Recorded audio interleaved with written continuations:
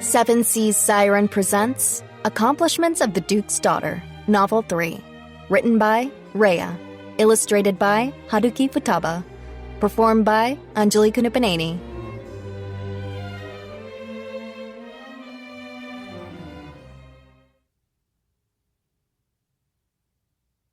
Chapter 11. The Duke's Daughter, Talk of the Town. Princess Letitia, known to her intimates as Letty, entered the room with a sigh. As the blood sister of Prince Alfred, she was third in line for the throne.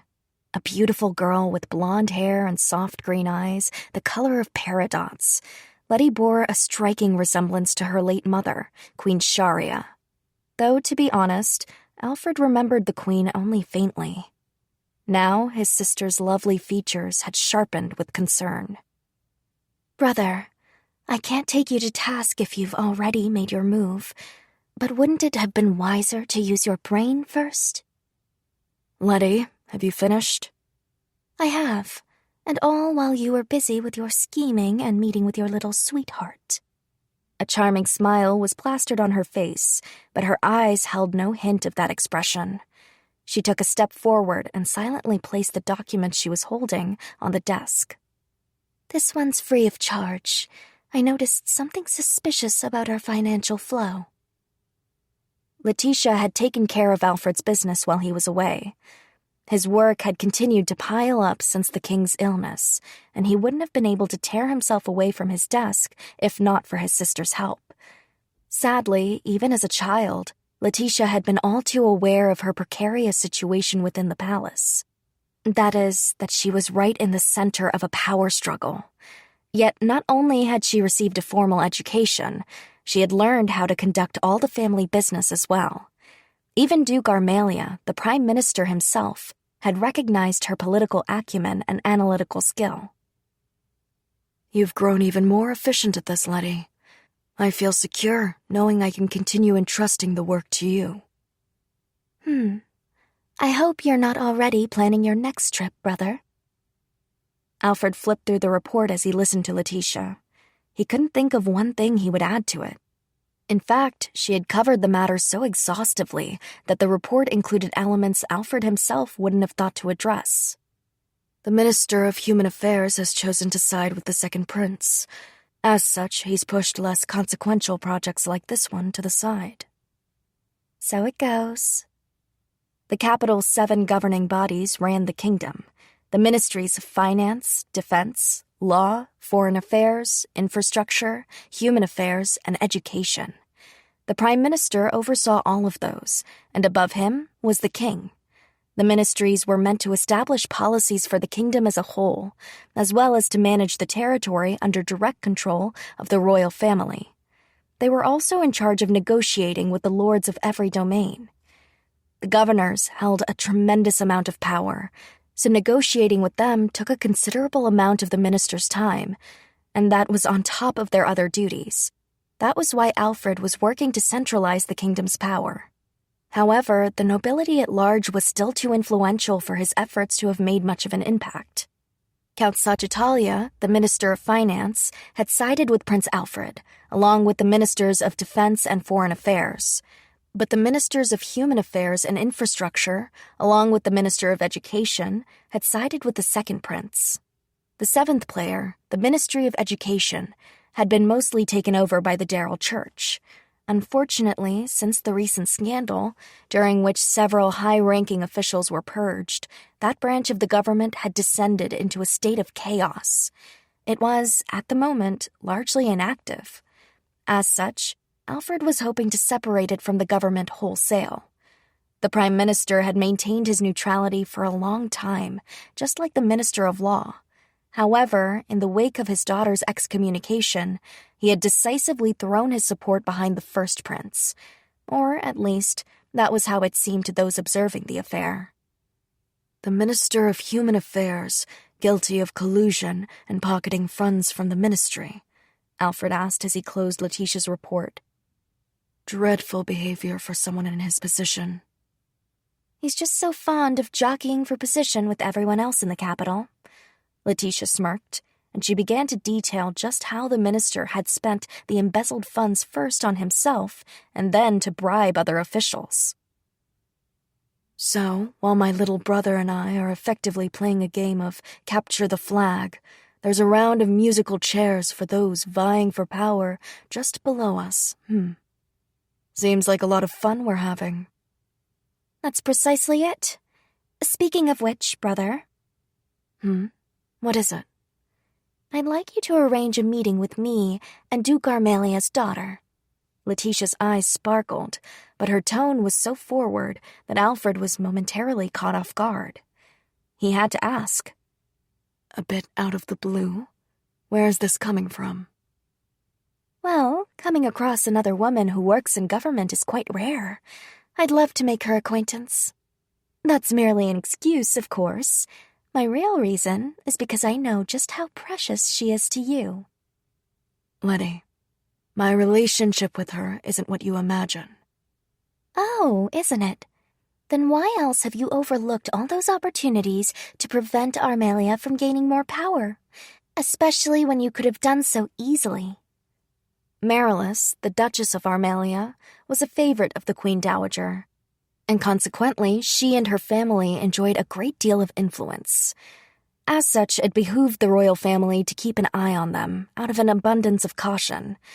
Fortunately, House Armelia was the very definition of a noble family. They protected long-held traditions and always put the needs of their citizens first. For that reason, Alfred had thus far never had a problem with them. Am I wrong, or is it that you think you can use her? Letitia asked sharply, a stubborn gleam in her eye. That look told Alfred that no matter what he said, she would not change her mind. He let out a sigh. Even if I said you could meet her, we couldn't invite her here. And you've barely ever set foot outside the capital, much less the palace. I'd be safe as long as you and Rudy were with me. We'll see. That means you're just going to leave me behind again, doesn't it? You're so mean. Isn't he, Rudy? Rudy, who had, as ever, been on standby, chuckled at her sudden question. It's not my place to say. Honestly, not you too, Rudy. Princess Letitia pouted with disapproval. Then she sighed, and her shoulders dropped. The light-hearted mood darkened in the blink of an eye. Alfred didn't want to hear what was coming next, but regardless, he held his tongue and listened to what Letitia had to say. Enough about Lady Iris. We need to speak, and it's serious. I must get outside of this palace. I want to walk through the city as a member of the royal family and see how the people live with my own eyes. You still want that, even knowing your position here? As he asked, Alfred's tone grew naturally firmer. There were profound limits on Letitia's activities, and she was mostly confined to the royal palace and the castle. This wasn't just because she was a princess, and therefore had to be kept cloistered. It was because she so closely resembled their late mother, which had only become more and more apparent as she grew. If the king ever laid eyes on the young woman Letitia had become, he would without a doubt come to dote on her. Therefore, they could not, under any circumstances, allow the king to see her. The more he adored her, the more endangered her life would become. To say the least, Elia, the new queen, would not take kindly to seeing the king favor a girl who was the spitting image of the late queen. She regarded both Princess Letitia and Prince Alfred as obstacles. If Letitia ever provoked her, even as a joke, Elia would doubtless act on the dark feelings she nursed about them both. If that happened, Alfred wasn't sure he would be able to protect his sister. He couldn't be by her side 24 hours a day, after all. Furthermore, Alfred didn't think he could bring himself to trust his own father, even in such circumstances. The king had been so heartbroken and lovelorn over their mother. A wry smile crossed Alfred's face. Perhaps he was just being selfish, keeping his sister shut away. He was afraid to lose her, yes, but more than that, he never wanted to be as powerless as he had been after their mother's death. Perhaps he had become just as broken as their father. Perhaps that was why he wanted to lock his sister away. so he could lock away his fear of losing her. I understand my situation, Letitia said, and I know that if something dangerous were to happen, I'd just be in the way. But I still want to see the world. If I can't walk in high society, isn't this the least I can do? Letitia met Alfred's eyes as she made her case, and he suddenly realized just how much she had grown. Please, brother. I can't live the rest of my life barely ever stepping outside the castle walls and languishing in the palace. Not like that other brother of mine. The intense light within her eyes spoke to him as well. If you lock me away, sooner or later, I'll just escape on my own. Letitia had come to Alfred to ask for his permission, but at this point, he realized it was just a formality. Fine, then, he said. What? You want to come have a look around town with me, right? As long as Rudy and I are with you, it should be fine. Thank you so much, brother.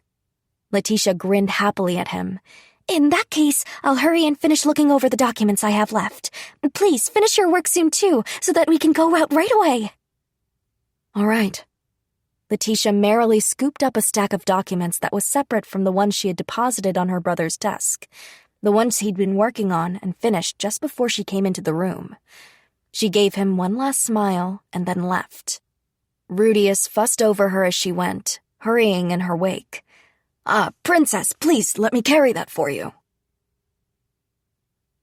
You're awfully good, Princess Letty.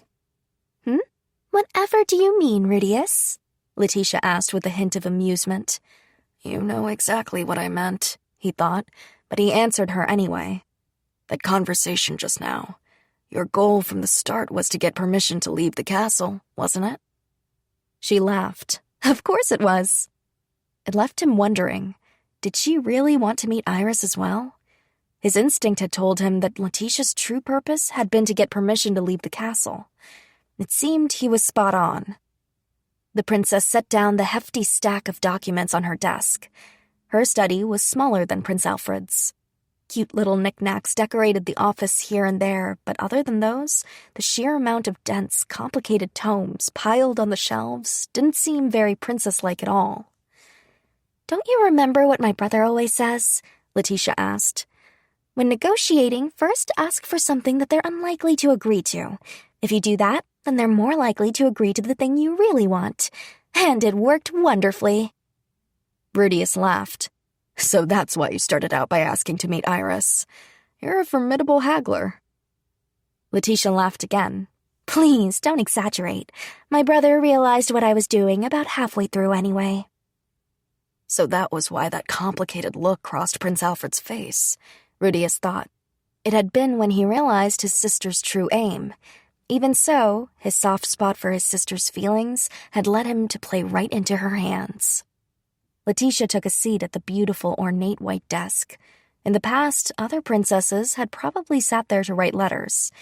That was the picture the scene painted at first glance, but in the present, the desk was stacked high with official documents.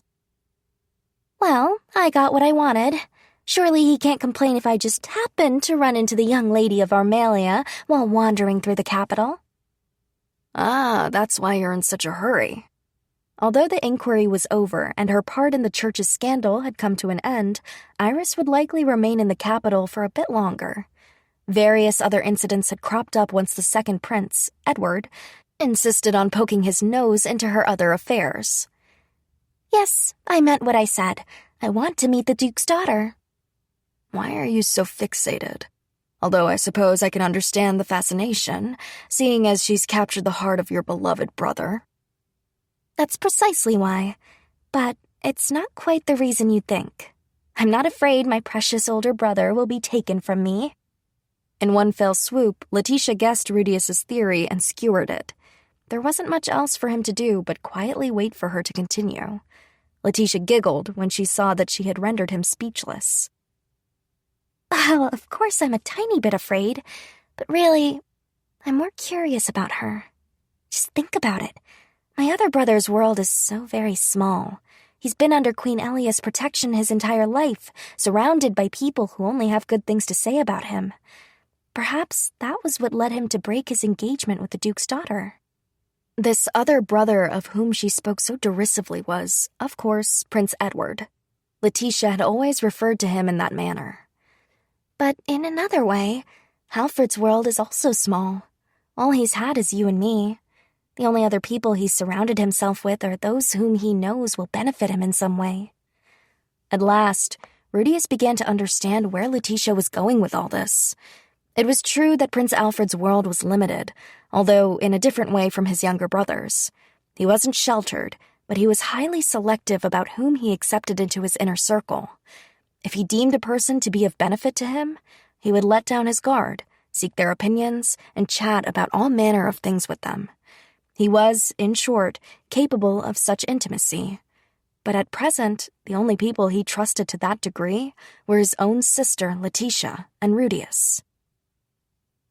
Perhaps that's only natural, as a member of the royal family, even if I feel my brother takes it to an extreme. The castle is filled with enemies, and he shouldered the burden of my protection ever since he was young.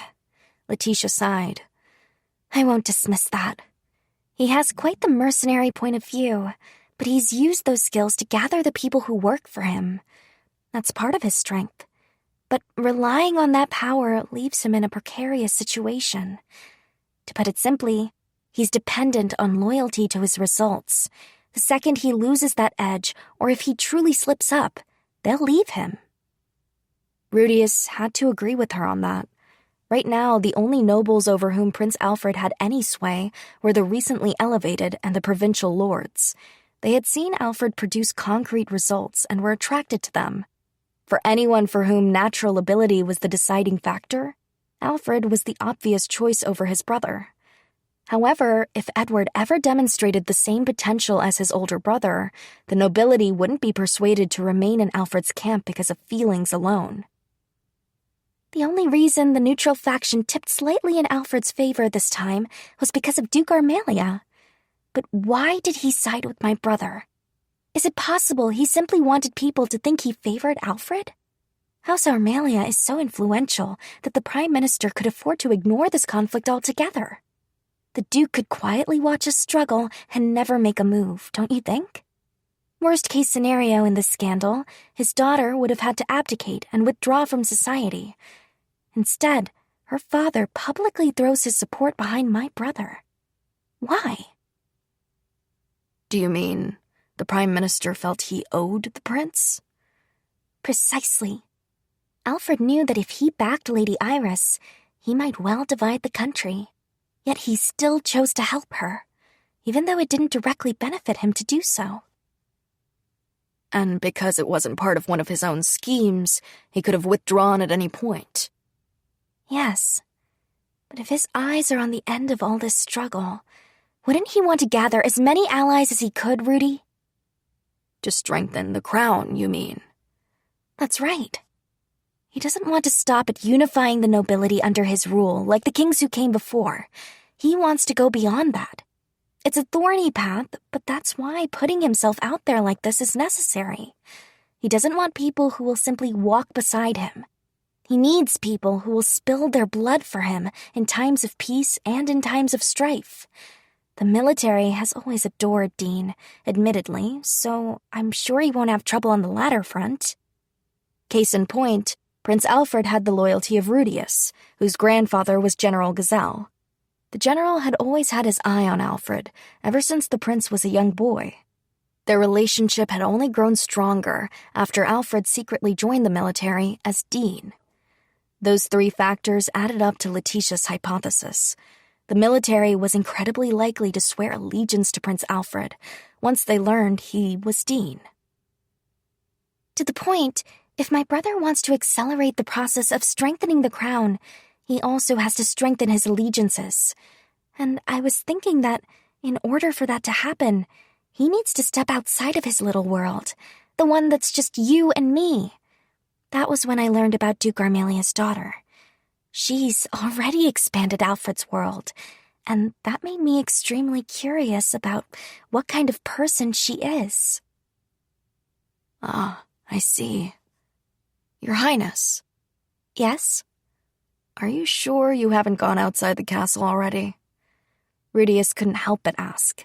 It was hard to believe a member of the royal family could speak so expertly on such things, especially one so young. He smiled wryly. Normally, anyway. Whatever do you mean? Asked Letitia. It's only that you speak of all these things as if you've seen them firsthand, is all. It's the opposite, actually. Being kept in this gilded cage, I'm able to describe the state of the outside world so clearly because I so badly want to know about it. Ah, is that how it is? Indeed. That's unfortunate, Rudius thought. Even a dullard could see the potential in Letitia. It was a shame that she hadn't been given a position where she could use it to its fullest extent. I still have a great deal to learn, though, said Letitia. I've never done anything on my own, after all.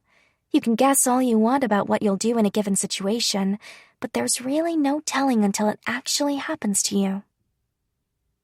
Rudy wasn't sure about that in her case, but Princess Letitia always thought much more highly of others than she did of herself. If she gave herself more credit, she might have been less naive to her own ability. Back to the point, I was terribly surprised when I saw Alfred take an interest in someone, even going so far as to visit them frequently. Suddenly, someone other than you and I broadens his world, and now he's at her mercy. Rudy? Yes, my lady. Perhaps it's inappropriate for me to ask, since you're related to her, but what do you think about Duke Armelia's daughter? What kind of person is she?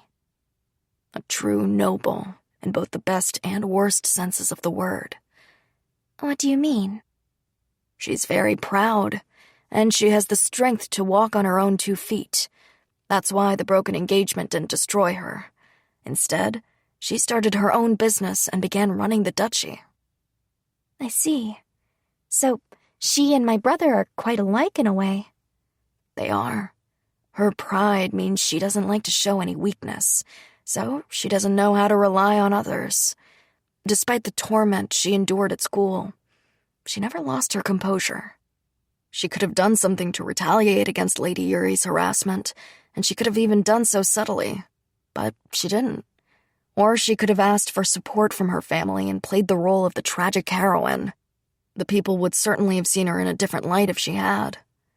Both Rudius and Alfred knew all too well that Lady Yuri had played that card herself, and it had enabled her to boldly cross line after line. Lady Iris retains her pride. She has servants who she trusts implicitly, but she still creates boundaries with them. Even if something terrible happens, she refuses to show vulnerability or to cling to them. Oh, she really is like my brother. Although it sounds like she's perhaps a more dedicated and kinder person. Letitia sighed again. If seeing her close herself off frustrates him to any degree, I hope he takes a good, long look at himself and changes his own ways. Rudius laughed quietly. I think she's changed him already. We've never seen him let anyone else in, after all. Moreover, this was the first time that Prince Alfred had acted in a risky situation without exhaustively weighing the pros and cons. He had even offered himself up as collateral to Father Ralph Simmons. That's true. Say, how far do you think their relationship has progressed?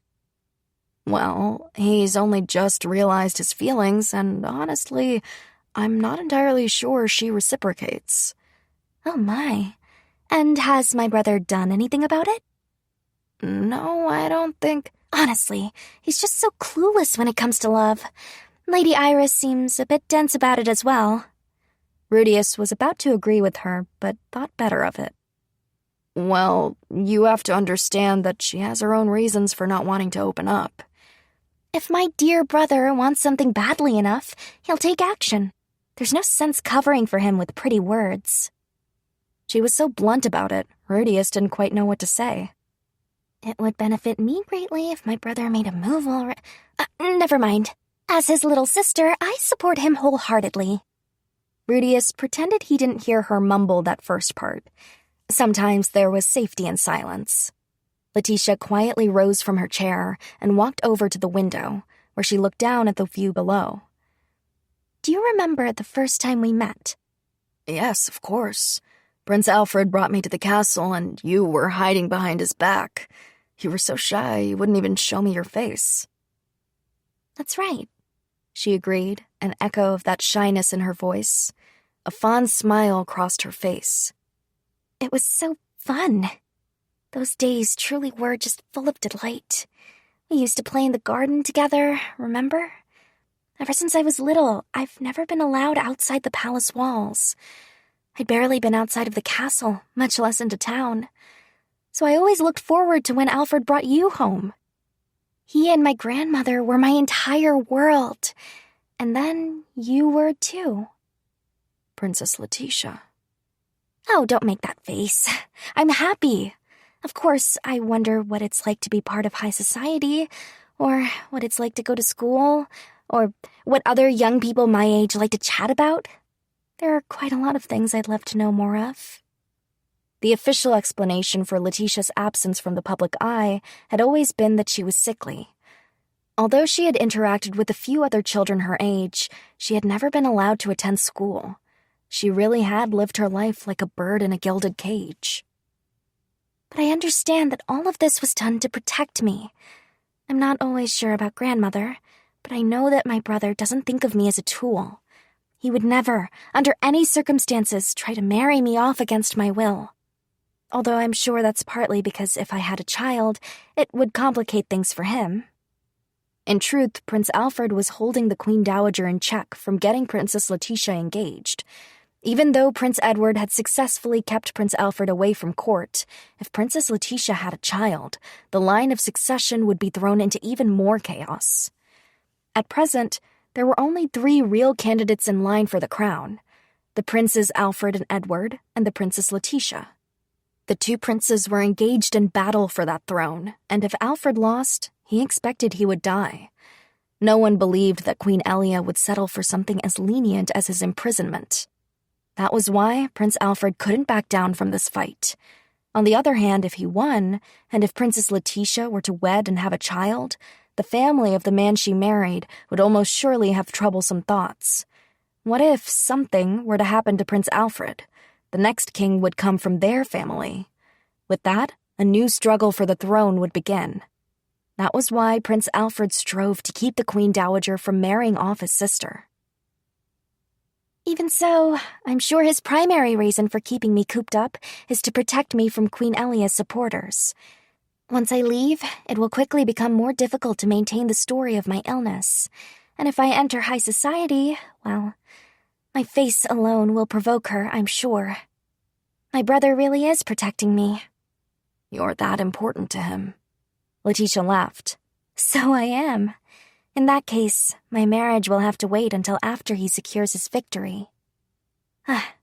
Although I'm sure if he loses, my other brother will marry me off to another country or some such. A faint flicker of pain raced through Rudius's chest when he heard the princess speak of such a fate. It was only a brief, fleeting ache. Perhaps it was his imagination. He quickly refocused his attention back on the conversation. Anyway, whenever I feel anxious or lonely, I just think back on when we were children.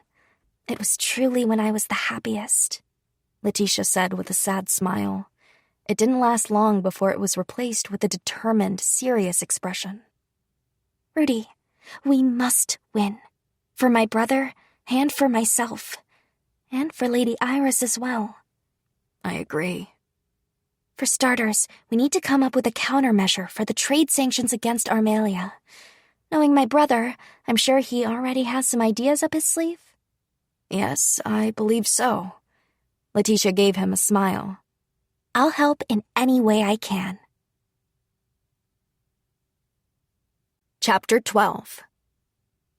The Duke's Daughter Settles Things. I sat at my desk in my study. As usual, a tremendous number of documents were piled up on top of it. I'd just finished signing my approval on several of them. Having reached a good stopping point, I decided to take a break and call in Tanya. I want to know what's going on with Ed's company. I've already looked into it. Tanya handed me a stack of papers.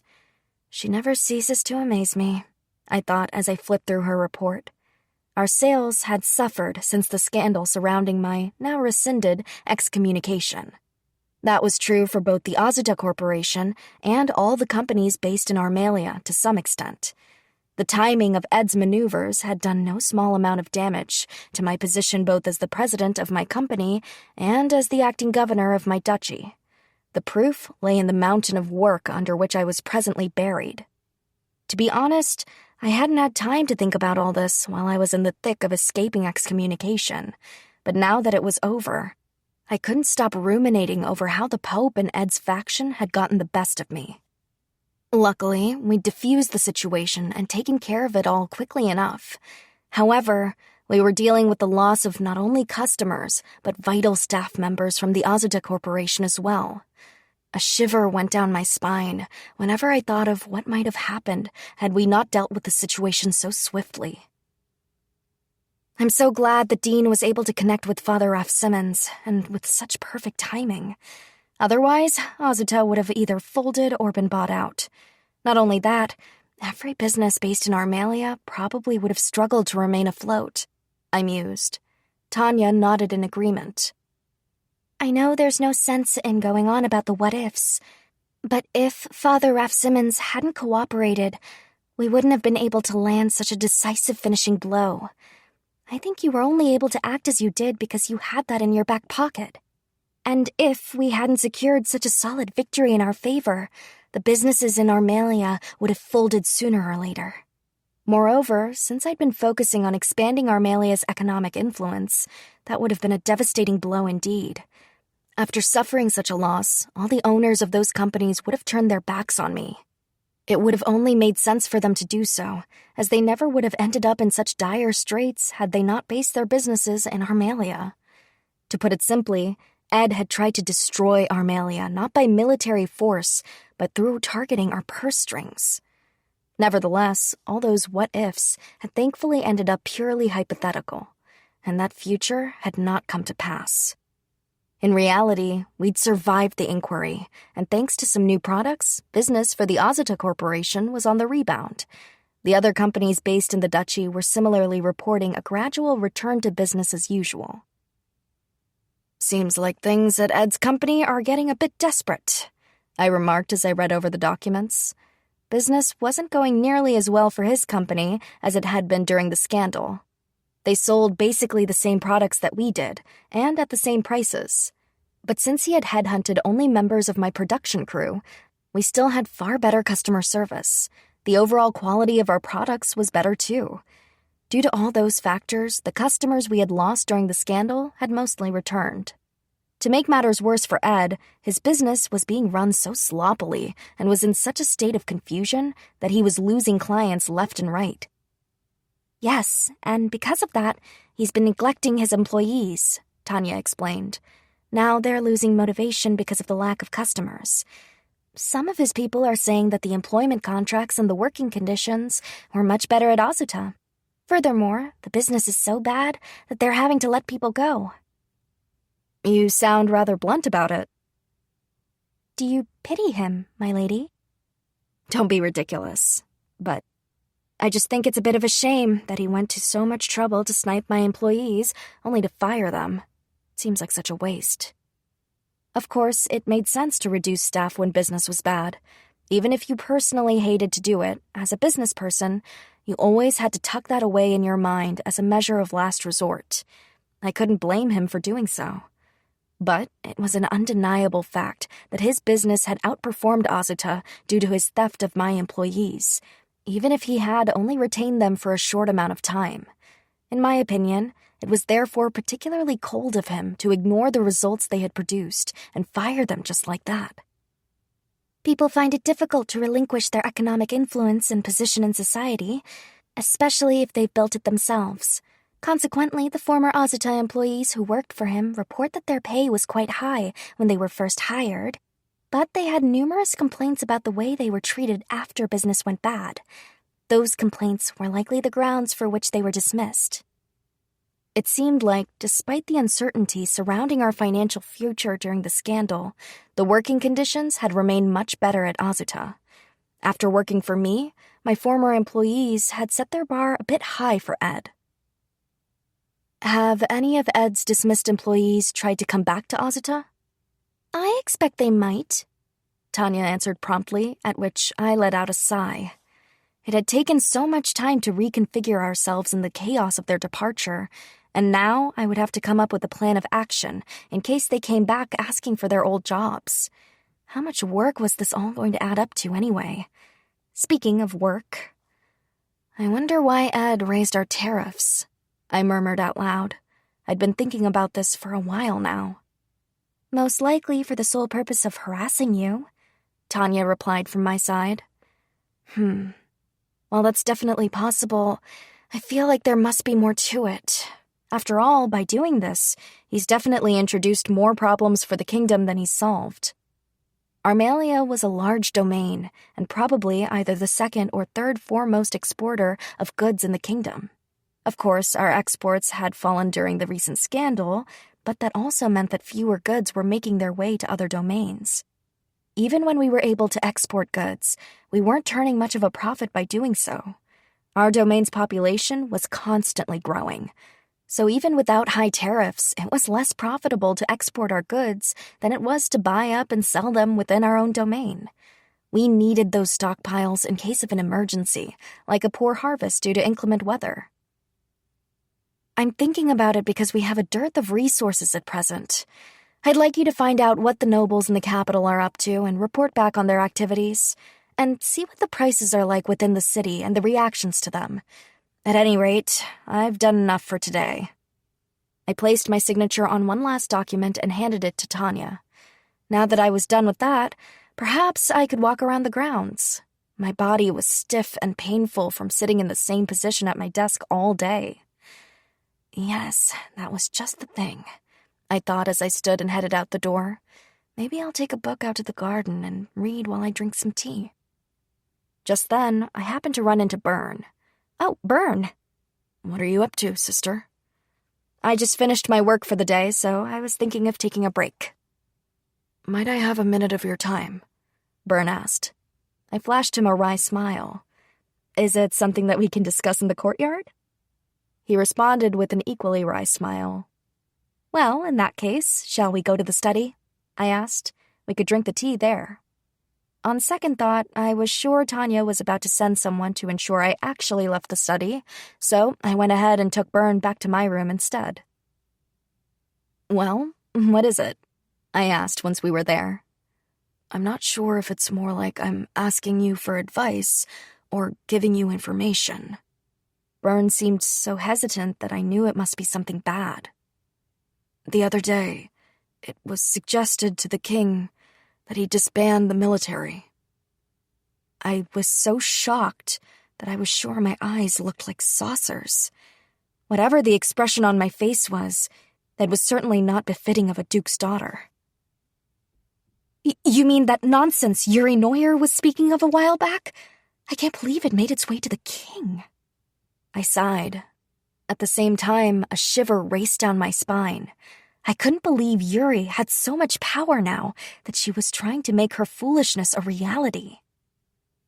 I imagine that if the suggestion was made to the king, then it already has the backing of numerous nobles.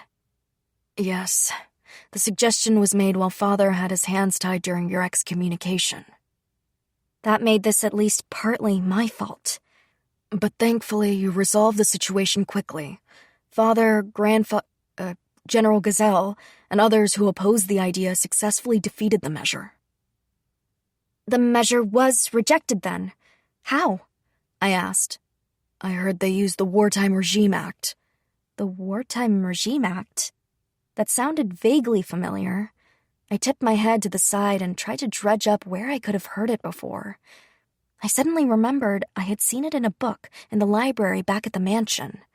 Oh, that outdated old edict? It was as old as the kingdom itself. Just as the name suggested, it was a law that took effect during wartime. It had only been used once in several hundred years, and never since. It had been soon after the kingdom's founding, back when each domain was even more autonomous. At the time, the kingdom had maintained no permanent military unto itself. Instead, each domain sent soldiers to aid the king as needed. The law was invoked against the rulers of domains who opposed the kingdom's wars to the point that they refused to send soldiers. The act forced them to do so. Then, after the war, those rulers were at risk of having their domains reclaimed by the crown. As a consequence, the king had established a permanent military under the crown to avoid this ever happening. Each domain, nevertheless, kept a certain number of soldiers beholden only to them under the guise of self-defense. To wit, the reason this act had never been enforced since that first incident several hundred years ago was because there had been no need for it. Now that there was a permanent standing military, anytime war threatened the kingdom, the nobility had agreed to face the enemy as one, and the kingdom had united. In other words, the fact that the act had been invoked now showed just how divided the kingdom had become. We only have a ceasefire agreement with Twiles, so technically the war isn't over. Thus, since we are at war, the act is valid and can be applied, correct? Yes, that's right. Father must have had a difficult time with this, but I'm relieved he was able to avoid having the military disbanded. That would have been the absolute worst-case scenario. That was putting it lightly, to be honest. As Father had said, we were still technically at war. Moreover, having investigated Yuri Neuer's past, I knew that Twile was making aggressive moves behind the scenes. But as my father had warned me, at the end of the day, I was still only a governor. I had no intention of responding to their aggression in kind. Yes, but... Byrne started. There's more?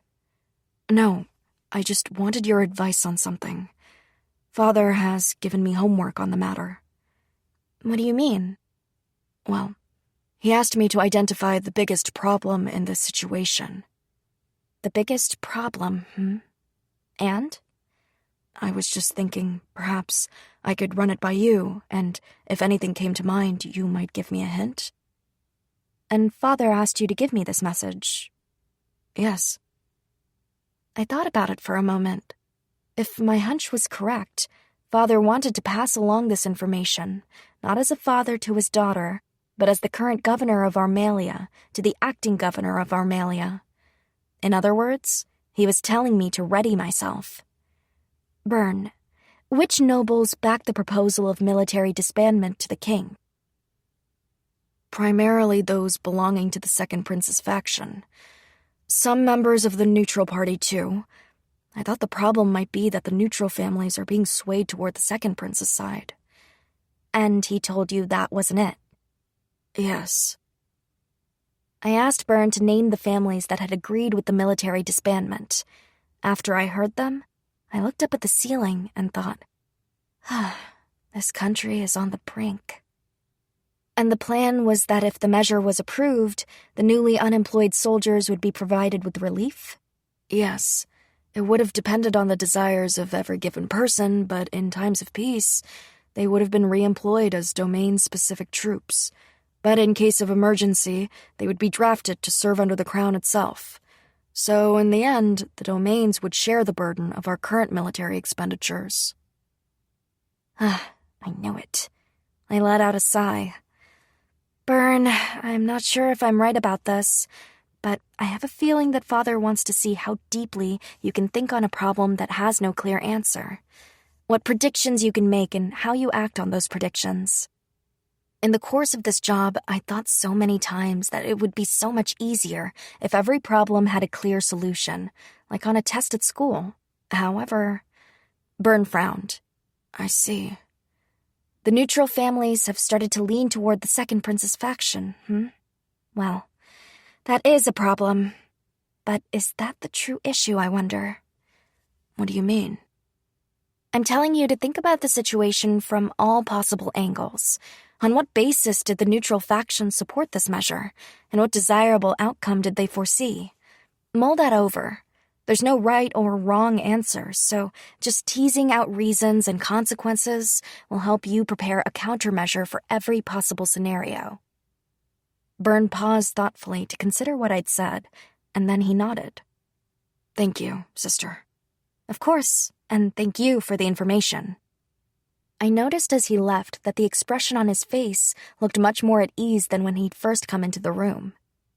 Seconds after my brother departed, Tanya came in, followed by Lyle and Dita. Perfect timing. "I'm sorry to spring this on you right after you've returned, Tanya, but I need you to prepare a report on the Duchy's stockpiles at once. Meanwhile, Lyle, Dita, I want a report on the current number of soldiers in our garrison, as well as how many private soldiers there are in Armelia as a whole. I want numbers on potential commanders as well." Tanya bowed her head. "Yes, my lady." Lyle and Dita followed suit, but Dita had a question. "We'll get on that right away, but did something happen, Princess?" This was awfully sudden, so I didn't blame him. "Byrne just gave me a message from my father," I explained. "A proposal was made to the king suggesting that he should disband the kingdom's military." "What?" All three of them gasped in unison, equally shocked. I was sure their concerns were partly for Armelia's citizens, but they were also worried about my grandfather, their master, who was the general of the army. Luckily, my father and grandfather put a stop to it. All three of them breathed a sigh of relief. But the problem is how this all came to pass in the first place, the people who proposed it and the content of the proposal itself. "What do you mean?" "I'll preface this by saying that it's merely my own opinion. I could be wrong." They all nodded. "Let's begin at the beginning. I have a feeling the person who started all this was Yuri Neuer." "That woman." Lyle didn't even try to hide his disdain. It was extremely rare for him to show any of his emotions so openly, let alone negative ones. "I'm not sure how she did it, though judging from Tanya's report, I have a suspicion that she's connected to Twile. But how closely, and where had it begun? Perhaps someone was threatening her. Or maybe she was being used without her knowledge? Who knew? Maybe she was the mastermind behind the whole operation after all. We knew nothing for certain. I didn't even have concrete evidence of her link to Twile. Whatever the case, I would do well to think through the situation from the viewpoint of the worst-case scenario. While my father's hands were tied due to my mistakes, the king was approached about disbanding the military. It was exactly what Twile would have wanted. Looking back on it now, I have to wonder whether someone, maybe even Yuri herself, was puppeting the Darrell Church in order to attack me and to thereby incapacitate my father. That would make the most sense. The Pope had been extremely intent on my excommunication, so much so that I had to wonder if he had been promised a handsome reward in exchange. I could almost hear the frustration steaming off of my three companions as I voiced my theory. "But our problem going forward will be the people who agreed with the proposal," I said. "The second prince's faction, I'm sure," Lyle asked, just as I had expected him to. "Yes, but that's not all. This time, a few members of the neutral faction decided they agreed as well." "What? They did?" Lyle sounded genuinely surprised. Meanwhile, Tanya and Dita wore grave looks. "But how could that benefit them?" Lyle asked. "I think they hope to lawfully expand their own garrisons." "What do you mean?" "Well, Lyle and Dita, as you know, the ruler of each domain is only allowed to keep the bare minimum number of soldiers, determined by the size of their domain. These were the last vestiges of a time when the provincial rulers had wielded more power. A number of problems had arisen from competing military strengths, and forming one large army under the crown had been a compromise in that regard. We still enjoyed that arrangement today. Since then, the governors have always kept each other in check, and the kingdom keeps a watchful eye on any domain that seems to be amassing too much military force. They did this in order to prevent any one domain from splitting off from the kingdom. Another proposal was brought up at the same time as the one to disband the military. They suggested that the crown divide the released soldiers between the domains, and as a consequence, every ruler would share the burden of overall military expenses. In case of war, the soldiers would return to fight on behalf of the kingdom. However, doing this would naturally return us to an age when the domains held an enormous amount of power. I can imagine quite a few families belonging to the neutral faction would welcome this, which means... They want military strength in case something happens. Dita finished my sentence for me. But to put it more frankly, they're turning their back on the kingdom? Yes. Although I'm not sure if they actively want to split off from Tasmaria, or if they just want to shore up their own domains. And you want us to check on our own forces in case we have to fight them, Princess? Dita asked. Are you thinking of being both the sword and shield for the crown? Of course not. I just want to be prepared, is all. What with all the troubles both at home and abroad, I want to ensure we can protect Armalia when the time comes. Lyle remained unusually silent, perhaps still shocked by the revelation of the proposals. But Dita, meanwhile, sounded like his usual easygoing self, yet I could tell that he was serious. The person who orders the soldiers to assemble in case of an emergency, that'd be the acting governor. In other words, it would be you, Princess. Yes, that's right. At least, that's what I thought would happen. Father would be busy spending his energy on the central government. Even so, if he'd been without my assistance as the acting governor for such an important decision, I'm sure he would have sent personal orders from the capital, even if it took longer for those orders to arrive. Sebastian had run the general affairs of the duchy for a long time and to great success, but my father had never granted him the authority to give such orders. However, that wouldn't be a concern with me, since I possessed all the powers an actual governor would have. At any rate, if a prompt response was necessary, it would be better to have more authority than I intended to use than otherwise. Are you prepared for that, Princess? Dita's look was incredibly stern. War means killing, means getting hurt, and possibly even dying yourself. One word from you, and that's the situation you'd be putting your soldiers in. Dita, Lyle interjected sharply. Dita brushed him off. Are you really prepared to give orders for people to kill and be killed, Princess? Dita! Lyle's shout echoed. For a moment, the room fell deathly silent. Everyone must be prepared if we go to war, said Lyle. Prepared to lose our lives, hold a sword, and have our own 2 hands stained with the blood of our enemies. There's no reason for Lady Iris to shoulder that burden all on her own. His voice was quiet, yet so firm that it resounded. I had, for a split second, almost faltered until I heard the affection in his tone. Sure, I'm prepared for it too, said Dita. But you don't have the resolve necessary for the bloody bits, do you, Princess? That said, with one word, you send us out to the battlefield. Even if you won't be there giving us orders directly, your words will be our guide. Our lives and the lives of our citizens will be in your hands. You'd be responsible for everyone standing out on that field and in the aftermath as well. Isn't that right? Dita looked at me. Lyle had shut his mouth. Even if you never raise a hand to anyone, the mere act of signing the orders puts blood on your hands. Dita was right, and his words had skewered my heart, which throbbed with pain. I couldn't pretend I was ignorant, no matter what the citizens thought of me. Everything could change with one order. Even if our ultimate reasons for going to war were to protect the people, by giving the order to fight, I would be sentencing many of them to their deaths. One word of mine really could mean life or the lack of it. I would also be involving citizens who didn't want war. If violence did break out, could I give the orders to fight? I'm not telling you that you have to be ready for that right now, Princess. But if you're going to order us to prepare for such a scenario, then you'd best prepare yourself for what lies ahead, too. I had told myself the same thing, but I didn't yet have an answer. You're right, Dita. My voice sounded incredibly pathetic, but there was nothing I could do about it. Because it was pathetic. Here I was telling Dita and Lyle to ready themselves, and I wasn't ready at all. I can't answer your question yet. I need more time. All right. At any rate, we'll get that report ready for you.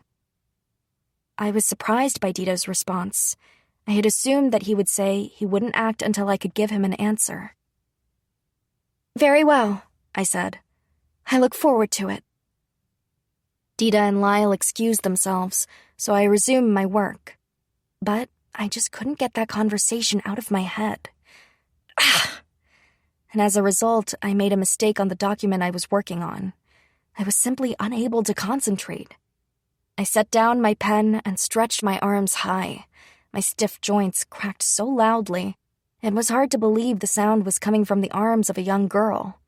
Still, all I could think of was that conversation.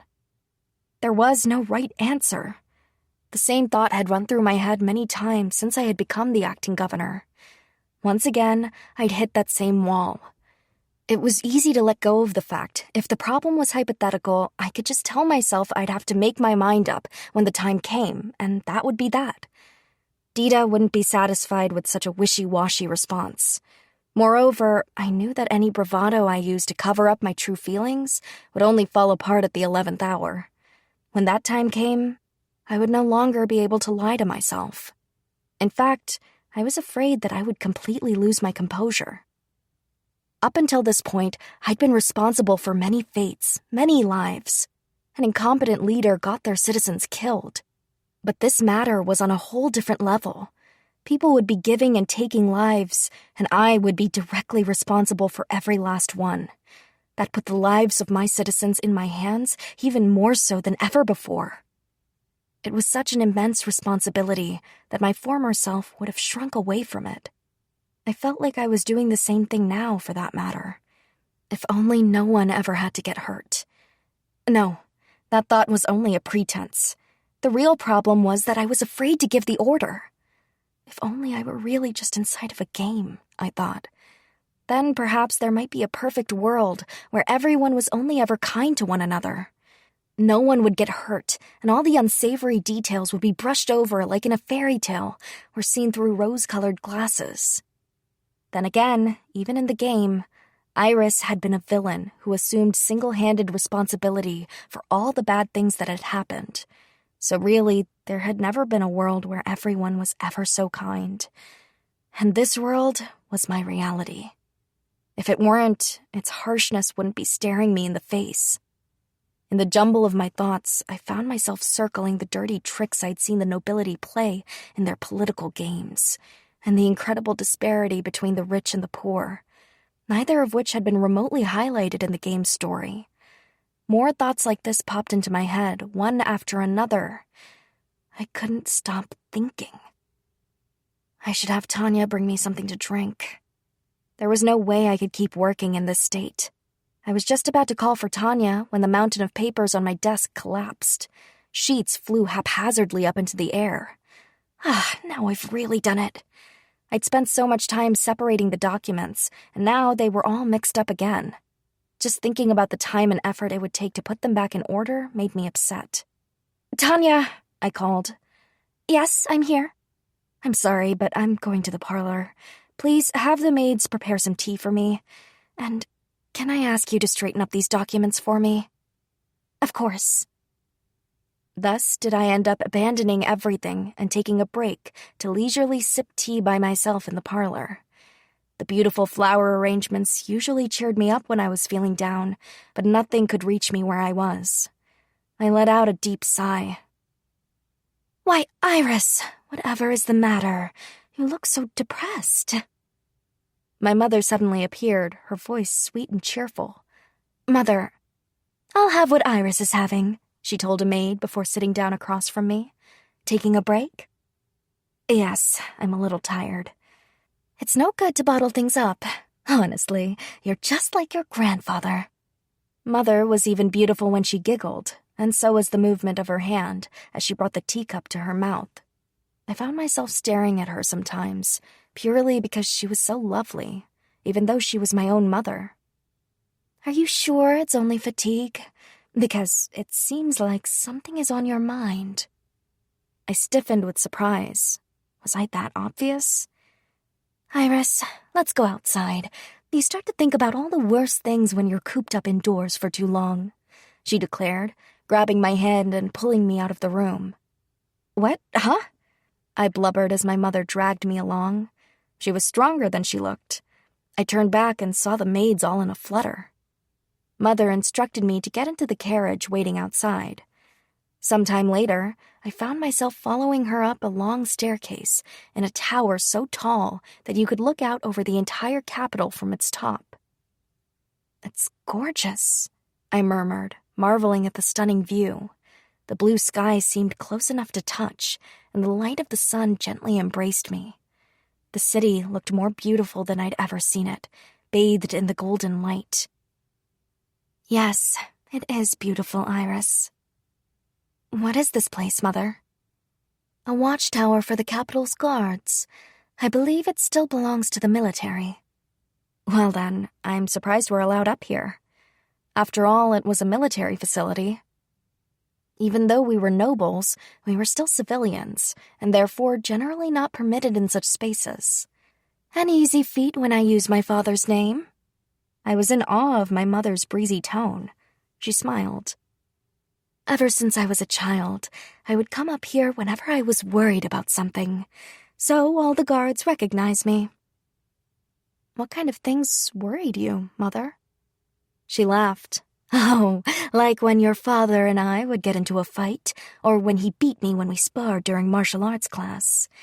Her voice was always so light and airy. "And I also came here when my dream was shattered." "Your dream? What are you talking about?" I couldn't even imagine what Mother's dream could be. She was called the flower of high society and prided herself in her elegance. She seemed like the kind of person who truly had it all. I had no idea what dream she could have had that she would have given up on. "Long ago, I wanted to become a soldier." That was the last thing I'd expected her to say, and my eyes widened with surprise. A soldier? Yes, I took martial arts lessons from the time I was very young, after my mother had been killed by bandits. I had never heard this story before, and my shock grew all the more. My father's grief was immense. There he was, the man who had won so many victories on the battlefield and secured peace for the kingdom. Yet, he had been unable to protect his own wife. Not only that, but it was a citizen who he'd helped to protect who had stolen her away. It was unthinkable. Hurt squeezed my chest. My grandfather was a legendary war hero, a savior on the battlefield. But he had been unable to save my grandmother when she was killed by a citizen whom he had himself rescued from death. So, when my mother died, I began learning martial arts. Father didn't object because of what had happened to Mother. I didn't learn the etiquette most young noblewomen do.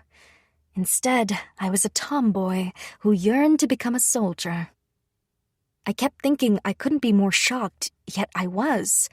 How many times had my mother surprised me in this one conversation? I mean, this was my mother we were talking about, the lady everyone called the epitome of all noblewomen. I couldn't believe she hadn't learned etiquette until who knew when. I'm not sure if it was because Father was such a good teacher, or if it was as he said, that I just had a talent for it, but I never lost to any of his students, whether they were my age or older.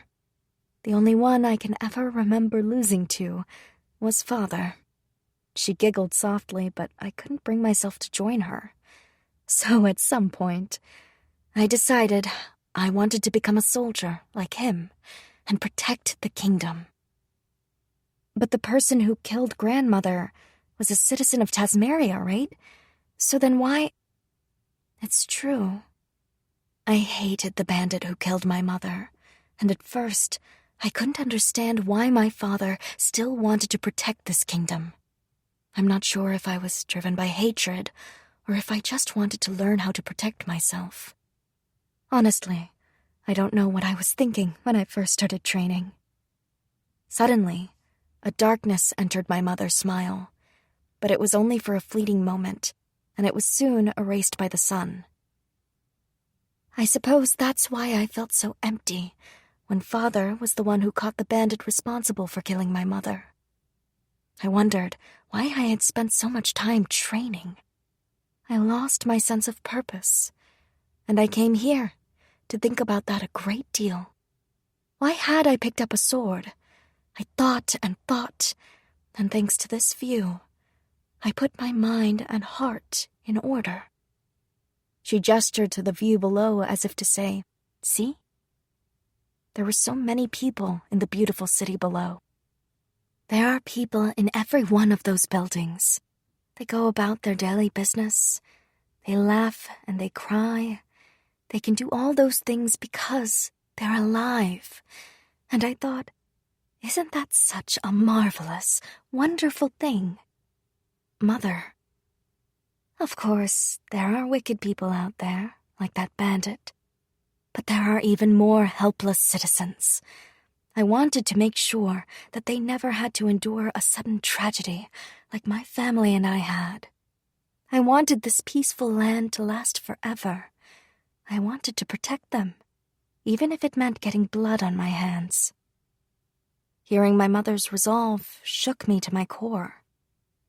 You were that determined at such a young age.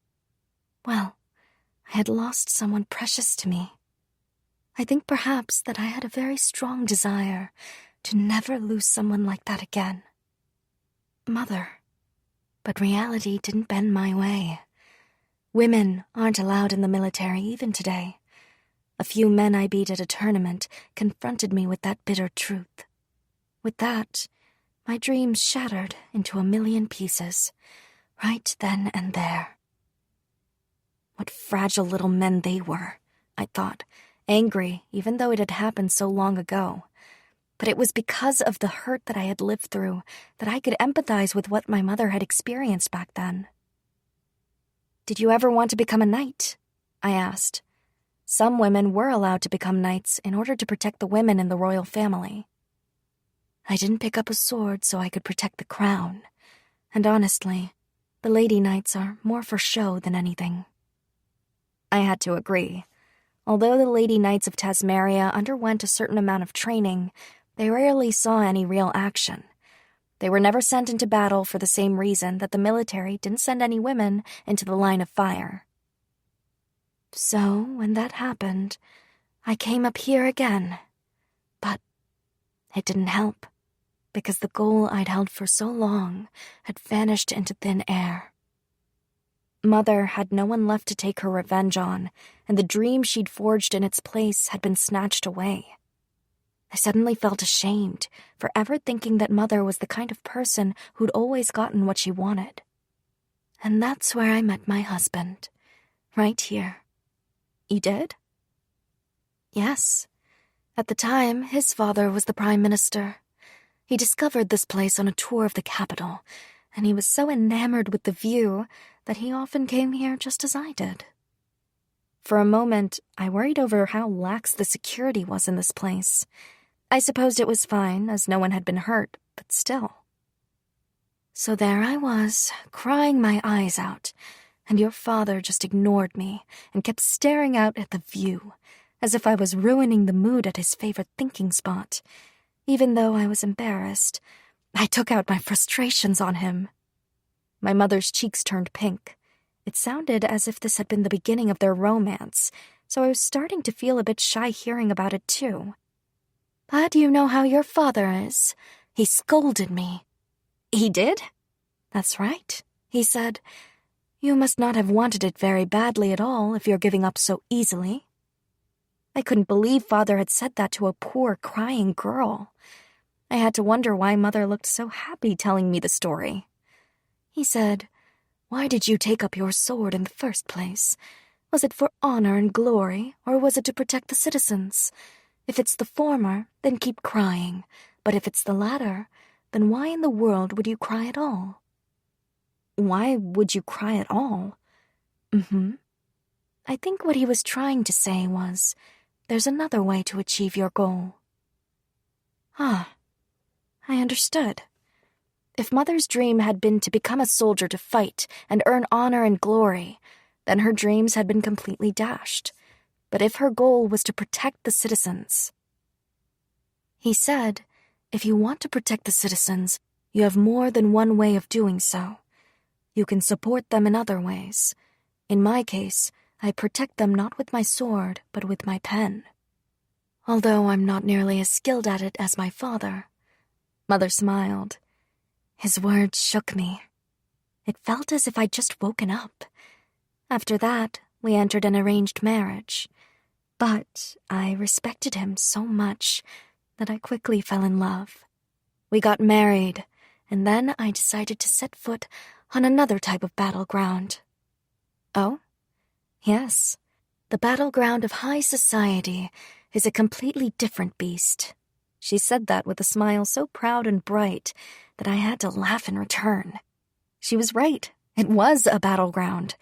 Perhaps she had become so powerful on that field because she had grown strong by experiencing real fighting. She used her husband's network to gain information and leveraged his power to gather more goodwill and influence for herself. "Thank you for bringing me here today, Mother. May we stay and look at the view for a bit longer?" "Of course." Once we got home, I climbed into bed, prepared to fall into a deep sleep right away. But I was wide awake and couldn't drift off. I couldn't stop thinking about my conversation with my mother and the view from the watchtower. I wanted to make sure that they never had to endure such a sudden tragedy like my family and I had. I wanted this peaceful land to last forever. The look on her face had been so heartbreakingly lovely when she said that. And I don't mean her physical beauty. More like the tender, caring serenity of a mother. How did I feel about my citizens? I thought back on everything I'd done so far. I couldn't help but laugh, because it was the same thing. When I'd met Mina and the other children from the orphanage. No, it had started before that, when I was touring the duchy and had made up my mind. I'd never governed before, obviously, but I'd been granted power under the title of acting governor. The lives of all my citizens depended on every step I took, every decision I made.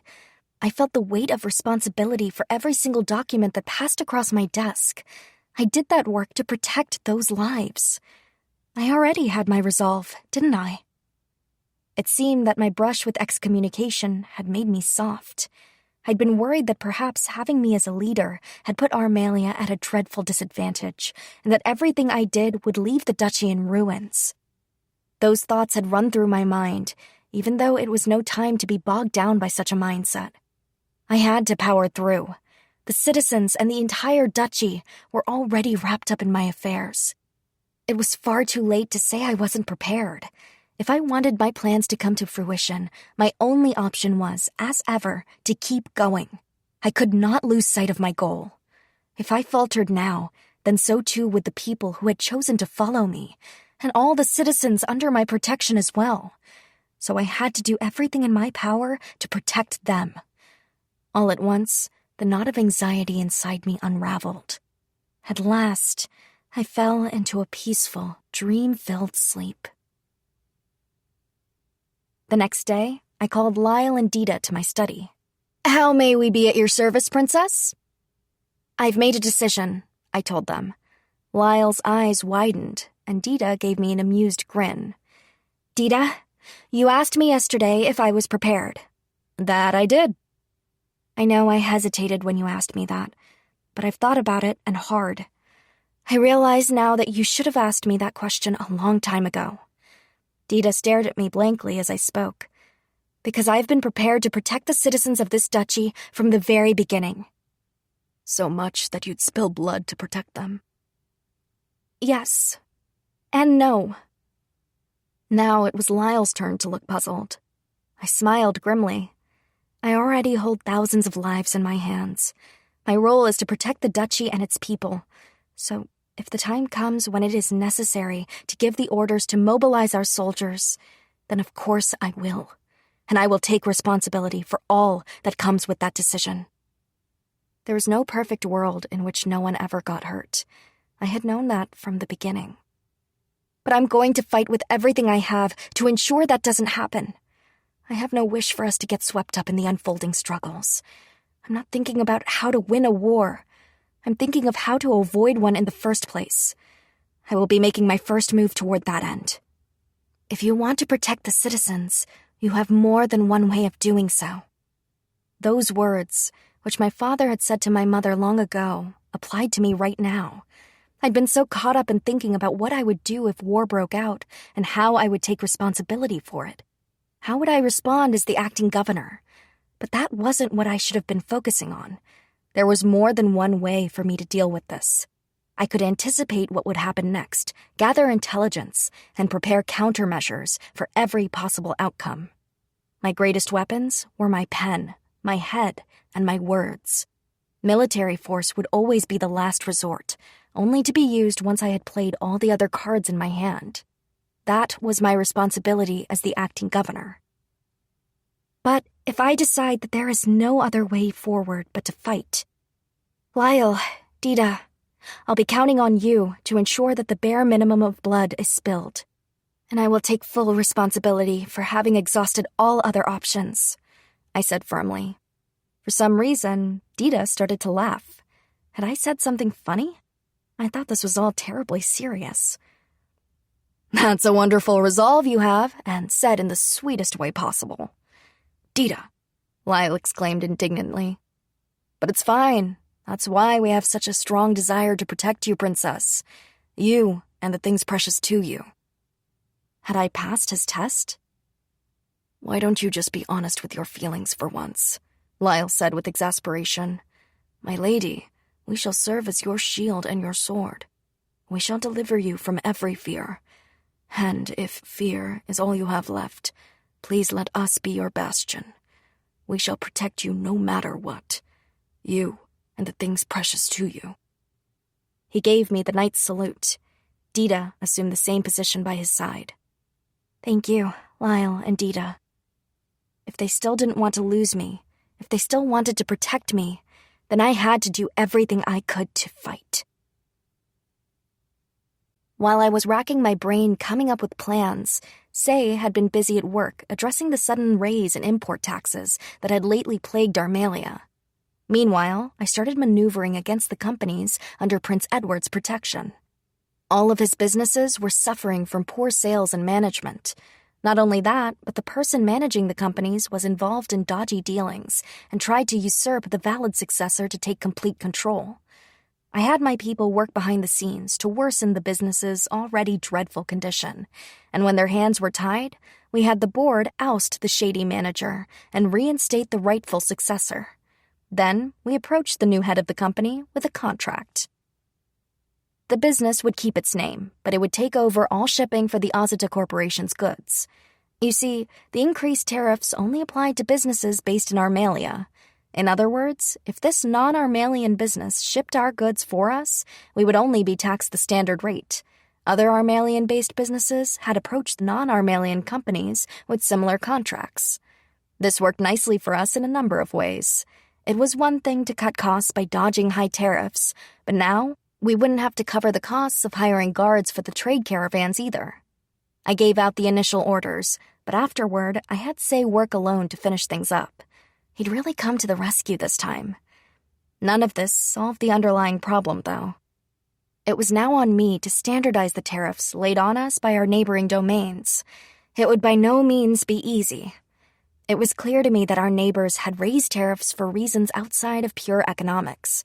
However, even if they had resisted whatever political pressure had been put on them to do this, the second queen, who had directed them, would remain in power.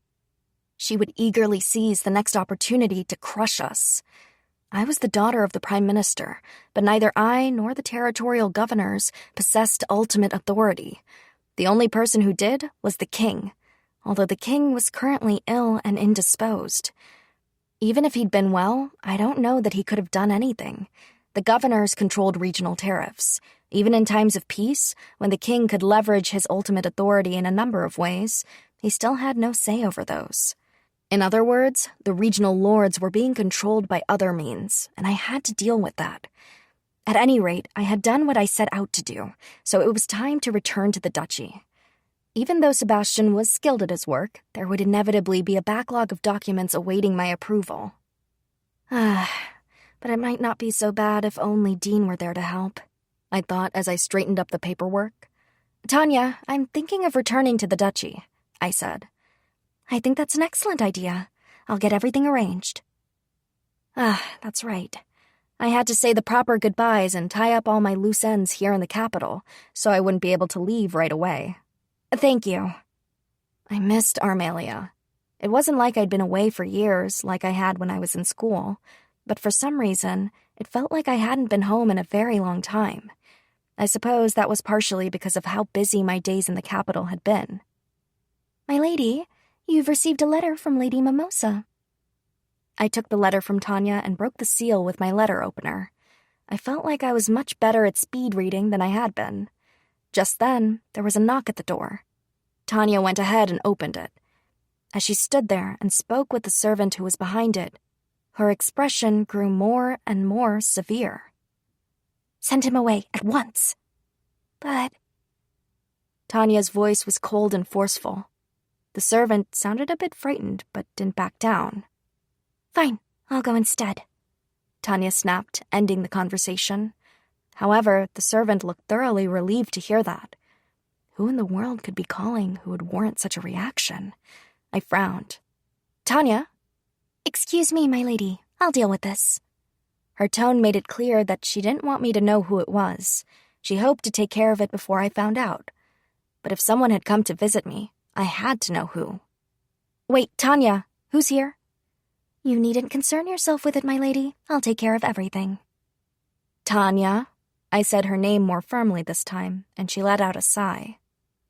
Van Lutasha has come to see you. Van? I had certainly never expected to hear that name, and I was honestly a bit flustered. You shouldn't see him while Lyle and Dita are away. Who knows what he might have up his sleeve? Not to mention, it's beyond rude to visit without contacting us first. That was true, especially as I'd never actually had a conversation with him before. He hadn't wanted to hear me out when I was in trouble, so why should I listen to what he had to say? I nodded. All right, I'll let you take care of it then. Thank you. Even so, what in the world was Van doing here? I was so curious I could hardly stand it. Did it have something to do with my recent brush with excommunication? As a consequence of that, Van's father, the former pope, had been released from his duties and thrown in jail. I would have thought he would visit anyone else in the world before me. For starters, Yuri Neuer had gained a great deal of influence since her engagement to Ed. After all, he was the second prince, and his grandfather was Marquis Morea, who prided himself in having so much power that his wishes became law nearly as soon as he imagined them. On the other hand, it would have been difficult for Van to meet Byrne, as my brother had been spending so much time working under father. Likewise, Dorson seemed rather busy since joining the Knights. But, well, my schedule was pretty packed too. I just wanted to finish my business and go home. Surely Van wouldn't come all the way to Armalia to see me. What would he even say if he saw me? The mere thought of it irritated me. I've returned, my lady. Tanya entered the room again. That was awfully fast. Yes, he left. Her tone was derisive, but her face was utterly composed. She had to have been exceptionally irritated. I would have to reward her later. But first, the important questions. What did he say? Not a thing, because I chased him out of here before he could even open his mouth. Tanya was smiling, but her eyes were not. In fact, the aura she emanated was so icy that I grew chilly, and goosebumps rose all down my arms. I wanted to ask exactly how she had chased him off, but frankly, I was too afraid. Well, I'm sure she wouldn't do anything too bad. At least, I hoped she wouldn't. All right, then. Me sitting here thinking about it isn't going to accomplish anything. Will you straighten up those documents for me? Yes, of course. This time she responded with a genuine smile. And I want you to look into what's going on with Van. I will. Tanya had become quite the spy. Of course, House Armalia had numerous people whose main occupation was espionage, but she did a better job of it, if you asked me. To be more precise, those other individuals worked for my father, but after my tussle with the church and everything that had come with it, I'd realized just how precious information could be. I had started gathering spies who were loyal specifically to me. It was difficult to find people you could trust so completely. So, I had only a few thus far. I therefore had to heavily rely on my parents' and grandfather's connections. Let's hurry up and finish our work here so we can go home. Yes, my lady. But before I left the capital, I went out on the town. I didn't have much time, but since I was there, I wanted to clear my mind for a bit and do some shopping purely for pleasure. I could also buy some presents to take back to everyone who had remained at the duchy. What should I get them, though? I imagined Reme and Moneda would like some kind of sweets. The kind one could only find in the capital. Their work was so cerebral, so eating something sweet would refresh their minds. However, both Merida and Say spent a lot of time in the kitchen, so sweets didn't seem appropriate for them. I'm sure they'll love whatever you choose, my lady, Tanya said, to which I chuckled wryly. That makes it even more difficult. If I'm giving them a present, I want it to be something they want, or at least something they can use. I was slightly disguised as we walked through town, just as usual. I narrowed down the shops to a few I particularly wanted to visit. I was still mulling over the perfect gifts to get everyone when I suddenly spotted someone familiar. Dean? I couldn't believe it was really him. A woman was walking with him. What was he doing here? And who was she? A jumble of confused thoughts ran through my head, and a feeling of uneasiness wound around my heart. Well, I supposed Dean was free to be wherever he wanted, and with whomever he wanted. I couldn't deny that in my head, but the anxiety in my heart simply wouldn't go away. I felt utterly childish. I had to laugh at the jealousy welling within me. It had come seemingly out of nowhere. I was surprised. When Dean noticed me, a matching look of surprise flashed across his face. Even that reaction annoyed me. Did he not want to see me? Was I an interruption? Although I suppose that under normal circumstances, it was always awkward to run into your boss outside of the workplace. Well, I wasn't having fun anymore. Time to go home. Tragically, it would have looked terribly unnatural if I just turned on my heel and walked in the opposite direction. And I hadn't bought the presents yet either. It's good to see you again, my lady, Dean greeted me. Did he feel an obligation to do so since we had made eye contact? It's been a long time, Dean. I wasn't expecting to run into you in the capital. And who is this? I tried my very best to smile as I asked, but honestly, I wasn't confident it was successful. The beautiful girl standing next to Dean smiled far more brightly, her eyes shining. It's a pleasure to meet you. My name is Letty. I've heard so much about you from my brother. Your brother? Now that I looked at them more closely, it all made sense. Letty did look very much like Dean. The only difference was that Dean's eyes were emerald green, but hers were a bright peridot color. Yes, that's right. My family is very overprotective of me, so I'm not allowed to go out by myself. And when my brother goes to visit you, I'm the one who takes over his work. I'm so sorry I haven't been able to meet you sooner. Then I owe her some gratitude for helping me out, by extension. I should thank her. I hadn't said my name yet, but it would have been a bad idea to do so openly, out here in the street. Your brother has been an invaluable assistant time and again. Please, forgive me for being unable to properly introduce myself in these circumstances. Not at all. I understand your position, my lady. Actually, I've been yearning to sit down and have a nice long talk with you. I want to make sure my brother is pulling his weight for you. Letty's smile reminded me of nothing so much as a flower in full bloom. My lady, please dismiss my sister. I know you're dreadfully busy, and I can't imagine you'd have time to talk to— Are you afraid she'll tell me something bad about you, brother? Letty, what am I going to do with you? I was amused to see Dean react so unusually. He looked flustered, unsure of what to do. I had never seen him like this before. Oh my! I couldn't help but laugh. Letty glanced over at me and giggled as well. It's fine with me, I told her, but let's find somewhere else to talk. Thus, we made our way to a nearby restaurant. The establishment was run by an Armalian business, so we secured a private room right away. Please, allow me to formally introduce myself, I said once we were seated. I am Iris Lana Armelia.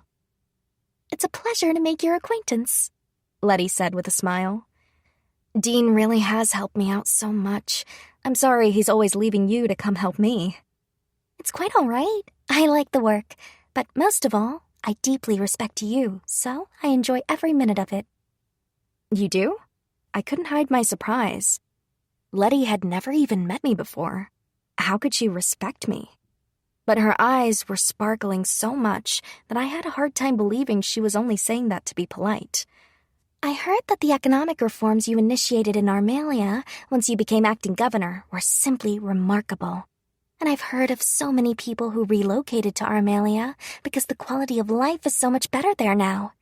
I truly respect your abilities, but most of all, it makes me so happy to have a conversation with a woman who's out there on the front lines.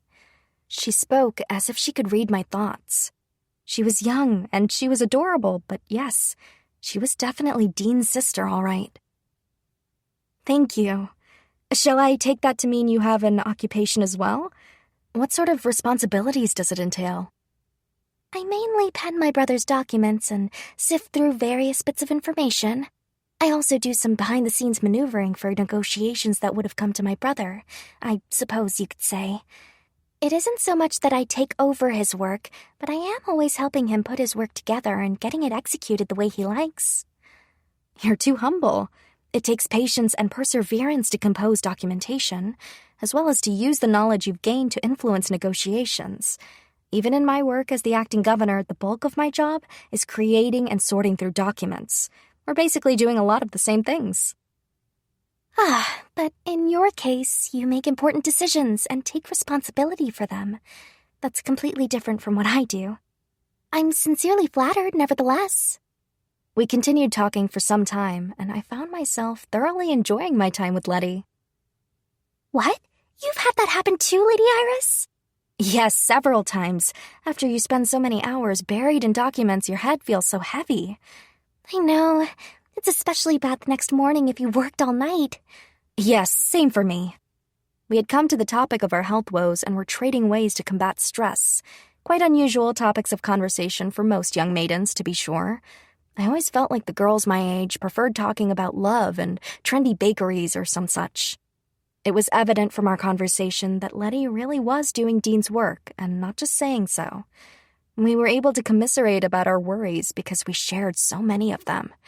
In fact, we were so absorbed in our discussion that we ended up completely ignoring poor Dean. There was a lull in our talk, and abruptly, the smile vanished from Letty's face, replaced by a somber expression. Lady Iris, I only assist my brother, but from my perspective, it seems as if you do the work of 2 or 3 people. Perhaps you should let someone lighten your workload, as I do for my brother. I've lightened it as much as I can, I'm afraid. I have employees I trust to help with the corporation, and I have loyal assistants who work under me managing the duchy. And that includes your brother. And is my brother truly helpful? Absolutely. He's profoundly attentive to detail and does such careful work. If not for him, I would have collapsed from overwork long ago. I meant everything I said. Dean was truly my right-hand man. It was difficult for me to express in words, but I felt like he could carry out my instructions just as well as, or even better than, Sebastian, Say, Reme, even Tanya. It was only natural that being in their positions, they would do their utmost to follow my instructions to the letter. Dean, on the other hand, wasn't bound by the same feelings. That was why he could give me his honest opinions.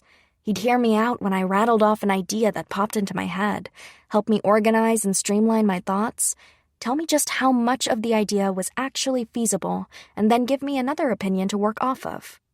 As a result, I was able to work more quickly and efficiently, since I didn't have to mull over all of the complications by myself. Is that right? I suppose he does pay attention to the fine details. That's why I can't slack off even a little bit when I do work for him. I had to laugh at that. Letty, at least say those things when I'm not around. Dean sighed. It was the first thing he'd said since our conversation began. Oh, Dean, Who knows when I might see Lady Iris again? I have to tell her everything that's on my mind right away. You mentioned you're not allowed to go out much? I asked. Yes, my family truly is overprotective.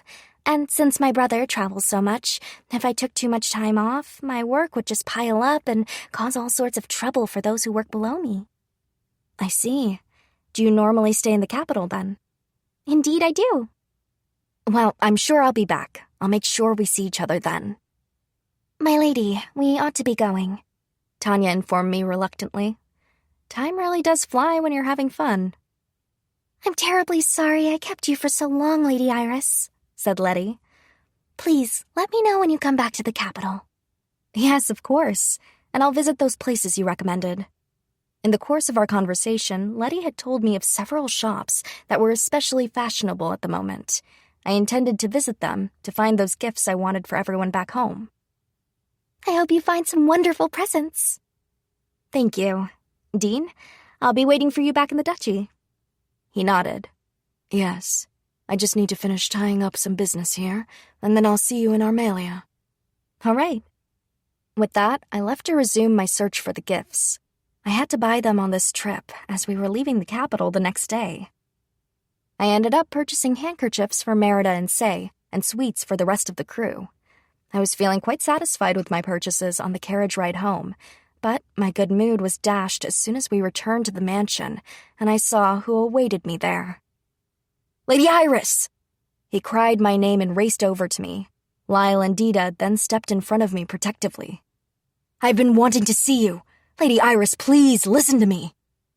I knew the man, of course. Van, what are you doing here? Lyle and Dita tensed when I said his name. Van looked distressed, likely because Tanya had already chased him off once. Why? He asked. Because there's something I need to talk to you about. Before, they told me you weren't home and sent me away, but today I decided to wait for you. This is beyond rude, Van, Tanya snarled. Showing up here without notice. How dare you disrespect House Armalia in such a way? Lyle and Dita didn't speak, but I could tell they were thinking the same thing. They looked furious. Fine then, I said. We can't be seen like this, so come along inside. Lady Iris! I've no interest in causing any more of a commotion out here. I'll hear what you have to say, Van. Inside. I realized my tone was short, but I didn't respond well to people who just showed up unannounced on my doorstep. I heaved an irritated sigh and entered the mansion. Quite strict around here, aren't you? Said Van once we were in my study. From the moment he set foot in the mansion, he had been received with caution and hostility. As we walked, Lyle, Dita, and Tanya had remained at my side to protect me. Did you think you would be welcomed with open arms? I asked. No, my apologies. Well, what was it you wanted to say? I'm returning to Armalia tomorrow, so I'd appreciate it if you kept this short. I have a favor to ask of you. Yes? Granted, I had asked him to keep it short, but I was surprised by this sudden request. Really, how dare he ask a favor of me at all? Pure malice radiated from my 3 escorts. It was like they wanted to pounce on him and would do so at the least provocation. I want you to give testimony for me. Excuse me? I'd suspected Van would say something to that effect, but I hadn't imagined he would actually be so bold. I know it's shameless to ask this of you after all the trouble I caused you, but I'm in a terrible position. The Darrell Church is in a state of complete chaos. I fear its troubles will ripple out and impact all of Tesmeria. I understand that my father was the one who instigated this chaos, and that you were his victim. But that means that if we could demonstrate a cooperative spirit, we might just be able to prevent the situation from worsening. Van was right in saying that the Darrell Church was on unstable ground, following the imprisonment of the former pope and other high-ranking officials who had been held responsible for conspiracy. I had heard that the nobles known to collude with the pope and his faction were also currently under investigation. In reality, those nobles were scapegoats. They were all minor figures, not the masterminds behind the whole thing. It's true that the chaos within the church will negatively impact the kingdom, I said. In that case, Van looked at me hopefully. But too bad for you. I leveled a stare at him and asked icily, "However, how could it possibly be to my advantage to cooperate with you?" "Advantage?" Van repeated the word as if he didn't know what it meant. "Yes, advantage. If I cooperate with you, what's in it for me?" "Shouldn't your first priority as a noble be to save the kingdom from all possible danger?" How amusing. Am I correct in saying none of this ever would have happened had the church not falsely accused me?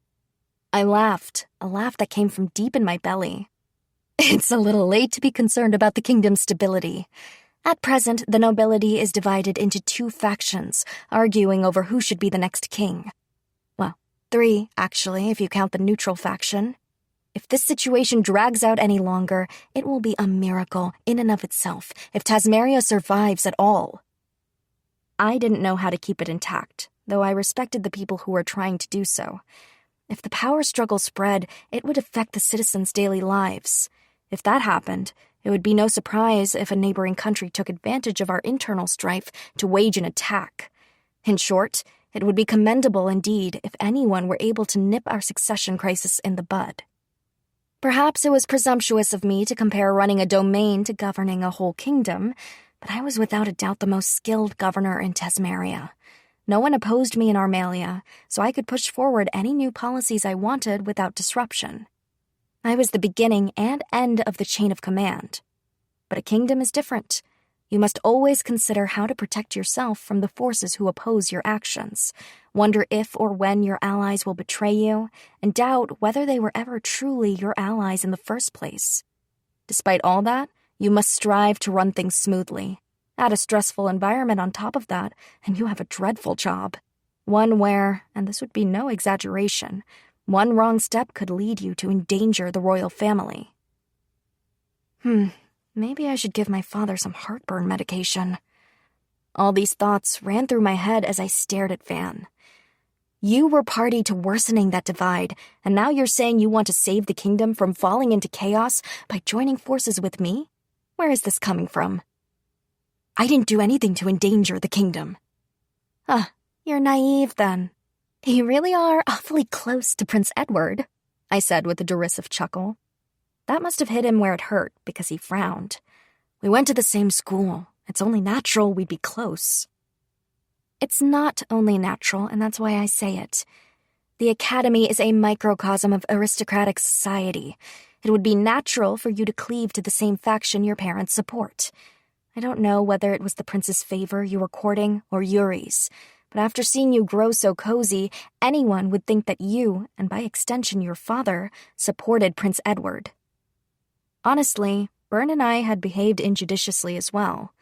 Normally, upon my engagement to the prince, Byrne should have distanced himself from Ed, but instead, Byrne had grown closer to him through Yuri.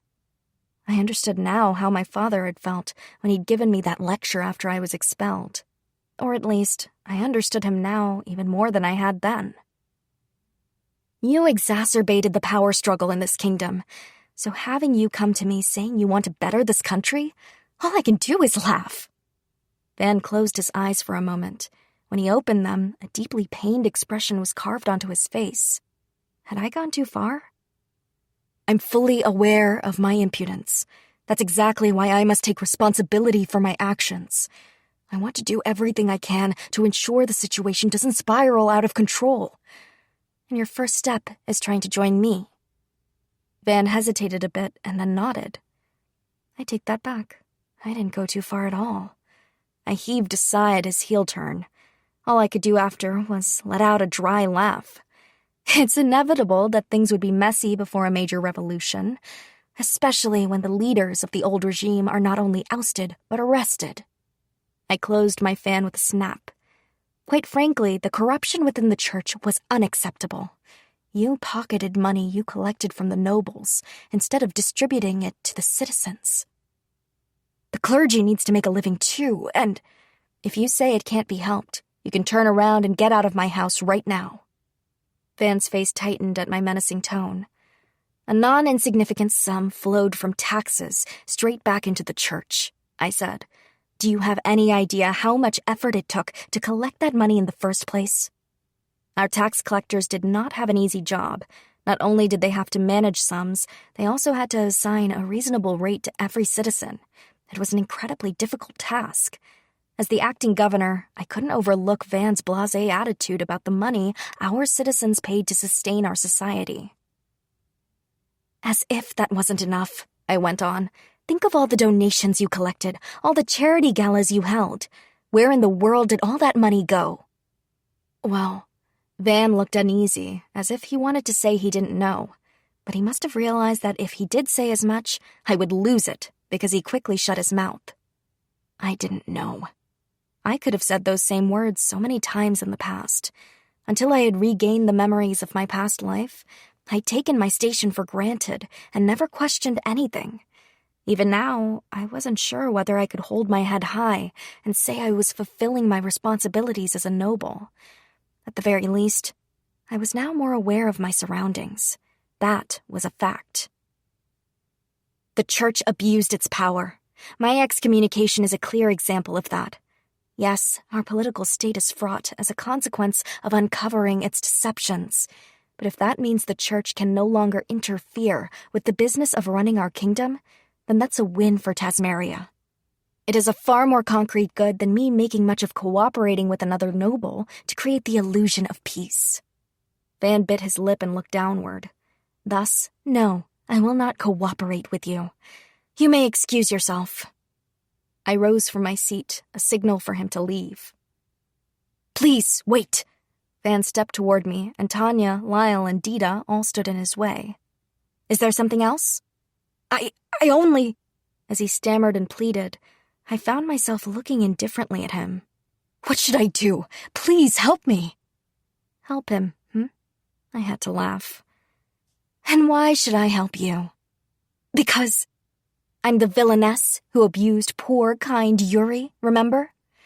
You and Prince Edward publicly denounced me, so why in the world would I ever help you?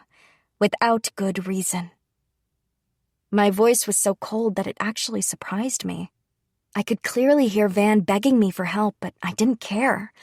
I felt neither sympathy nor pity. Not even satisfaction that the tables had turned. I just felt nothing.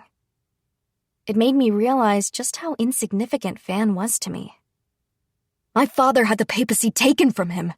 I thought Yuri wouldn't care, but she suddenly started acting like I didn't exist. She treated me as if I were invisible. In other words, Yuri had only ever wanted Van for the power he held through the church. To be honest, hearing his plight only made me more impressed with her. I'm sure it had felt wonderfully refreshing to be able to cut ties with him so cleanly. Everyone else in my life has suddenly changed as well. They treat me so callously, So what? I asked flatly. The person you love is acting like you don't exist? Everyone else turned their backs on you and is treating you like an inconvenience? I honestly don't care. Because you didn't care when it happened to me, correct? His face twisted at my sarcastic tone. Yes, you're right. And I understand I'm partly responsible for getting you expelled. Even I think I'm a true idiot for coming here because of that. Oh, so you do understand. Wonderful. Now leave. But I can't give up. I want revenge on all the people who turned on me. I don't want this to end with me doing nothing, he screamed. I laughed. Van had always been so kind and gentle. He sure had changed. I took in the man in front of me, his face contorted with rage as he seethed. He clung to his rage, despite knowing he had no chance to really find satisfaction. I simply couldn't believe he was that same person I had known back at the academy. Fine, you're right, he snarled. If I'm being honest, I don't care about the kingdom. I came to you because I want revenge on those who abandoned me. Well, say you get revenge. Then what? Beg for Yuri's love? Plead for the others to stay by your side? No, they've abandoned me. I don't care about them at all, not anymore. I just want to do this for my own sake. How incredibly self-serving. But I couldn't dismiss him out of hand, because I knew what that felt like. After everything I'd endured, I had certainly felt the desire to get revenge. However, that was what made this situation precarious. There was a defining difference between Van and me. Revenge wasn't my driving goal. The citizens were what kept me from growing too attached to the idea. As I looked at Van, it was clear that he felt no such impediment. There was only one thing on his mind, and it was all he wanted. Even more dangerously, I got the feeling that he would stop at nothing in order to achieve his goal. I sat back down across from him. "So that's why you really want to join forces with me?" Van nodded. It made sense now. He had guessed that I also nursed a desire to have my revenge, and so, of all his options, he had chosen me. Unfortunately for him, it just wouldn't work out. No amount of pushing from me will get you the papacy. The church is already being restructured from the ground up. I'd been discussing the matter with Father Ralph Simmons, and according to his report, there was no way Van could ever become pope. First of all, nearly every high-ranking member of the church had not only been ousted, they had been thrown in jail. Now, the majority opinion was that the cardinals should choose the next pope from among themselves. Honestly, instead of backing you, I'd rather support Father Ralph Simmons, since he's being so very shrewd about all this. Not only do you no longer have the backing of the church, you're also inexperienced in all other matters. At this point, it will be incredibly difficult for you to remain with the organization in any capacity. Van's position was hanging by a thread. If not for this incident, he would have entered the main church in the capital to undergo training as the next pope and gained his experience there. Now, they wanted to do away with hereditary succession. Moreover, they were doing everything they could to wash away the old regime, so Van's existence was worse than an obstruction. The church wanted absolutely nothing to do with him. I honestly wondered if they'd even let him continue being a member of the clergy. "However, I could place you at an acquaintance's church," I said. "As a regular clergyman, of course." I could certainly ask Father Raphael for this favor. We had a personal connection, and I trusted his abilities. Of course, this would all depend on whether or not Father Raphael agreed to it. Keep in mind, this is only a clergyman position. It will be a far cry from becoming pope, and I'm not sure if you'd ever be able to work at the main church. But the people in this church trust what they see with their own eyes, instead of the rumors they hear. If you hone your skills and show what you're made of, it's possible they'll warm up to you, and you might earn a higher appointment. What would Van do? The answer? He didn't show any hesitation whatsoever. We exchanged a written agreement, and he left.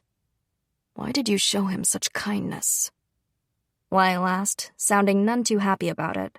I thought it interesting that Tanya hadn't been the first to speak up, but I understood as soon as I saw the understanding on her face. "Was it kindness?" I asked with a chuckle. Lyle gave me a puzzled look. "Tanya, prepare letters for both Father Ralph Simmons and Father Raphael right away." "Yes, my lady," Tanya responded. As I told Van, the Darrell Church is undergoing a complete restructuring. That doesn't mean everyone agrees with it, as I'm sure you can imagine. The high-ranking clergymen hadn't been the only ones lining their pockets with donations. Their noble sponsors had benefited as well. I doubted in the extreme that they were just sitting on their hands while they watched the church be upended. They were absolutely going to try to disrupt the proceedings. It was entirely possible that those people would try to use Van's lineage and his vulnerable state to their advantage, even raising him up as a banner around which to rally. That was why I wanted Van on my side, before any others could take him away. He's going to use his frustration as fuel, and that's when my assistance will come in handy. Father Ralph Simmons will tell me what Van's up to, so I can use him to my advantage. Moreover, nothing I told Van was a lie. Father Raphael went to medical school in order to serve the citizens.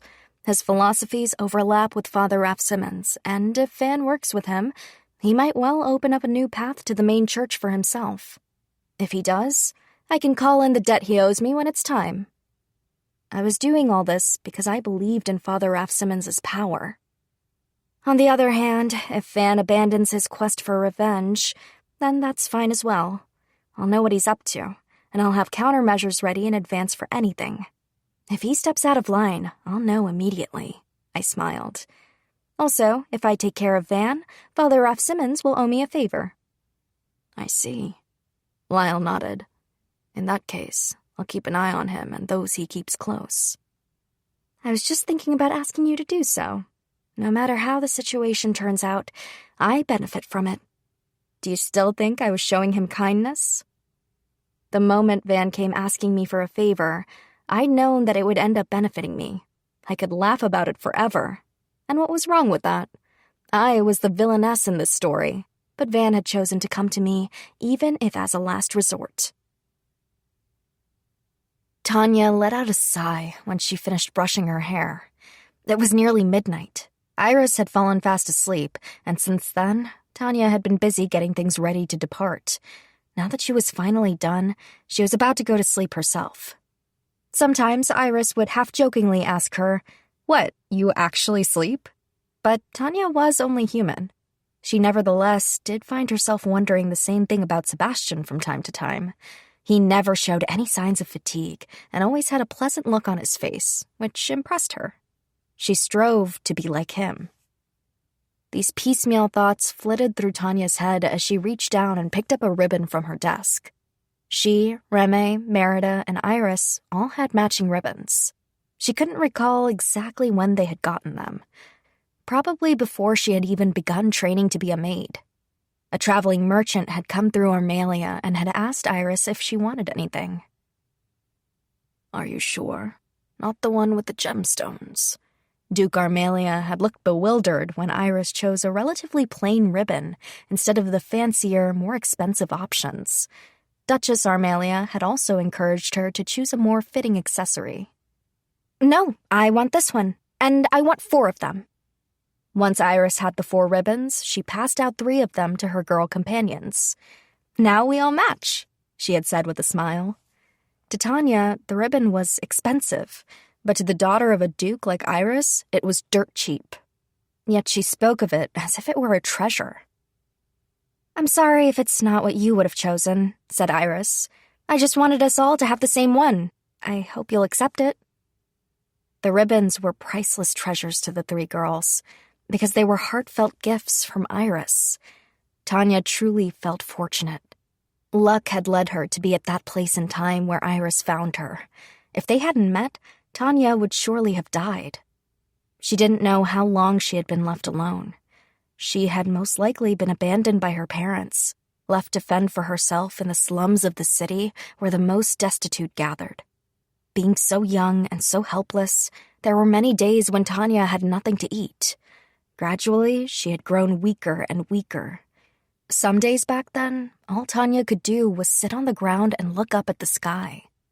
Sometimes she saw a mother and child walking hand in hand through town, and an overwhelming urge to cry would well up in her chest. It didn't take long at all for Tanya to begin wondering, if she was just going to die alone, then should she just give up on living at all? She began to wish she could hurry up and get it over with, that she could disappear forever. Then, one fateful day, 2 men Tanya had never seen before approached her. She didn't remember what they had said, but she instinctively knew by the coaxing smiles on their faces that these men were no friends. Even though she had all but given up on living, her body reacted to imminent danger. She got up and ran. Tanya ran and ran, but a frail little girl whose body was weak from malnourishment couldn't run for very long.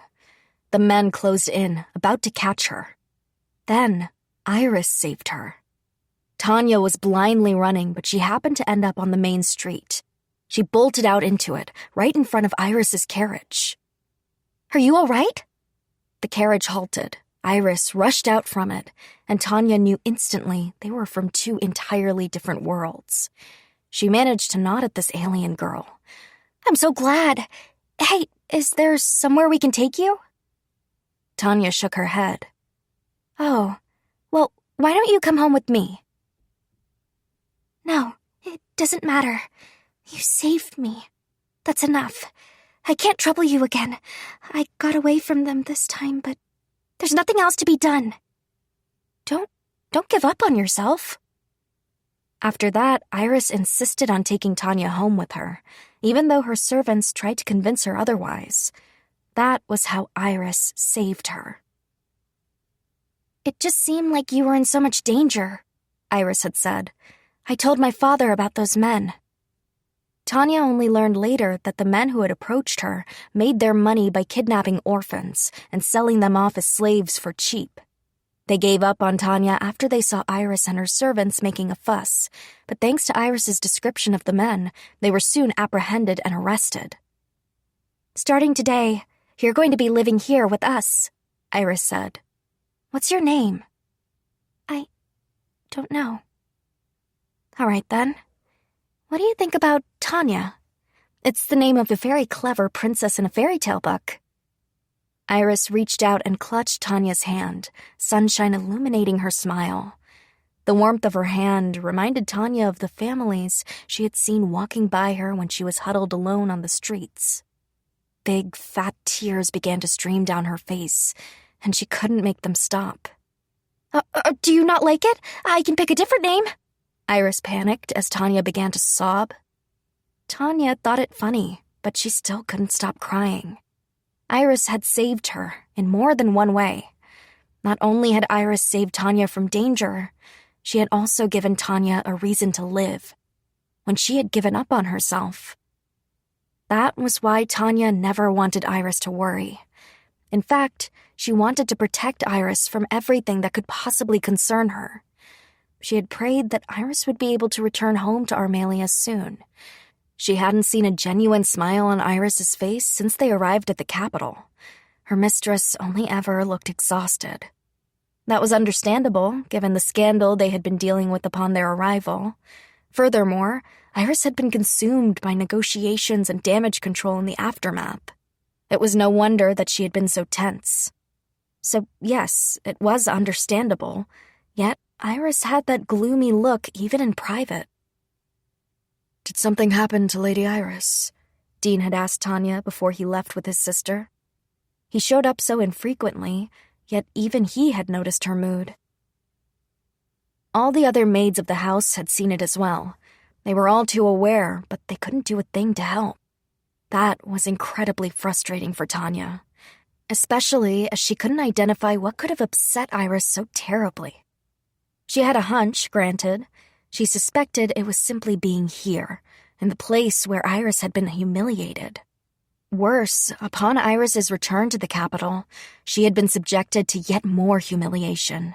Could anyone really wonder why she was so upset to be here? For whatever reason, Iris simply couldn't be herself in this place. It was almost as if she was trying to make herself look bad. True, Iris was no longer the ray of sunshine she had been when she was little. She had grown up, of course.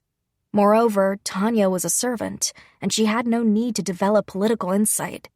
But even she knew that the old Iris never would have been able to survive the scheming and machinations of high society. Other people would have made her a puppet or taken advantage of her. Therefore, it was necessary for Iris to keep her cool and not let her personal feelings interfere with the difficult decisions before her. But that coolness was even more pronounced in the capital. Her bright, sunny smile had been replaced by a cold, unfeeling one. Again, Tanya felt like Iris was almost trying to make herself look the villain. She had a feeling that Iris was unconsciously aware of it. It seemed to her that the true reason Iris wanted so badly to go home wasn't the work piling up on her desk in Armalia.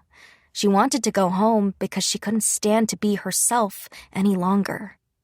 It was almost like she was sick of acting the part. All Tanya could do was hope they would be able to return without further incident. There was a knock at the door. Tanya went to open it.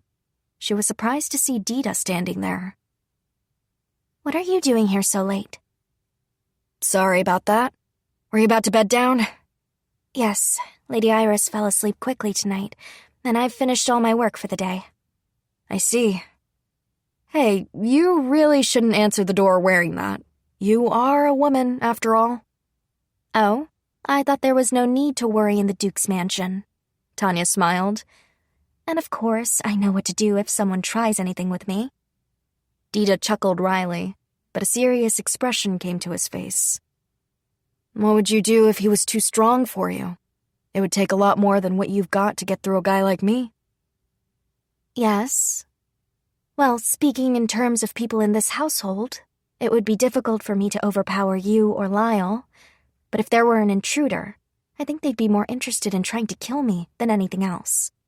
Either way, I trust the both of you to see to it." The two of them stared evenly at each other for a few moments. It was the dead of night, and the house was grave quiet. It made the silence between them all the weightier. "Damn, guess you got me there," Dita said with a chuckle. Tanya laughed. "Well, what did you want?" "I was going to ask Lyle for a drink, but he fell asleep. I was wondering if you'd join me." Honestly, at this time of night, especially after lecturing me about how I should be more careful as a delicate woman, don't come crying to me if someone sees and starts spreading rumors. "I don't care," he said with a laugh. Tanya couldn't tell if he was serious, and she sighed. "Well, it is late. Bet you gotta get up early tomorrow, too. Sorry," he apologized. Wait, Tanya called out to him just as he was about to leave. I'm wide awake now. Let's go ahead and have that drink. Can you wait a bit for me to change first? "Sure." Tanya went ahead and changed, then left her room to join Dita. It was too late to go out, so instead they used the parlor reserved for the servants. It was a common space used by all the mansion staff, mainly for breaks. House Armelia's mansion in the capital was appropriate for such a prominent family, and thus it was so large that about half of it was dedicated space for the staff. This went to show just how highly they valued their staff, and it all made life as a servant to House Armelia quite pleasant. "What do you have? I brought this if you're interested." Isn't this from Makalama? How did you get it? "Swiped it from Master," Dita said without a trace of remorse. Tanya sighed. Honestly, what am I going to do with you? "Who cares? Master feels bad about what happened with me and Lyle. I told him this would make us even, and he laughed." Dita had a wry smile as he spoke. What an awfully masculine way to show concern, thought Tanya absently, but she silently accepted the glass Dita handed her. Are you sure it's all right for me to share it then, seeing as you earned it through your hard work? Lyle said he didn't want any. I wouldn't say it was hard work anyway. Tanya doubted that as she watched Dita pour a second glass. She knew how hard General Gazelle worked the two of them every time they met. They had given up their own training time to teach the other recruits as the general's assistants. Meanwhile, they continued to serve as Iris's bodyguards, as well as helping to conduct joint training exercises in their free time. Tanya had barely seen either of them lately, which was likely due to the fact that they were so busy. She'd told them they didn't have to help with House Armelia's domestic needs in the meantime, but Lyle had refused to listen, and Dita had said breezily, "We're just hanging out when we're there." Tanya and Dita raised their filled glasses and clinked them together. Cheers! They both took a sip, and the sweet, deep flavor of the alcohol spread through their mouths. Booze from the Makalama region is so damn delicious. Isn't it, though? You really lucked out getting a hold of this. All the master's got is the good stuff. For someone who drinks so much, he's real picky about what he likes. Or maybe that's why he's so picky. He drinks like a fish. Dita laughed as he downed the rest of his glass. Then he murmured, "We can finally go home." Yes. So now you're done spending your time at the General's? Yeah, gotta start getting ready. Are you eager to return as well? She asked, glancing over at him. What do you mean, as well? Nothing in particular. Well, are you? I don't really have a place to call home. When it comes down to it, my home, or I guess the place where I belong, is by the princess's side. So I guess it seems weird to say we're going home anywhere in specific. True enough. Dita had also devoted his life to Iris, just like Tanya. Unfortunately, his easygoing attitude often brought his dedication into question. I do want to go back to the duchy, though, as soon as possible, with our princess. There are too many walls here. I can't be by her side all the time like I can in Armelia. Too many people in the capital have more power than us. I have a hard time imagining there are many individuals stronger than you two, Tanya said in a teasing tone, prompting Dita to laugh. He gave her a look that said, I know, right? I'm joking, Tanya said with a sigh. It's true that being here makes one feel powerless. So many people have a greater power than we can ever possess, that of influence. No matter how much we train our bodies and blades, we can never match it. Right. And that's why I want to go back to Armalia as soon as we can, as the princess's protectors. Yes. You don't look too happy. One of the nobles say something mean to you? The head maid work you too hard for once? Would you say that in front of a Lulu? Dita gave a throaty chuckle. Hell no. Tanya sighed again. No, that's not what happened. I've just been worried. Only thing you'd be worrying about is the princess. Tanya glared at him. You sound rather confident about that. Well, pardon me, Dita laughed.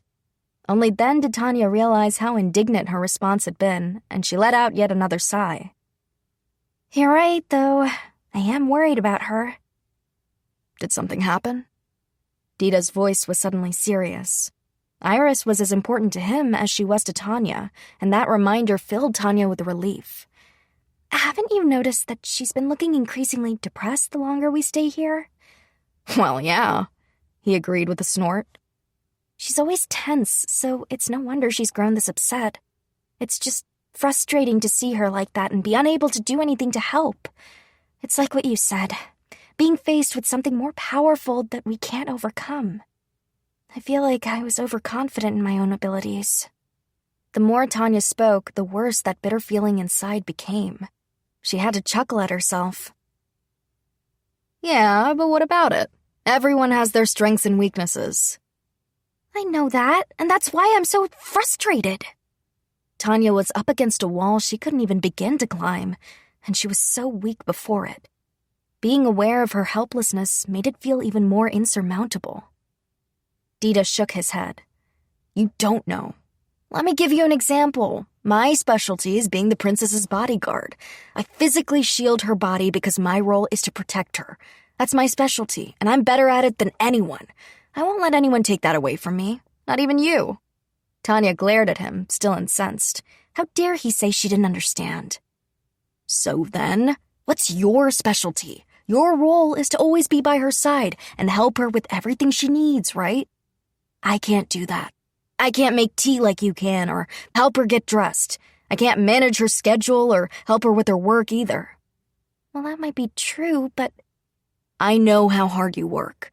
You trained with the master to learn martial arts, and Sebastian taught you how to help with Princess's actual work.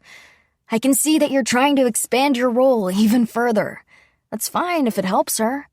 But there's only so much that one person can do. Everyone has their limits. What's wrong with focusing on taking care of the things she already needs help with? You can grow stronger in your specialty by seeing to those responsibilities. Dita tipped back his head and drained the last of his drink. Think I'm wrong? No, but... Tanya felt like she had just been smacked in the head with a blunt object. She hadn't been overconfident in her abilities at all. She had been too proud, too controlling. She thought she had to do everything herself. Lyle and Dita improved their skills by training with their swords. Merida practiced her cooking, and Reme always studied to increase her knowledge. Say and Moneda likewise always worked hard to finish all the tasks they had been given. All of them had their own roles and worked hard to fulfill them, even going above and beyond in the tasks they had been assigned. You see what I mean? Asked Dita. Instead of getting frustrated when you run up against something you can't knock down, figure out what you can do for our princess and help her over there. Tanya drained the last of her drink as well. You're right. The best I can do to put her at ease is to stay beside her at every moment. She still had dignity in her role, and just like how Dita said he wouldn't let anyone else take his position, Tanya wouldn't give up hers either. That's the look I'm used to, Dita said with his usual full laugh. Chapter 13. The Duke's daughter returns home. I'm finally home, I murmured to myself. A dozen feelings blurred together within my chest. It had been so long. Although this trip had been nothing compared to the usual social season, it had felt like forever. Likely because each day had been packed with so many developments. The last time I'd returned to Armalia, I had felt no small amount of relief, but this time it was even greater. As soon as we arrived back at the mansion, the staff greeted us warmly. "Welcome home!" They were all smiling happy tears. I even began tearing up a bit myself. It was evident that they had all been truly worried about me. "I'm so happy you're back home safely," said Sebastian. "Please go ahead and rest up from your travels." Thanks, Sebastian. Normally, I would have headed straight for my study, but that day, I went directly to my bedroom. Everyone was right. I needed to rest. First, I relaxed with a cup of tea that Tanya made me. A gentle breeze rustled the curtains. It seemed to beckon me over, so I rose and walked toward the window, from where I looked out over Armalia, my beautiful domain. It was lush and green, and I could see the town off in the distance. I loved this view. When I thought of how generations of governors had looked out at this same stretch of land and at the people they protected, I was proud of the blood flowing through my veins. I let out an absent sigh. I was so relieved that I had overcome this crisis and that this land was still my responsibility. Oh, that's right. Tanya, could you call Lyle or Dita in here, please? Of course. Are you going somewhere? Yes, but not off the grounds, don't worry. All right, then. Please, wait a moment.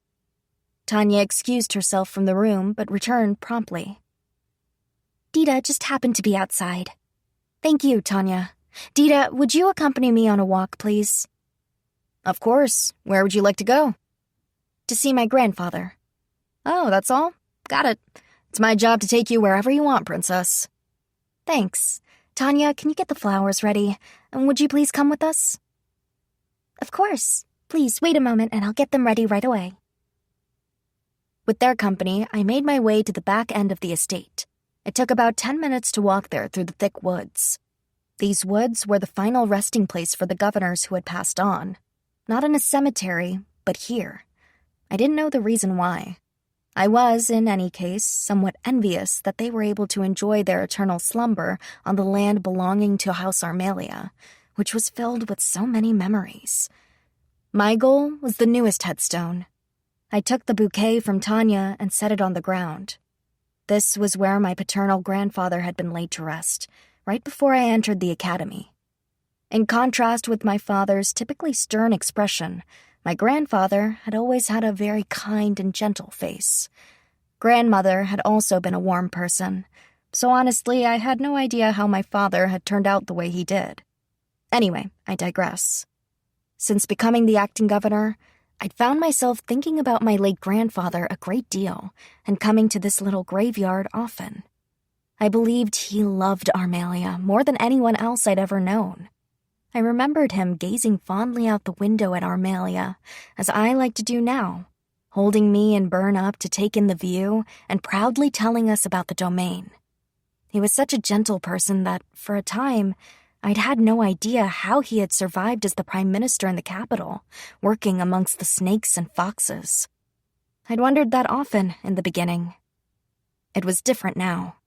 Every time I came across a lasting effect my grandfather had made on Tasmaria's government, I came away impressed. I had to laugh at myself at the same time. I had been so foolish to think that I could take someone at face value and know immediately what kind of person they were. It seemed so obvious now when I thought about it. The grandfather I had known as a girl and the person he had been at work were two different people. On top of that, I had only known him when I was very young. He had been able to be precisely the person he wanted to be in front of me. To the point, the only reason I was able to reform Armalia as completely as I was right now was because of the foundations my grandfather had laid. He had spent an enormous amount of time building Armalia's infrastructure. As such, I saw his legacy everywhere. The evidence was clear. He had left an astonishing trove of plans in case of future disasters, plans that stretched on into decades of work. I had to admit that while I had been so focused on progress and development, I'd forgotten many of the basics. It was incredibly impressive that Grandfather had accomplished everything he had, while still serving as the Prime Minister. He had truly loved this land. "I'm home," I said softly as I joined my hands in prayer. I silently apologized for bringing turmoil to Armalia, and I apologized further for bringing trouble to the family. Then, I asked him to please watch over and protect me. Even though I knew he couldn't answer, I talked to him for a long time in this unspoken way. All right. I stood and turned. Tanya and Dita were waiting for me with smiles on their faces. Let's go back home. I began walking toward the house, my mind and heart feeling clearer and more at ease. I'd like more detailed information on what's in this report. Call in the person who prepared it. Next, I indicated a towering stack of documents. I'm done checking these. Go ahead and deliver them where they belong. Now, I had to deal with the smaller mountain beside it. I almost felt like crying when I thought that this was the only thing I had left to do. These budgets need to be redone. Too many wasteful expenses. If that amount of money is truly necessary, I'll have to see more proof and a thorough explanation for the need. I looked toward the neighboring stack. The same went for those papers. I was sure the departments who had sent them would be less than thrilled to redo them, but the finance division shared my opinion. The bridge mentioned in this document is definitely deteriorating. Go ahead and start the necessary repairs right away. On the following day, I'd been cooped up in my study since morning. I was still surrounded by mountains of documents, but I was very slowly making my way through them. I wished I had more than one Iris to go around, but I silently chided myself for the thought. I needed to focus on work instead of entertaining frivolous wishes. Each time I made a dent in the papers, Sebastian came in with another armload, so I truly wasn't making any progress. Granted, if all the documents I had to check had been in the study all at once, I think it would have been too daunting to even contemplate. Nevertheless, I felt my enthusiasm and motivation slowly chipping away. I knew I should have been grateful to Sebastian for bringing the documents in batches. He had a guilty look each time he came in, but it was no wonder so much work had piled up since I had been gone for so long. On top of that, various projects we'd been in the middle of had suffered delays due to the church scandal and the time I'd spent in the capital. Many people in the government hadn't come to work while I'd been away, and they hadn't returned yet either. To put it simply, we were short-staffed, and it was becoming a serious problem. If it persisted any longer, the other Armalian officials would soon be under enormous pressure. More than anything, I didn't want to lose anyone to overwork, least of all those on the front lines who had remained loyal to me. We should be getting tax reports from all the regions soon, correct? We have to finish as many items on the agenda as we can before then, I murmured. As soon as Sebastian heard that, the expression on his face changed drastically. In a bad way, surprise, surprise. Yes, I know. I knew that adding more work to the mountains everyone was already buried under would be a tipping point, but the tax reports were vitally important. They would tell us every region's income and revenue, and we would use those numbers to predict the state of the duchy's economy going forward. If we were fortunate enough to see substantial income growth, then we could run some expenditure estimates as well. On an individual level, high income tended to reflect in higher expenditures. Meanwhile, for businesses, it meant more capital to develop future endeavors. Having all this information in hand was crucial to predicting and manipulating the future of Armalia. Things were still rough out there, and I wanted to hurry up and get a move on. The sound of a quill scratching on paper filled the room. My lady, please take a break, Tanya urged hesitantly. Oh, I must have lost track of time, I thought as I glanced out the window. The sun was already setting.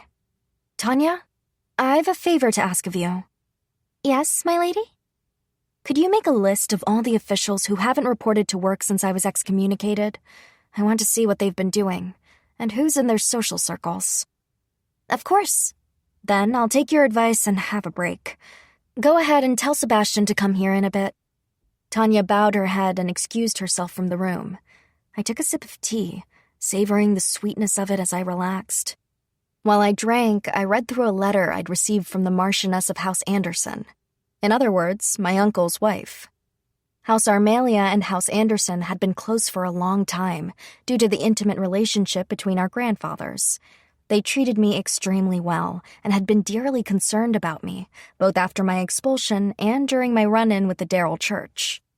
House Anderson's domain bordered Armalia to the west, but because a range of treacherously steep mountains separated us, travelers either had to navigate around the entire range or reach them by sea. Honestly, we were both so busy that we simply couldn't visit each other often. Instead, we kept up with a steady stream of letters going both ways. After I was done reading the letter, I decided I should probably get back to work. That was when Sebastian entered the room. "I had a feeling you would resume your work, my lady." "Perfect timing, Sebastian. There's something I want to ask you." "What is it?" "I'm sure you've already begun recruiting temporary workers for the Merchant Guild, haven't you?"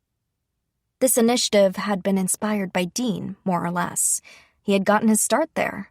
The jobs weren't high responsibility or high status, but they involved tasks such as assisting with calculations and sorting through documents. We needed more staff members in order to process these tasks more quickly. "Yes." "And how is that going?" "Not well, my lady. We're in the midst of the busy season right now, so we've had numerous applicants. However, some other establishments offer higher salaries, and it isn't as if we'll accept just anyone." "I had a feeling," I sighed. "I have a suggestion, Sebastian." "Yes?" "Why not open up applications to the academy students attending the government track program?" I asked, and Sebastian's eyes widened at the proposal. "The job's responsibilities are all routine tasks. They can continue studying while they work. We'll be grateful for the extra help, and they can get experience in the field." That's ingenious. I'll contact the academy right away." "Here, take this." I handed him a letter for the school. I figured I might as well use my status for all that it was worth, although I was sure that Headmaster Luca would think it an intriguing proposal and agree. "If the school says yes, may I entrust the negotiations to you?" "Of course, my lady." "All right, then. I'll leave you in charge of this matter." "Very well, my lady." I kept scratching my quill across the paper in the flickering lamplight. It felt like that was the only sound I'd been hearing lately. Once I finished writing, I set down my quill and stretched my arms up. The dreadfully unladylike sound of my stiff bones cracking and popping filled the room. Finally, I relaxed. I sank back into my chair, my arms falling limply over the armrests. It was terrible posture, of course, but I was alone, so it was permissible. Slumped in my chair, I stared absently at the contents of the document I'd just written. Yes, that would do for the day. I realized with a wry chuckle that I hadn't set foot out of my study since I woke. I probably wouldn't even have stopped to eat had Tanya not told me to. I couldn't shake the tendency to become so absorbed in my work that I lost track of everything else around me. I had been like that in my previous life, but I'd been that way as Iris even before I regained the memories of that life. The habit was ingrained in my soul. "Excuse me." There was a knock at the door and Tanya entered. "I saw the lights still on, so I thought maybe. And here you are, still working." She sighed, exasperated. I laughed. She'd been different since we got home, but in a good way. Her rough edges had once again softened, and she wasn't as tense as she had been in the capital. "Forgive me for meddling, but please go to bed," she urged. "I know I don't completely understand everything that you do, my lady, but if you collapse from overwork again, it will delay your plans even more." Although her concerns for me hadn't changed at all. I laughed tiredly. Yes, you're right. I was just thinking of calling it a night. "I'm quite relieved." "But first, I'd like to hear your report. I was waiting here for you, thinking you'd be finished at any moment." "I'm terribly sorry to have kept you waiting, my lady." "I wanted to wait up for you. Your report, please." She handed me a stack of documents, and as I read through them, she offered additional opinions that hadn't been recorded in writing. I see. Once I was done reading the report, I held the papers over the lamp and burned them. It would have been much more convenient if I had a fireplace, but since Armalia's climate was virtually perpetual springtime, we didn't have any. At any rate, the documents were so sensitive that there was no way I could ever let anyone else lay eyes on them. Especially not here, where I worked. I set the burning papers in a metal dish and waited until they were charred beyond recognition. and then I doused the flame with sand from a large bottle I kept on my desk for blotting. So they have been compromised. Tanya's report had revealed the names of those working in the Armalian government, whose loyalties leaned more toward other domains over our own. It's a shame, but humans are fickle by nature, especially when they feel like things are unstable, said Tanya. No matter how honest and upright your organization, there will always be those whose loyalty wavers. Yes, Tanya. Humans are fickle indeed. I know that all too well. But that's not the only issue, right? You can say it. It's easy for them to disrespect me because I'm a young woman. Well, that's all right. It's true. I want you to gather all the people you noted in that report. Where shall we do it? Oh, I know. How about the new church? Very well, my lady. But all of them? Yes. Honestly, now that I've read your report, I've made up my mind about what to do with them. I'd like to meet them face to face first, though. All of them. Although I doubt they'll show. Very well. Oh, and Tanya, you did an incredible job nailing down all those specific details. I think you're getting better and better at this. I do it all for you, my lady. And anyway, information is just information. It only becomes important after I bring it to you, and you decide what is to be done with it. She had a point. Information in and of itself was nigh meaningless. One wrong step and it ended up baseless rumor, nothing more than a delusion. In this day and age, when you never knew what was true, or what could become untrue if the wrong person heard you knew, it was hard to trust anything. Tanya, what am I to you? You are my stability, my lady. My pillar of support. I see. I know that you won't waver. I feel that deep inside of me. And that's why you serve as my eyes and ears. And that's also why I'm able to trust the information you bring me and use it without hesitation. I'm incredibly honored to hear that. Well, I think it's time for bed. Will you straighten up in here for me? Of course, my lady. The new church was absolutely splendid. It was lavishly outfitted, expressing the power and influence of Armalia. Or perhaps that was going too far, the man thought with a chuckle. This was his first visit. As to why he hadn't come before, well, that had everything to do with the reason for the church's construction. He, along with a few other like-minded individuals, had abandoned their jobs and voluntarily stayed at home in protest of Iris's decision to demolish the old church. Their opinion on the matter could best be described as righteous indignation. They'd done so because they had truly believed they were in the right.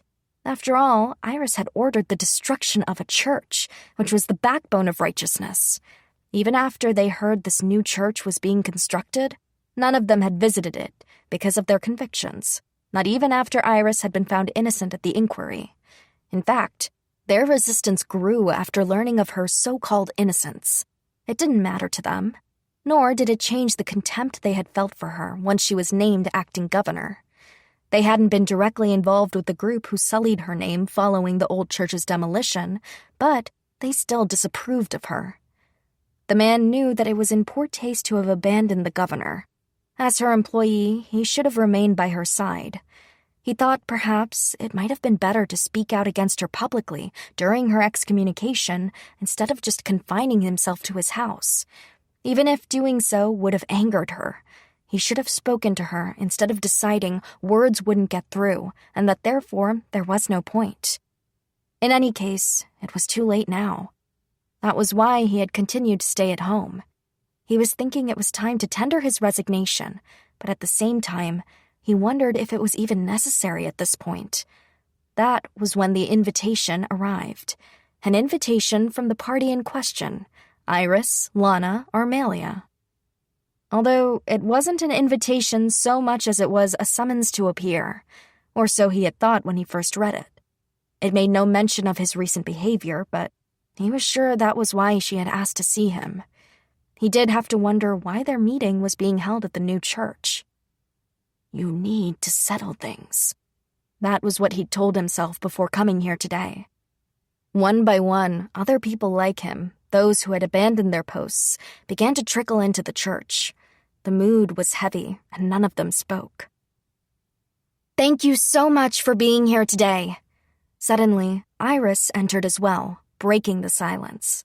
She wore a serene smile as she looked around the room.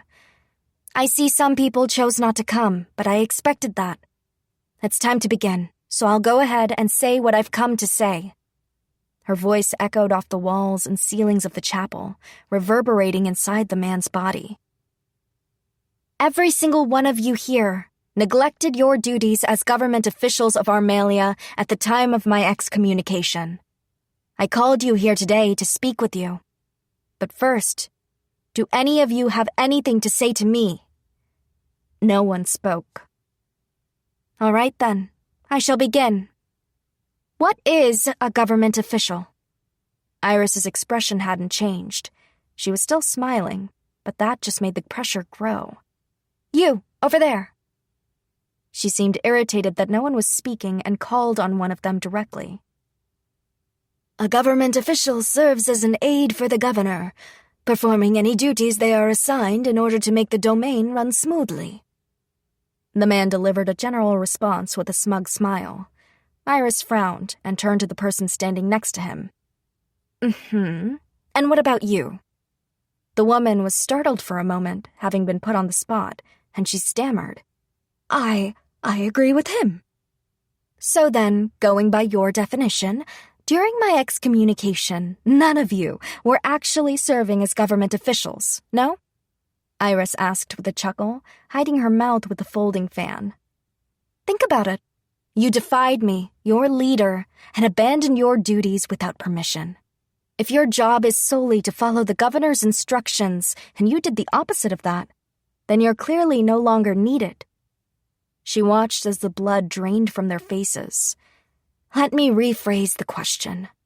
Why did you abandon your duties during my excommunication and stay at home? I want your answer. Iris gestured toward the man, who had been watching this whole time. He knew he couldn't avert his gaze, but the intensity of her attention made him desperately want to. Forgive me for being presumptuous, but I would like to ask you the same question. What does a governor do? He knew he should give a bland and inoffensive answer, but instead that impertinence tumbled out of his mouth. His boldness surprised even himself. I don't like it when people answer a question with a question, said Iris. Nevertheless, we need that answer from you. The man insisted. Perhaps he no longer cared what happened. It wasn't as if he had pride to protect or anything else at all. He had lost all that the moment he abandoned his post, as Iris said. All he had now was a desperate sense of resignation. The job of a governor is one to take pride in. They protect the citizens, care for them, and enrich their lives. They must feel a deep sense of belonging with their domain in order to oversee the people. Precisely, and that's why I abandoned my duties. Iris frowned, displeased. You'll have to elaborate. Pardon me. I also believe that it's the job of the governor to protect and guide their citizens. That's why I abandoned my duties as an Armalian official following your excommunication. How can one guide citizens if they are accused of a crime by the Church, which serves as the very foundation of our beliefs? Reformation is all well and good, but this incident caused the citizens to lose trust in those reforms as led by this governor. You. How can a governor inspire their citizens to dream if they are the one destroying dreams? That was what I thought, and that was the reason why I resisted you, why I abstained from work. You're awfully good at talking, aren't you? Iris's words lit an indignant fire inside of him. Before he could object, she continued. Are you sure it wasn't because you felt threatened, having a young girl such as myself stand above you, giving you orders? Her response extinguished his anger. She had identified feelings within himself that he hadn't noticed. No, that he had purposefully avoided so as not to notice them. He couldn't deny her suggestion. He had opposed her appointment as acting governor from the very beginning. Why, he had thought, would someone who had been scorned by the royal family and refused to learn from it be chosen as the acting governor? At first, he thought it was just a whim on the part of the true governor, that Iris would just hold the title in name only. Then, she started poking her nose into all governmental affairs. In the beginning, it only annoyed him. But once her plans in the duchy took off, and he learned she had the backing of the Queen Dowager, he began to resent her very presence. Yet, he suppressed those feelings. It wasn't until the excommunication that those feelings resurfaced and urged him to protest her by ignoring his job. However, I can't deny that I had those feelings, but the things I just said are also my true feelings. I see. Well, what do you feel a government official's job is? To protect the livelihood of the citizens and aid the governor in any way in order to enrich their lives. Iris let out a sigh. Her reaction startled him slightly. He hesitantly lifted his gaze to look at her face. It was completely blank, expressionless. Then, in the next moment, a smile larger than she'd yet given spread across her face. Under normal circumstances, one might think such a smile on such fine features was beautiful. Instead, it was so incredibly fierce that he became intimidated. I see. In that case, there's no need for you to look as if you're awaiting execution then. The man hadn't realized he had such an expression until she said it. A government official is an aide to the leader, and an aide must never disobey their leader. More than that, thinking so little of the citizens is, in short, a crime. There's no need to feel ashamed if you took pride in defying me. But the scandal is over, so continuing to neglect your duties is delaying government progress, which in turn hurts the citizens. If a government official is supposed to serve the citizens, then you have failed, and you are guilty of a crime. But you were falsely charged, and please, don't pretend as if I have your sympathies, or as if you have any regrets for defying me. At this point, it would be nothing more than a nuisance. I've never once thought any of you were truly on my side, even from the beginning. Well, the man was deeply shocked to hear this. I'm not asking for personal loyalty, nor a sense of obligation, not from any of you. All I want is for you to do your jobs. Iris's voice had taken on a quiet, lilting tone, but as she spoke, her words became stronger and stronger, like they were taking on a pulse of their own. Do your jobs for the sake of the citizens. If you so strongly disapprove of me, then unite the public and overthrow me. You are no longer in a protected position. Your role is to protect, and you should take pride in that. The man's heart felt hot, but it was a different fire burning inside him now. Was it excitement? Passion? He thought he could see the same heat rising from Iris, as if she were showing him a dream. How could such a small, delicate girl carry such an intense, searing flame within? Again, I won't ask for loyalty, but I will overlook this incident. Now hurry up and get back to work, all of you. You're forgiving us? Someone asked. The man looked over at them. Didn't they understand that such a question was beside the point? It's not a matter of forgiveness, because I don't seek your favor. Therefore, your question is nothing. It doesn't matter if you acted out of loathing for me or whether you bent to the will of others. As long as you didn't betray Armalia or its citizens. I don't believe you did, so I am inviting you to return. Because if we don't... Iris's smile grew deeper. There's no need for you to know. Or are you planning not to come back? No one answered. That's what I thought. Hurry up and get back to work. We don't have much time.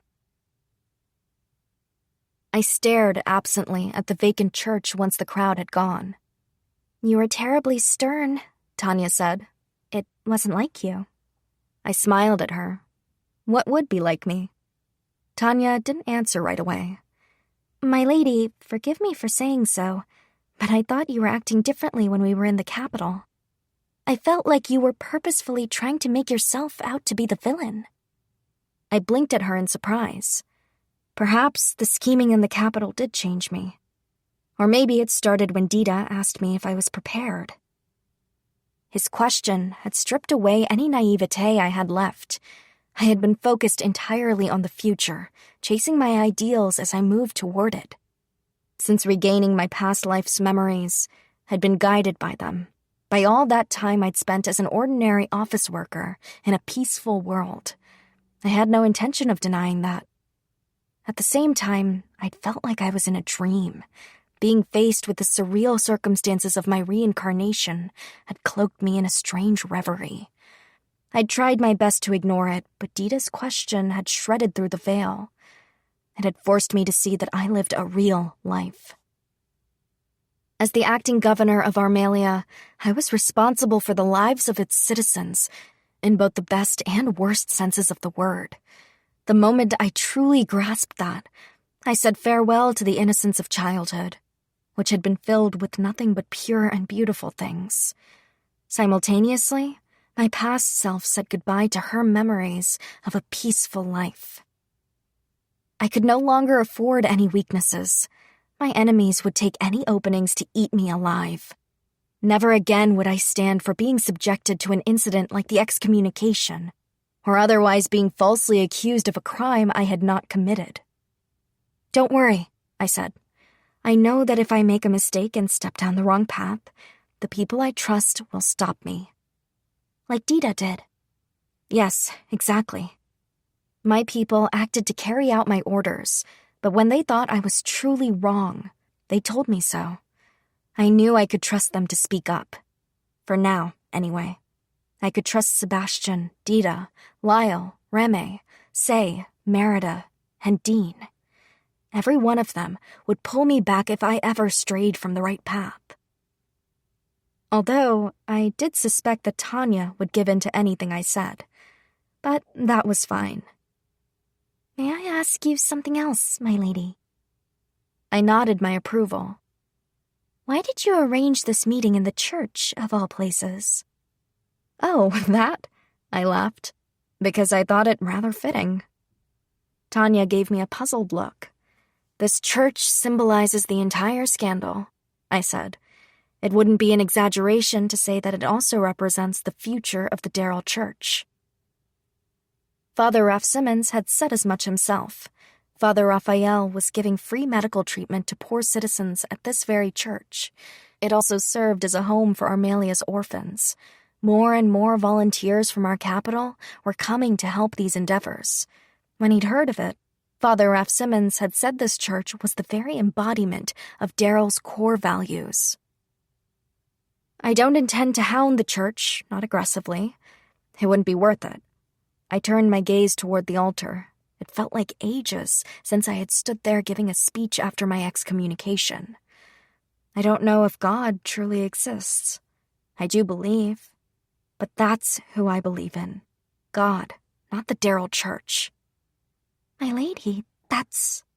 Tanya's face turned pale. I had, to be fair, said something rather heretical. "Tanya, have you forgotten what the church did? They were supposed to act as the agents of God, but instead, they falsely accused me, put me on trial, and interfered with the royal power struggle." I could hear the venom in my tone, even sharper than it had been in my head. These so-called servants of God let their own personal greed and ambition usurp everything the church stood for. I suppose that sort of corruption is only natural for humans. And that is exactly why I won't place my trust in the church. I can't. At this moment, I couldn't even bear to pray to God, not so long as there were people hiding behind her name to further their selfishness. Remember what I said before? This is an expression of what I'm prepared to do. I have no intention of disavowing everything the church stands for. I know that we need faith to bring the citizens together. But this incident proved that the Darrell Church isn't, at its heart, a benevolent organization. They are a self-serving political body set on manipulating the throne. You must not believe their claim to stand for the people, and I will fight anything that fails to stand for the people. Thus, I will not pander to the Darrell Church, nor will I do as they say. I will treat them as if they are my opponent on the playing field. That is my decision. I hope they pay me the same respect. Regardless, I will protect the people not by relying on God or pandering to her supposed servants, but by fighting for them with my own two hands. I turned my gaze from Tanya back to the altar. I don't regret tearing down that old church, or the protest it inspired, or being decried for my actions. But I do regret something. My failure to predict that demolishing that structure would bring about such a catastrophe. Tanya said, I think it would have been difficult to predict such a thing. Didn't your father tell you as much himself? Yes, I suppose you're right. I laughed softly. Just then, the door opened, and some of the children who lived at the church tumbled in. Oh, it's Alice! Hey, you're right! What are you doing here? Come see Miss Mina with us! Their cheerful voices echoed throughout the church. The children clamored as they dashed over and surrounded me. I knelt down to be eye level with them. Okay, but she might be surprised if I show up so suddenly, so why don't you go tell her that I'm here first? Will you really come, though? Of course, I promise, I assured them with a smile. The children seemed satisfied with this, and they ran back off toward the door. As I watched them go, I said, I have no real regrets, Tanya, because I helped protect their future. My lady. You know what I was thinking? They're little Tanya's. She gave me a puzzled look. They remind me of you when you were small. Your circumstances were far more terrible, granted. Even so, you were the only one I was permitted to take in at the time. Ever since, I've done my job because I want, more than anything, to protect children like you, so I couldn't possibly regret a thing. They seemed so happy. They're very fortunate. Are you not happy too, Tanya? Of course I am. That's why I know they will be as well. Because they're little me's, right? I laughed out loud. I'd never thought I'd hear such words coming out of her mouth. I'm sure they're very impatient to see you, my lady. Shall we go? Yes, let's, I agreed, and we both headed toward the door. Miss Mina! 4 children scrambled into the kitchen where Mina was preparing dinner. Hey now, it's dangerous in here, she scolded them. You're supposed to ask me before you come inside, remember? We're sorry. The 4 of them hung their heads, which drew a wry smile from Mina. She put down her knife and crouched to look them directly in the eyes. Well, what is it? Alice is here! Oh my, Mina exclaimed with surprise. She was so startled that the children seemed bewildered by her reaction. I can't believe Lady Alice is here.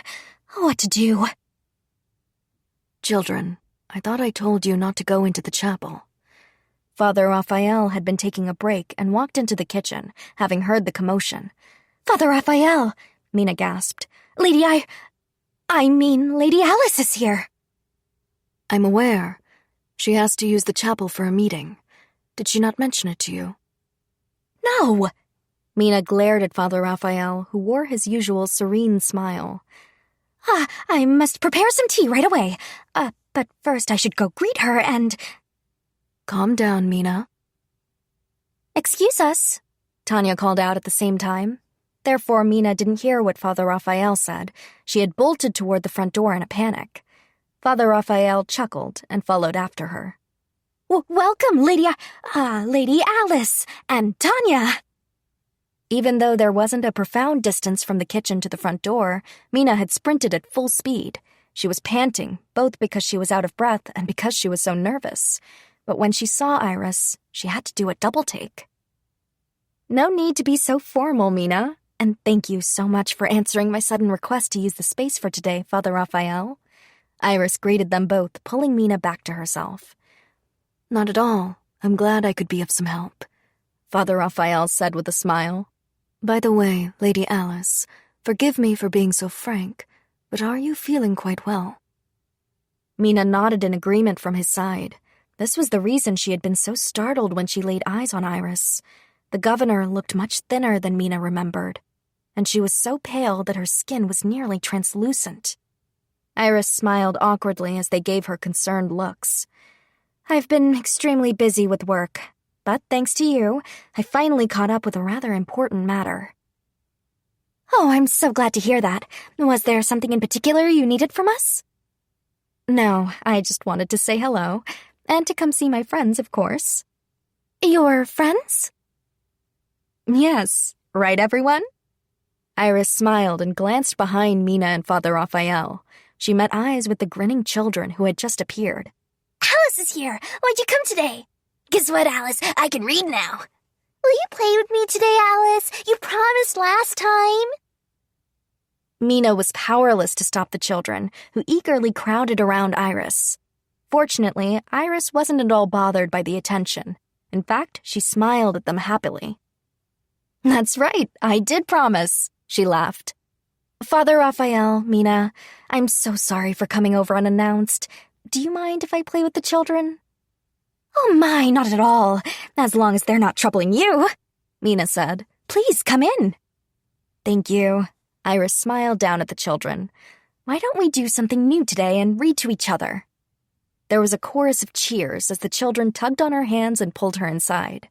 Mina now knew Iris's true identity, which made the scene beyond anxiety-inducing for her. Meanwhile, Father Raphael continued to smile warmly.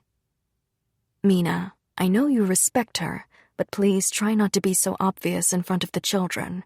They're terribly clever, you know." "Yes." Mina's response was so half-hearted that the unspoken, "That's impossible," was nearly audible. Father Raphael had to chuckle as they rejoined the group. By the time they were back inside, the children had already started playing with Iris. "What are they doing?" Father Raphael asked Tanya with interest as he watched. "Apparently, the game is called Constables and Robbers." Tanya proceeded to explain the rules to the priest, who listened with genuine curiosity. "That sounds interesting indeed. I've never heard of it before. Did she come up with the game?" "I'm not sure." Neither of them looked at each other as they spoke. They were both too absorbed in fondly watching Iris and the children. For her part, Mina seemed lost in thought. "Why is Lady Iris so—" she murmured quietly to herself. Tanya tensed at hearing her mistress's name. "What about Lady Iris?" she asked sternly. "Pardon me, I was just wondering how Lady Iris could be so very kind." Tanya's eyes widened. Mina laughed briefly at this, but then a sad expression came over her face. "We got her involved in so much trouble, but she hasn't blamed us, not once, and here she is coming over to visit." "Mina." Father Raphael looked at her with concern. "When I think of how much Lady Alice endured during her excommunication, we're to blame for it. I should have been more aware of what was going on. Then she never would have had to suffer so. But we let her get involved and placed such a heavy burden on her. Yet she still treats us just as she ever did. We've nothing to offer and she protects us. It's just so sad to me. I'm frustrated." By the end, Mina's voice was trembling. "Mina, it isn't your fault," said Father Raphael. "If I hadn't been so stubborn, if I'd come back to everyone sooner, perhaps I could have changed something." Father Raphael's words didn't seem to help, because Mina only looked more depressed. Tanya, however, did not indulge the mood. "That's just how Lady Alice is." She didn't elaborate. She didn't have to either. They could see by the look on her face just how proud she was of her mistress. "That was so fun! Would you mind if I take a little break?" Iris's voice interrupted their discussion, and no sooner were the words out of her mouth than Tanya rushed to her mistress's side. She pulled out a handkerchief and began to dab the sweat off of Iris's forehead and neck. "Lady Alice," Mina murmured. "Yes, Mina? Oh, you look so stressed. Is something the matter?" Iris's gaze flicked over to Father Raphael questioningly. An apologetic look came over his face, and he shook his head. Mina piped up as well, shaking her head. No, of course not. Everything here is so wonderful. I'm glad to hear that, said Iris. But please don't hesitate to let me know if you ever need anything. Once again, Mina thought, how can she be so genuinely kind? She felt like she might burst into tears. What was she feeling? Sadness? Pity? No, it wasn't exactly either of those things. She couldn't put her finger on it, but that unnamed emotion rose up from deep within her. Thank you for being so considerate, Mina said sincerely. Although, Lady Alice, may I ask you something? What is it? Do you ever go out on the town? Why do you ask? I've been a bit worried. No one's seen you lately. Iris smiled sheepishly. I can't show my face in public like I used to. It's far more difficult to walk through town from a security standpoint as well. Mina's shoulders slumped. As they did, Iris's expression grew even more sheepish. That's the official answer, of course, Iris said. But there's no problematic reason, I promise. To be honest with you, I think I may just be scared, that's all. Scared? Yes, of how the people in town will react to me. It's only natural that they'll treat me differently now that they know my true identity. I understand that, but I caused a lot of trouble for everyone with this excommunication business. I'm relieved there were no riots, but I'm sure if I were to show my face, the people would have a great deal to say to me. To be honest, I'm so frightened of what they might say that I simply can't go out like I used to. Iris laughed as if it were all a joke. A pathetic excuse for a governor, am I not? Please, forget I said anything.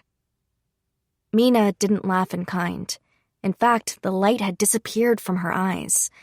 At the same time, she had an epiphany. She now understood what feeling was welling within her. Despair. Grief at her lack of power. It weighed so heavily on her that it was physically painful. The urge to do something for Iris burned in her chest. Lady Alice, forgive me for my impudence, but... Mina's voice trembled. It was all she could do not to scream. Please don't take me, or any of us, for fools. In the end, her emotions were so uncontrollable that they broke the dam. Despite all her good sense, her feelings spilled out. For a split second, Father Raphael's face was pure shock, but he said nothing. It seemed he had decided to let Mina say her piece. I know that from your standpoint we seem weak, said Mina. We live in small, closed worlds, and we can't possibly know everything our leaders are up to. It's all we can do to keep up with our own little lives. The people went to work every day, came home and ate. Then they fell asleep, woke, and started the process all over again, praying that the new day would be as peaceful as the previous. They prayed because they understood they had to be grateful for that peace. They knew themselves blessed if they didn't have to worry about where their next meal was coming from, and if they had a job from which they received worthy pay.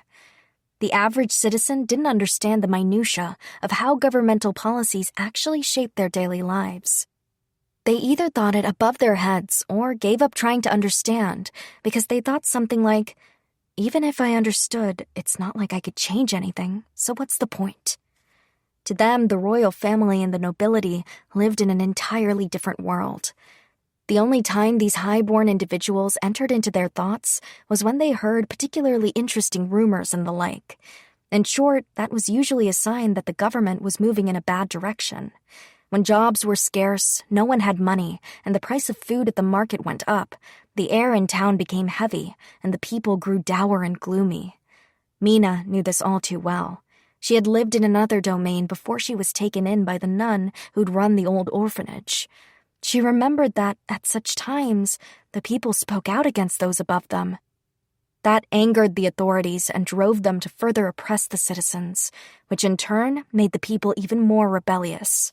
Such circumstances made the air grow even heavier.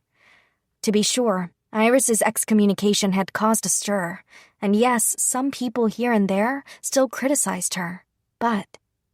Even so, we're not fools, Mina declared. We understand how much you've done for Armalia." So many people had come out in support of Iris. "Life is so much easier than it was before. Our new governor really cares about us. There must be some kind of mistake." Mina didn't know all of what Iris had or hadn't done, but everything she'd done in the duchy had made life easier for its people and brought smiles back to their faces. There were more doctors to treat the sick, and with the increase in literacy, the people were better protected from traveling merchants looking to swindle them. Farmers who lived in the regions with poor soil had been given access to education and new means to make a living. The children of Armalia smiled because they could dream of their futures. Every day, so many people spoke of Iris. They weren't spreading gossip to entertain themselves. They shared exciting rumors they'd heard of her work and deeds, and they did so with smiles on their faces. "We are weak," Mina acknowledged. "But I won't stand for anyone using our weakness to blame you for anything." Mina knew what it meant to be a woman, just as Iris did. Mina was slightly older, but they were of the same generation. Being a woman meant people thinking certain things about you. It didn't matter that Mina and Iris were on completely different ends of the power spectrum. Iris had influence, strength, wealth, none of which Mina possessed. But Iris was human, just like anyone else. Mina understood that well, what with all the time she'd spent with her. Iris wasn't some intangible idea. She was a real, live, breathing person, one who stood before Mina at this very moment, so overworked that she was wasting away before her eyes. Mina couldn't let her get away with this any longer. If she did, it would just give those who already hated working women even more ammunition. "Please, Lady Alice, please don't blame yourself anymore. I can't forgive anyone who criticizes you, even if that person is you." Iris's eyes widened, and then tears began to stream down her face. Her reaction shocked Mina. "You made Alice cry, Miss Mina. That's not nice." The children chided Mina as Iris sniffled. Iris shook her head, wiping the tears away. "No, children, it's fine. I'm actually very happy." "You cry when you're happy?" "That's right. Tears can come out of your eyes when you're happy, too. And Miss Mina said something so sweet that all these happy tears are coming out of my eyes." The children breathed a sigh of relief, as did Mina. "Alice, Mina, perhaps you'd each like a cool cloth for your faces?"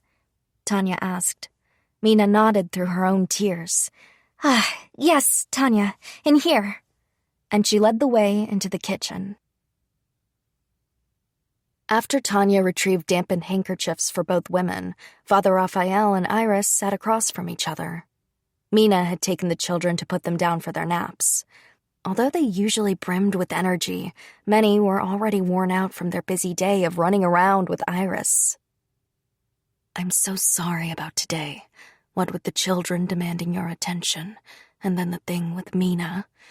Father Raphael trailed off. "Not all. I love playing with the children. You needn't apologize. As for Mina's words, I'm sorry you had to see me in such a state. I really did appreciate what she said. I suppose I'll have to figure out a new disguise so I can go back to town incognito." Father Raphael looked troubled. "You truly are so kind to others, and so hard on yourself." "You think so? You know what happened in the chapel earlier, don't you?" Iris asked. Father Raphael smiled tightly, but he didn't chide her. Rather, he looked as though he had expected this. "Being kind to people is different from indulging them when they've done something wrong." Iris laughed. "I suppose you're right. Now, what's our friend up to these days?" "Serving with his peers. I think his time at the academy left him rather naive to a number of things," Father Raphael said with a new sort of smile. Iris smiled back at him. "I'm relieved to have you watching over him, and I'm sorry for asking you to do this." "Not at all. I owe you an incredible debt, after all." "I see. Tangentially, I heard you've seen Noryu?" Father Raphael gave her a look of surprise. "You're well informed, my lady." Noryu was a priest who had carried out the orders of the former pope during Iris's excommunication. He was currently awaiting trial for his involvement, and he had been jailed in the capital until a verdict could be reached. "He told me it was all your fault," Father Raphael said with a laugh. "However, I had removed myself from the power struggle in the capital of my own volition. It would have always been difficult to get the promotion he wanted while working under me. I suspect his resentment boiled up." It feels strange to hear about clergymen yearning for promotions. "I suppose it does," Father Raphael laughed again. "Humans are difficult creatures. They all have different ways of thinking. You could gather 10 people in a room, ask for their opinion on any given thing, and they'd all have something different to say. Even if they all believe in God, they all have their own interpretation of the same divine doctrines. I encourage you to ask a group yourself sometime. It's quite fascinating." I'll keep that in mind. To the point, those different opinions can come from different values. Noryu and I certainly differed in our values, but as we never discussed the difference in our opinions, we had no opportunity to express the difference.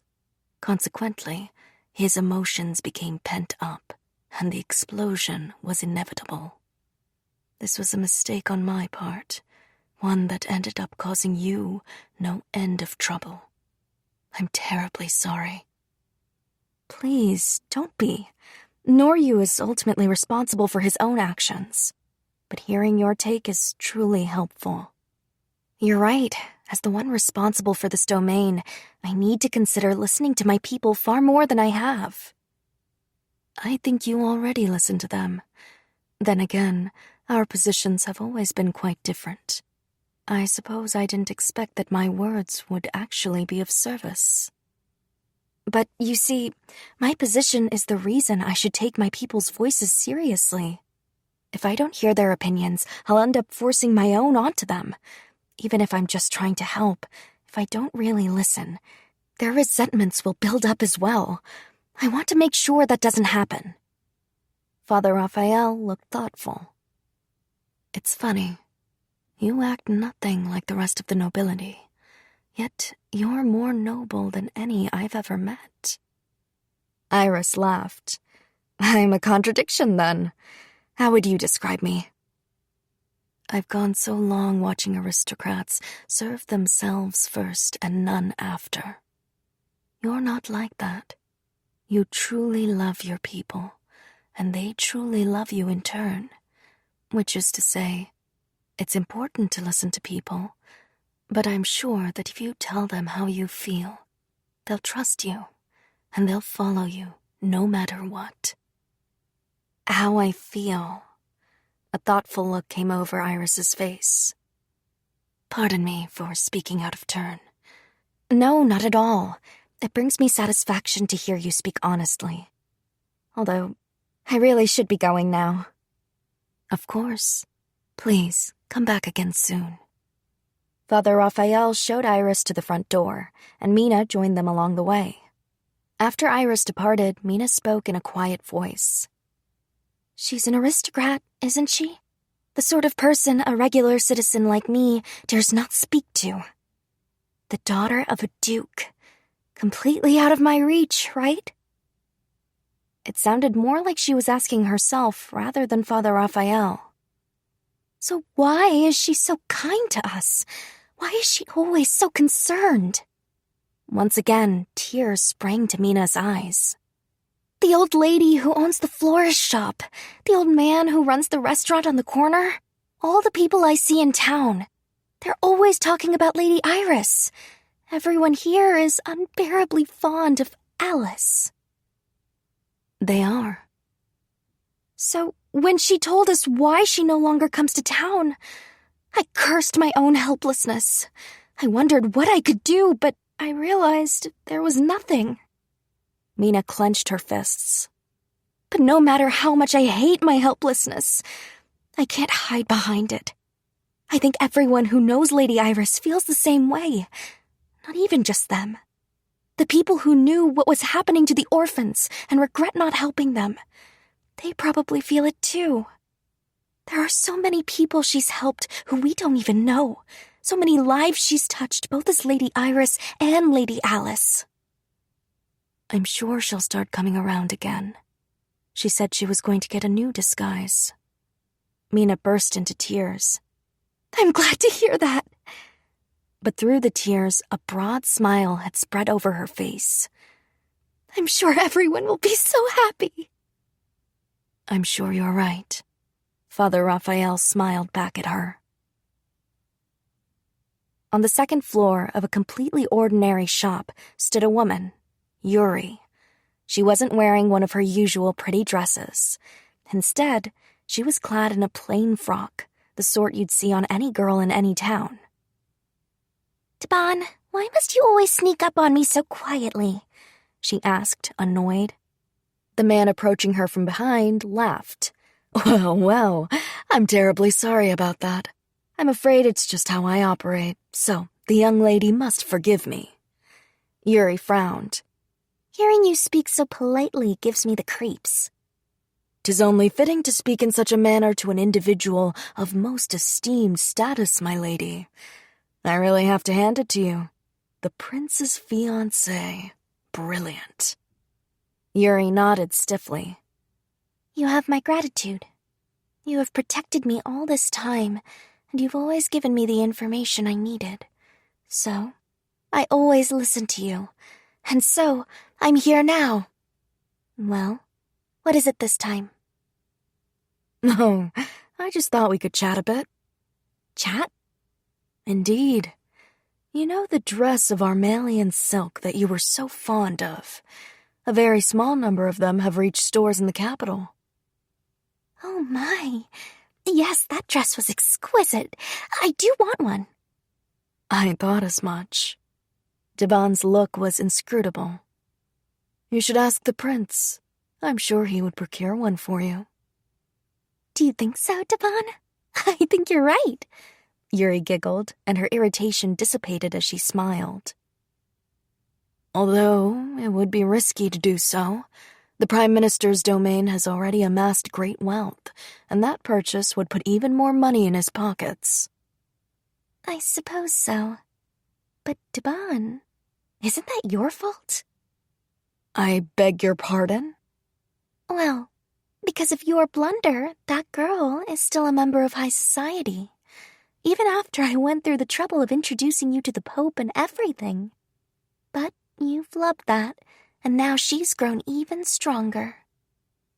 Yes, that was all due to my ineptitude, he agreed. I sincerely apologize that things ended up the way they did, despite your efforts. Honestly, don't make the same mistake twice. Very well. Taban eyed Yuri thoughtfully. You really despise her, don't you? I do. I hate her. She was born with a silver spoon in her mouth, and she acts like she was entitled to it. People like her, I can't stand them. I thought for sure I would get to see her fall from grace when she was expelled from the academy, but... Yuri paused and peered out the window, almost as if she were looking for Iris. When I was trapped in that little town, I just kept thinking. That wasn't where I belonged.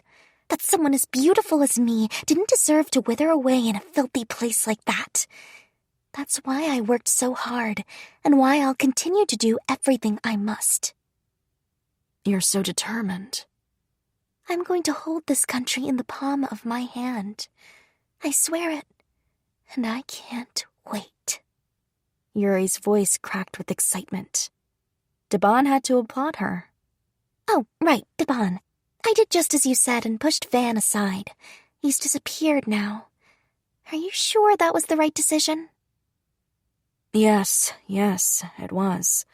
He would have remained useless if you'd kept him around in any case. Now that you've turned him away, he'll be useful for the first time in his life. I can't wait. It will be worth it. Taban smiled. Relatedly, How is the prince doing? Oh, he's wonderful. Yuri smiled as well. I'm a bit embarrassed to talk about him, but he's just so adorable. Oh my. Should I be worried that you're turning into your mother? Yuri's mood instantly changed, and the air between them iced over. Her face was expressionless, but her eyes shone sharply. I'm nothing like my mother, and I won't ever be. Debon remained unflappable and laughed. Pleased to hear that. Well then, until we meet again. Yes, until then. Rudy, I'm done, Alfred announced as he threw down his quill. Rudius gave him a soft smile. Well done, Your Highness. I'll take these where they need to go. Thanks. Alfred let out a sigh that had been building up inside him. Now that he'd taken care of all the business at the palace, he could go to Armalia with a clear conscience. It should be fine if you take a longer stay, said Rudius. Alfred had said nothing aloud, but Rudius had a way of responding to his friend's thoughts. Alfred gave him a crooked smile. Yes, I think it should be fine. I've done more than enough. Although, I do wonder how we got into this position in the first place. What in the world were those officials thinking? It seems they're extremely short-staffed at the castle. The situation had deteriorated to the point that they no longer just needed spies in other countries and domains, but also in the castle itself. They were playing their game of musical chairs with the other royals, and everyone below them was fighting for power and position. At this point, open attacks were expected at every level, but those required leveraging personal connections and bribes, and those who made serious plays kept on making fools of themselves. As a result, the truly gifted players never made a move in public, or even attempted to leave the field of play entirely. Alfred had picked up as many of those as he could and added them to his own team. Armalia's workforce is also suffering, but I envy them all the same. They genuinely don't have enough people. It's worse when you have people, but they're simply unproductive. All of this back and forth in the power struggle had done horrors to the kingdom's productivity. Alfred wasn't sure how many actual public servants were even left. I'm going to rest for a bit. Wake me in an hour, Alfred told Rudius with a heavy sigh. If you're going to rest, why not go to your bedroom? I'm fine here. Very well. After Rudius left, Alfred let out yet another sigh and closed his eyes. Perhaps it was the exhaustion, but lately he'd found himself thinking of his past, memories from his boyhood. Most of them weren't particularly good. The first thing he remembered was being surrounded by adults. As the firstborn prince, he was taken from his parents immediately after his birth and reared by caretakers. He was a cold child. At the same time, he proved clever. From the age of about 3, he became cautious of people and the motives with which they approached him. He observed the adults around him with great care, studying them to learn who meant what they said and who didn't. Envy, greed, vanity, arrogance, wrath, sloth. He learned what triggered every sin, how they manifested, and what reactions they invited. He'd told Rudius of his childhood thoughts once, and Rudius had smiled, exasperated. I never imagined a 3-year-old would think such things, Your Highness. Then Prince Edward was born, complicating Alfred's life even more. Elia, who at the time was just the king's mistress, gained even more power at court, and more people flocked to her side. Alfred's mother, Queen Sharia, was humiliated and more or less lost her status. Alfred's memories of her were hazy, to say the least. He never had much occasion to interact with her, though that might have changed if she hadn't died when he was so very young. Those who had known her told him that she had been frail but gentle, and she had despised fighting. Alfred thought a person like that must have felt terribly out of place in the cutthroat world of the court. Yet, she had endured. Being sickly, she could have withdrawn to the palace as the Queen Dowager had. Perhaps it was more accurate to say that she remained despite herself. The king had been too attached to let her go. "Why are you here?" Alfred asked her once. "You don't belong in a place like this." He said it from a place of concern. Seeing her treated so poorly day in and day out, he wanted to give her heart some ease. Queen Sharia just smiled softly at him. "I love your father. That's why." Alfred wanted to laugh and say, "I don't get it." He couldn't bring himself to. He respected his mother too much. He understood the king's love was all she had left. She believed in that intangible thing, and it kept her from running away. It held her to this dreadful place. This amazed Alfred, not because he thought it was correct or clever, but because he saw such strength in his mother. At the same time, he had a powerful desire to blame the king for all the hardship his mother suffered. The king was a person, but he was also an institution, a symbol, and a tool who needed to represent the entire country.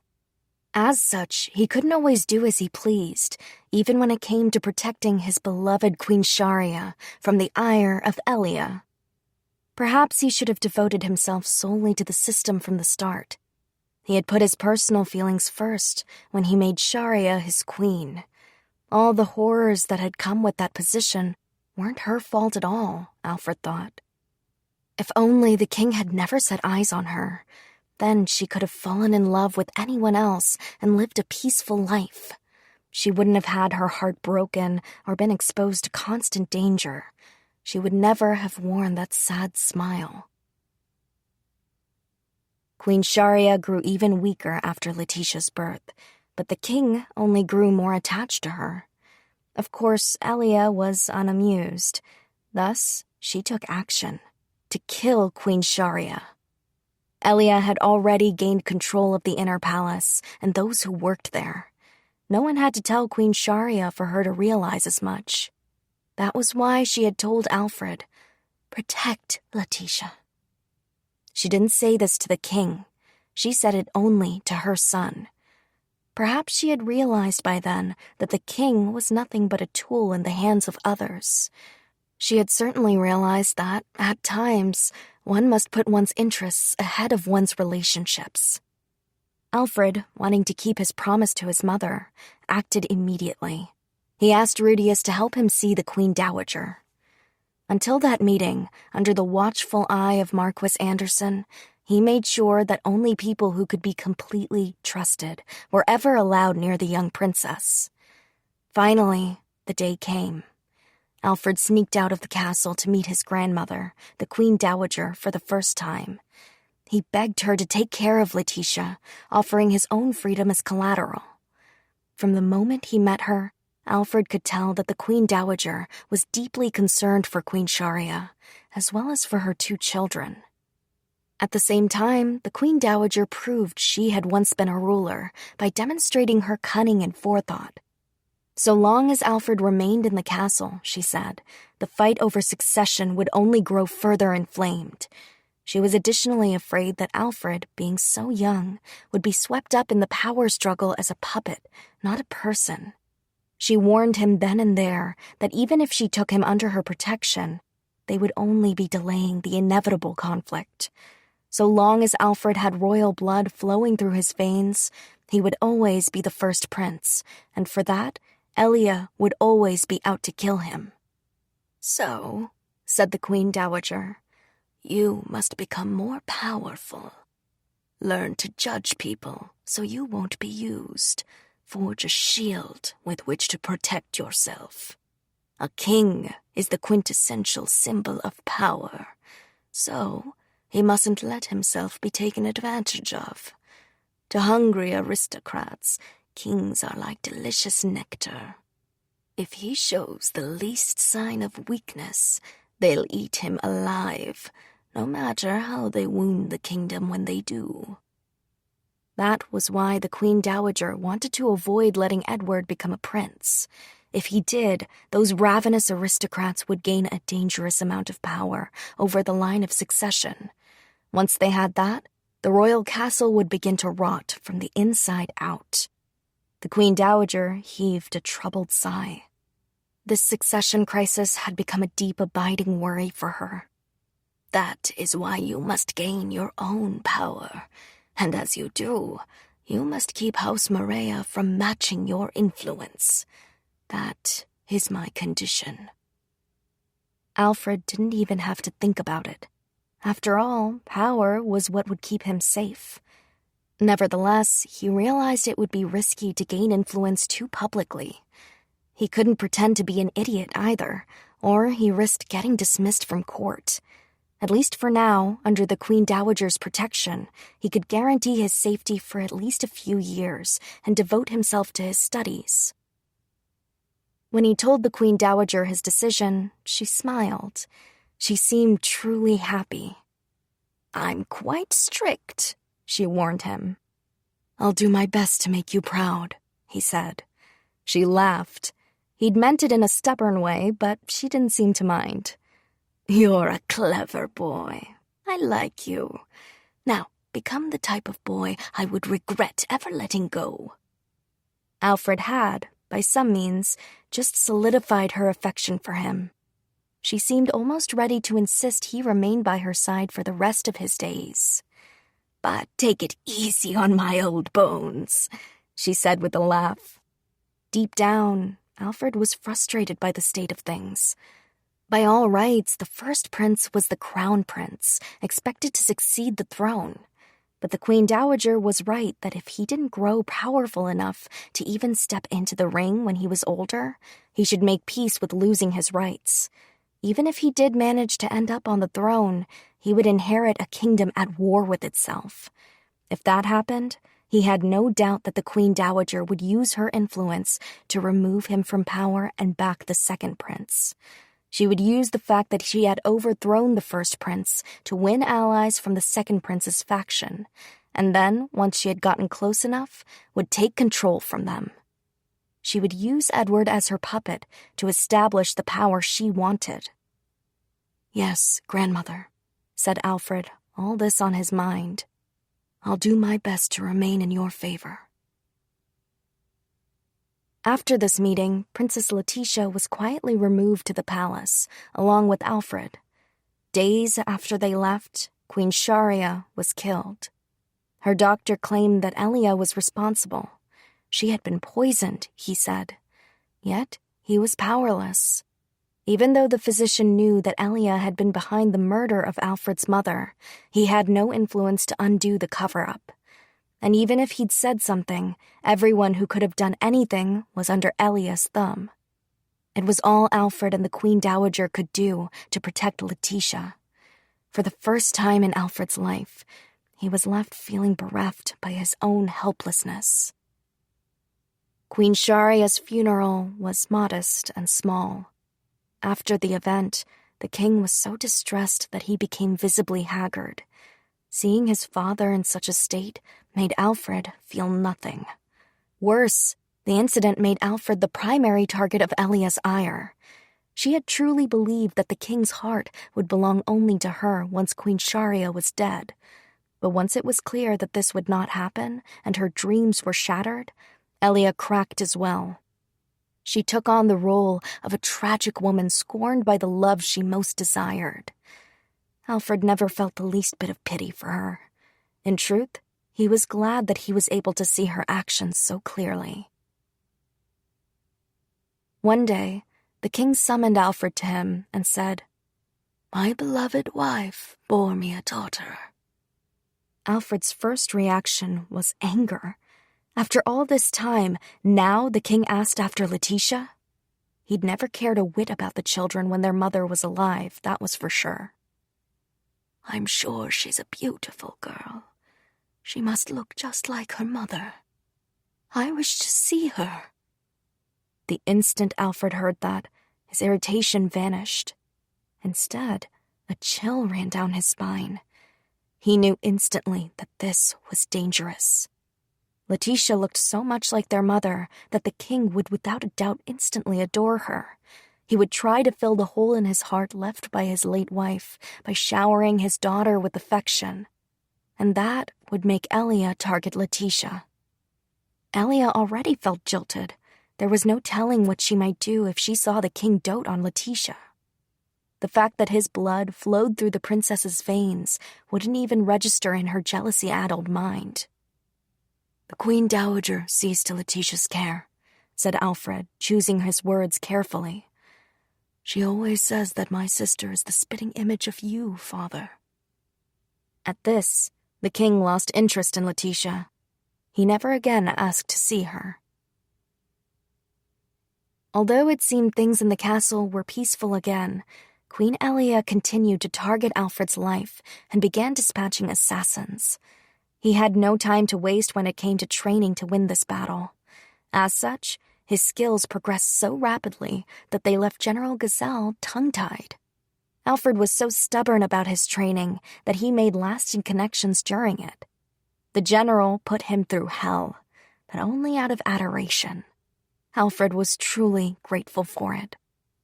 Meanwhile, being trapped in the gilded cage of the palace gave Alfred a hunger for knowledge.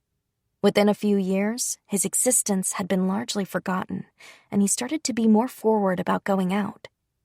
Alfred sneaked into the castle and pretended to be a diplomat.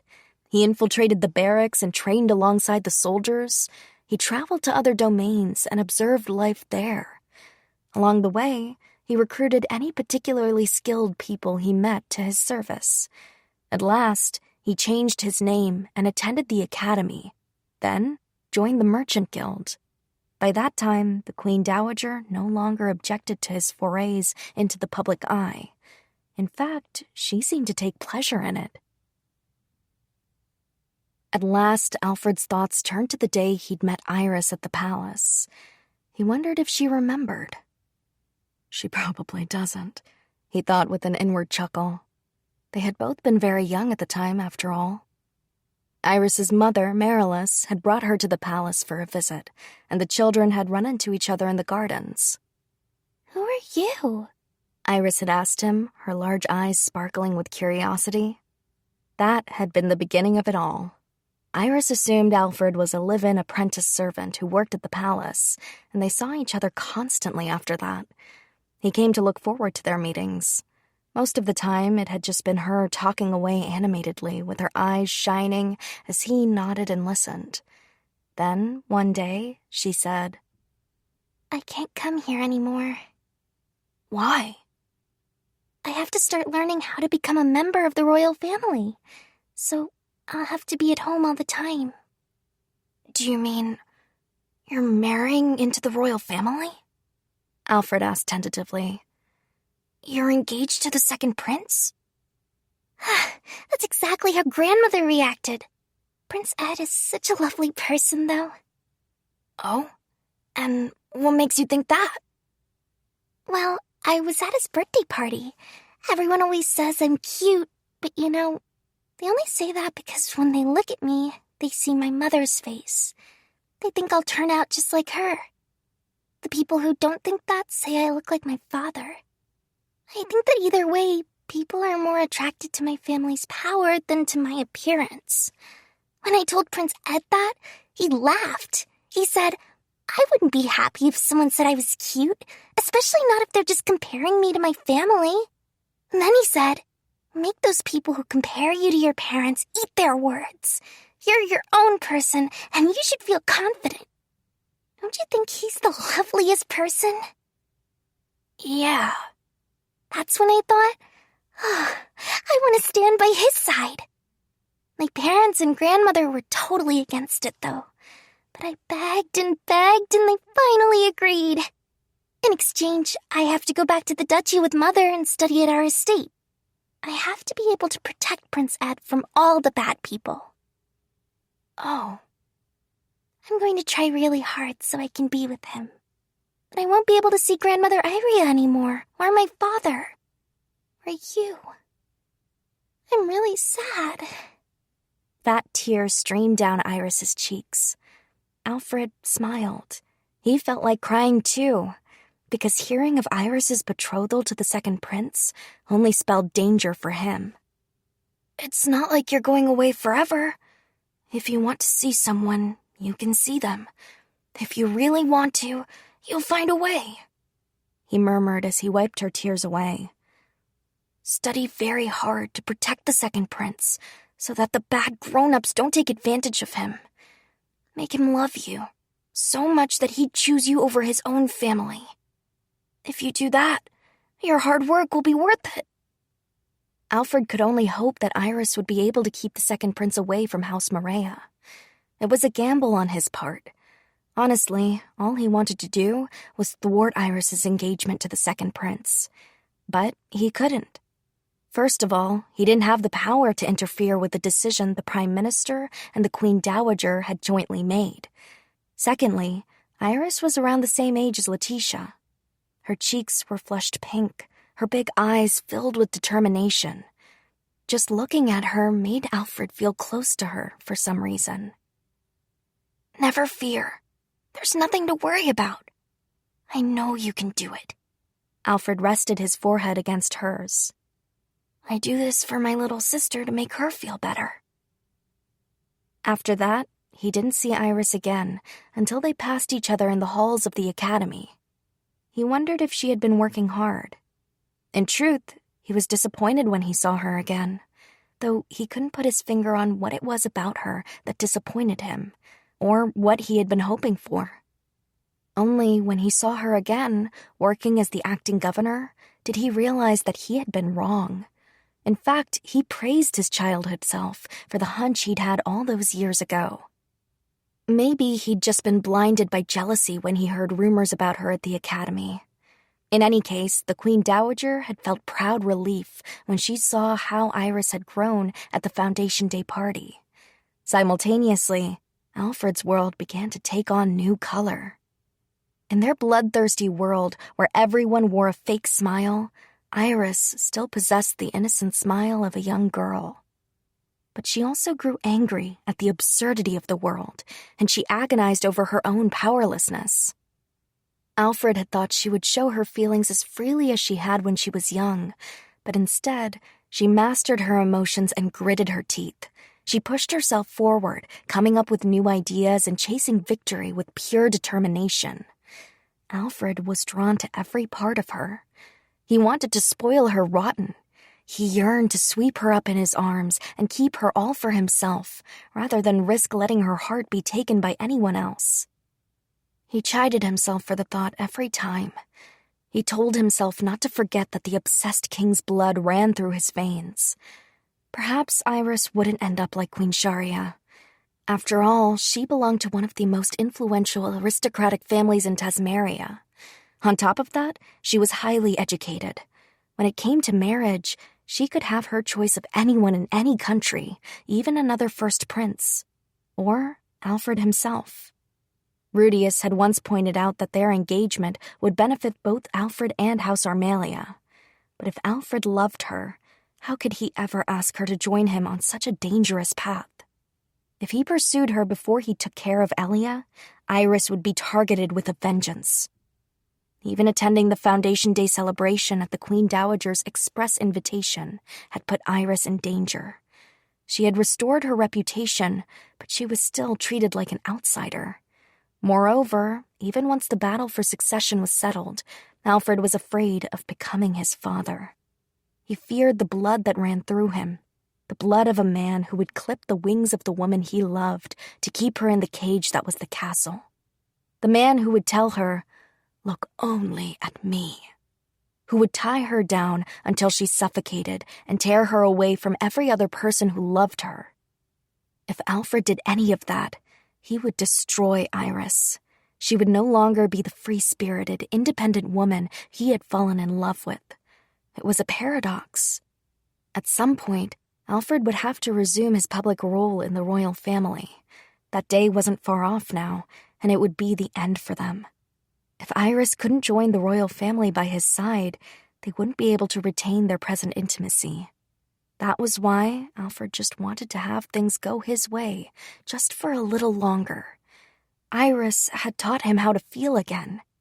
He would never leave her, not until he was forced to. Chapter 14. The Duke's daughter has a bad feeling. All right, that should do it. I scratched my quill across the paper and signed the last document for the day. I'm so glad I decided to invite all those truant officials back. There's so much less for me to do now. I knew it was unseemly, but I slumped over and lay face down upon my desk. My head was unbearably heavy. You did a wonderful job today, my lady. Tanya giggled softly as she set a cup of tea on my desk. To my surprise, there was a knock at the door, and Dean appeared in the doorway. Pardon me. Dean! I quickly sat up and hastily patted down my hair. Why did he always insist on dropping in unannounced? It's been a long time, my lady. Yes, it has. We hadn't seen each other since I met him and Letty. At the time, I'd been annoyed with him, until I realized Letty was his sister. Thinking back on it now, I shouldn't have treated him in such a way. After all, I had no right to tie him down. When Dean wasn't under contract with me, it wasn't like we were perfect strangers, but we were first and foremost acquaintances. I had no business being angry with him when he was out living his life, even if I had been going through a rough time.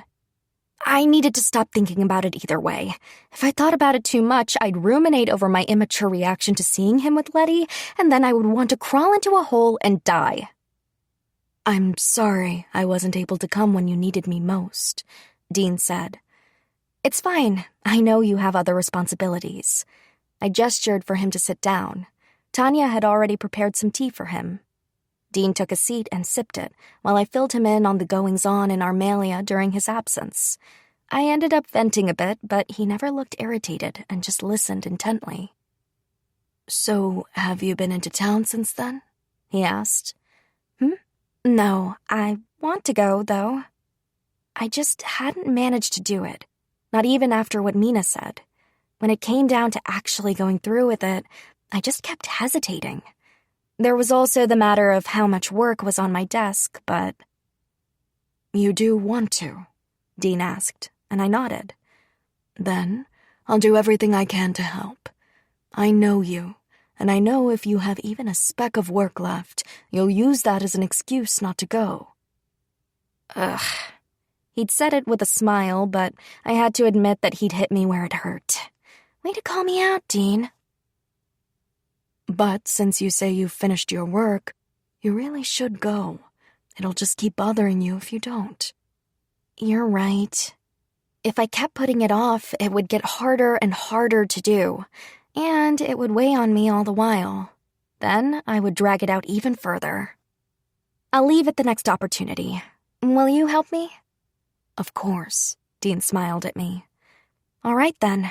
I'd do my best. May I have a word? Dean called out to Tanya in the hallway when she came to take the dishes away. What is it? Dean casually looked around. When he saw that they were alone, he continued. You know Dorson Cataberia, I take it. Her gaze grew sharper at hearing the name. Of course. What about him? I hear he's been lurking around the duchy and Lady Iris. I haven't figured out what he's after yet, though. Where did you hear that?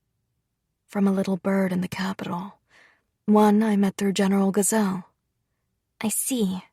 Tanya nodded. If the source was related to the general, then it was a credible one indeed. After all, he was respected deeply, not only by the army, but also by the knights.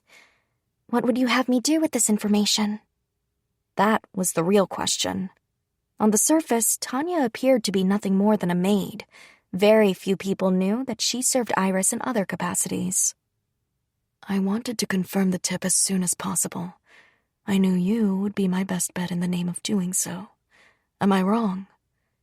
Why me? Tanya pressed. Dean chuckled. I can tell just by watching you serve tea that you've been trained in martial arts. That's... General Gazelle was my master too. That's how. Moreover, from what I know about you personally, I know that for Lady Iris, you would use your skills to your utmost ability. Isn't that what her bodyguards are for? Oh, and you're not one of them? I don't seem to recall discussing the details of anyone's job description. Tanya frowned for a split second. Dean had her backed into a corner. To be more precise, she had dug herself into a hole. Dean sensed what she was thinking, and his smile grew stiff. I've been too forward. What I meant to say was that your movements made clear to me that you have training. The way you observe your surroundings, the way you carry yourself. So, it wouldn't surprise me if you were more than simply a maid, and if you in fact also acted as Lady Iris's eyes and ears. At least, that would be my guess. You're correct. Tanya wasn't sure if she should be questioning her skills or praising Dean's. Where exactly did you come from? It just wasn't right. A man who had only dabbled in martial arts shouldn't have been able to recognize her skills merely from studying her in her duties. She had spent over a decade under the careful tutelage of General Gazelle, sharpening her skills. Perhaps Dean had faced someone like her before. That might have explained his ability to recognize Tanya's way of holding herself. In any other circumstance, she would have made that guess. That was why she doubted it. Why would the son of a merchant belonging to the Merchant Guild ever expect to be involved in such a fight? She asked as much.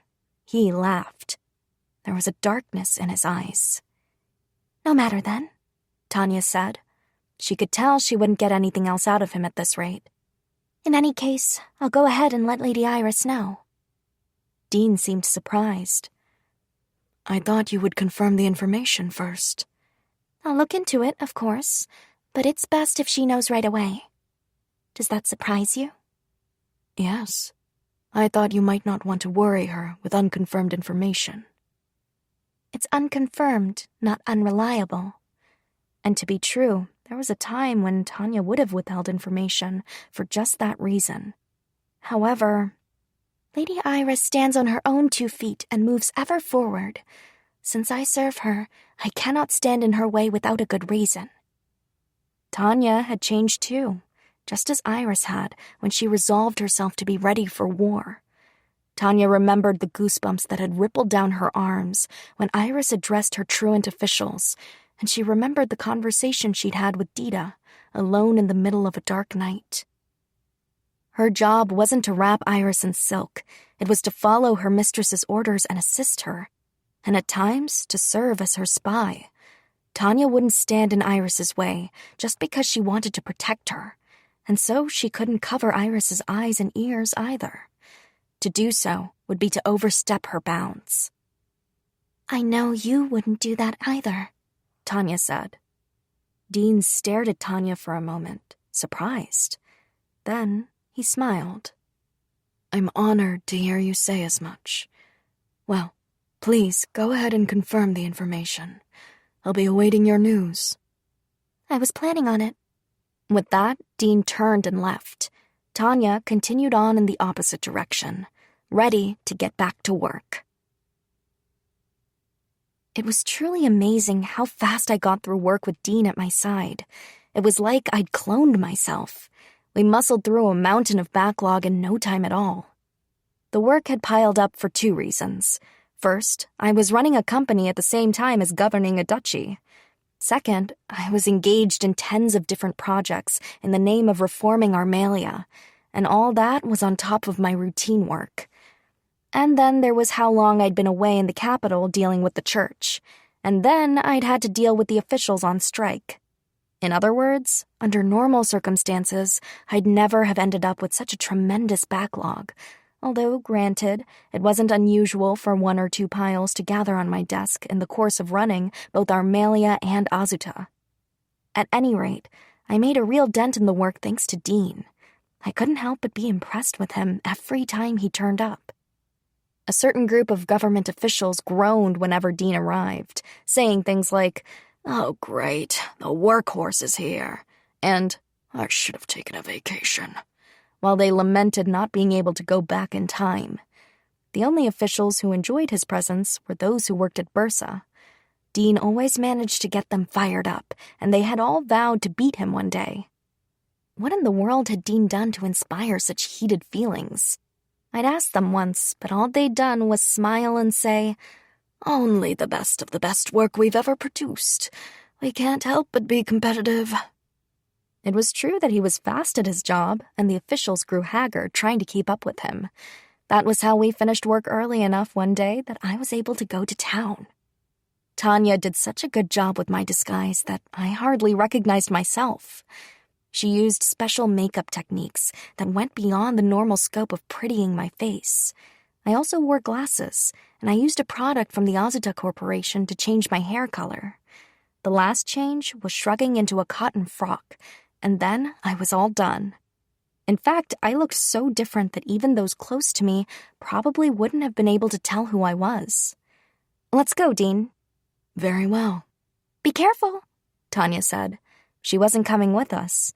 She had something she needed to investigate. Meanwhile, both Lyle and Dita were presently away from the estate. Dita had gone to East Armalia and Lyle to the north. My initial plan had been to bring multiple guards with me in their stead, but Tanya had been against it. She pointed out that if I had too many guards, no matter how elaborate my makeup, my true identity would be obvious. Despite Mina's reassurances, I really didn't want to draw any attention to myself. To be honest, I was still a little nervous about having only one guard. Dean won the responsibility of escorting me, though honestly, he was the best option. He could hold his own against Lyle and Dita, and he wasn't widely recognized in town. Tanya didn't object either. In fact, it sounded like she'd wanted me to bring him in the first place. Something had changed in her lately, and I really had to wonder about that. A change of heart?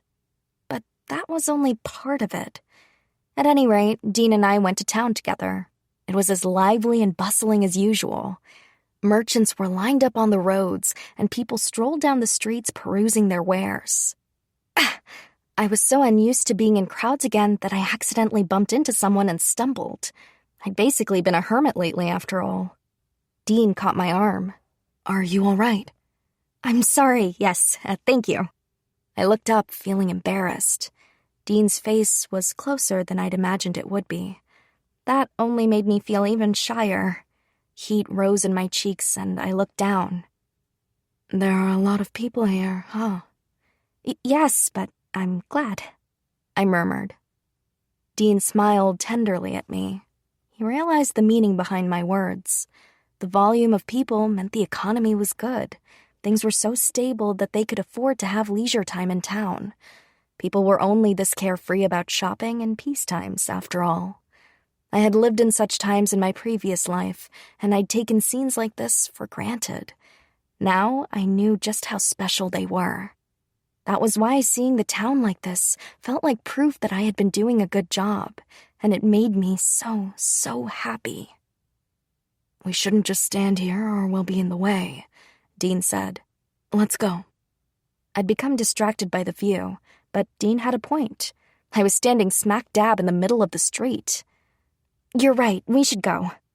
I made to start walking, but Dean suddenly held his hand out to me. I stared at it in surprise. "There are so many people here. I don't want you to get lost," he said with a smile. Right again. I wanted to take his hand, but I was oddly nervous. The hesitation overcame me, and it definitely got a bit weird.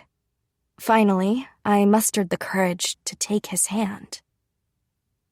Dean's hand was larger than mine, and rougher, and warm.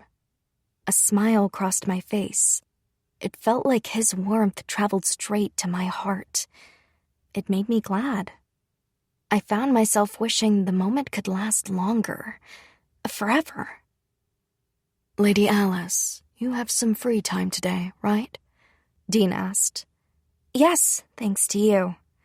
"Then let's take a detour," he said, tugging on my hand.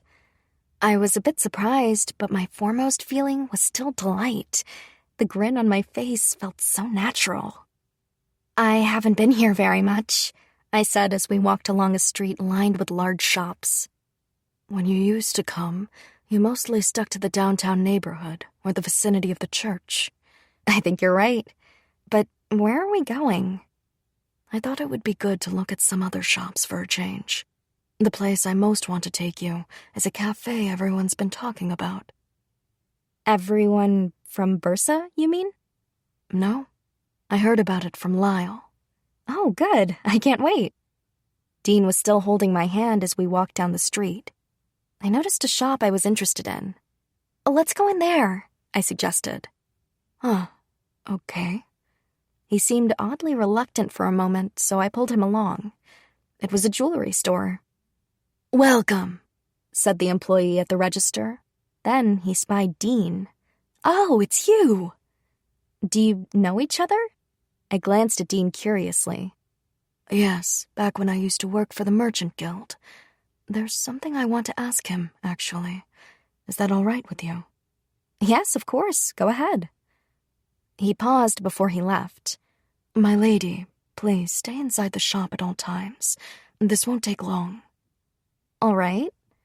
Dean disappeared into the back room with the employee. We were still in the same building, and since the jewelry shop had its own guards, I was sure it was fine. I went ahead and browsed the wares. Oh, what's this? I spotted a beautiful pocket watch among the other offerings. It seemed an odd choice for a jewelry store, but as I examined it, I realized gemstones were embedded in the case. Goodness.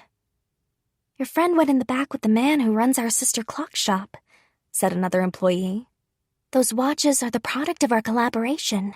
I can vouch for the craftsmanship. I picked up watch after watch to admire them. Each one was better than the last. I was positively entranced. These are lovely. Thank you. The leaf motif is embossed and set with sapphires. The same color as your eyes, in fact. I'll take it, thank you. No, thank you. Before I wrap it up, I'll get the instructions on its care from the artisan.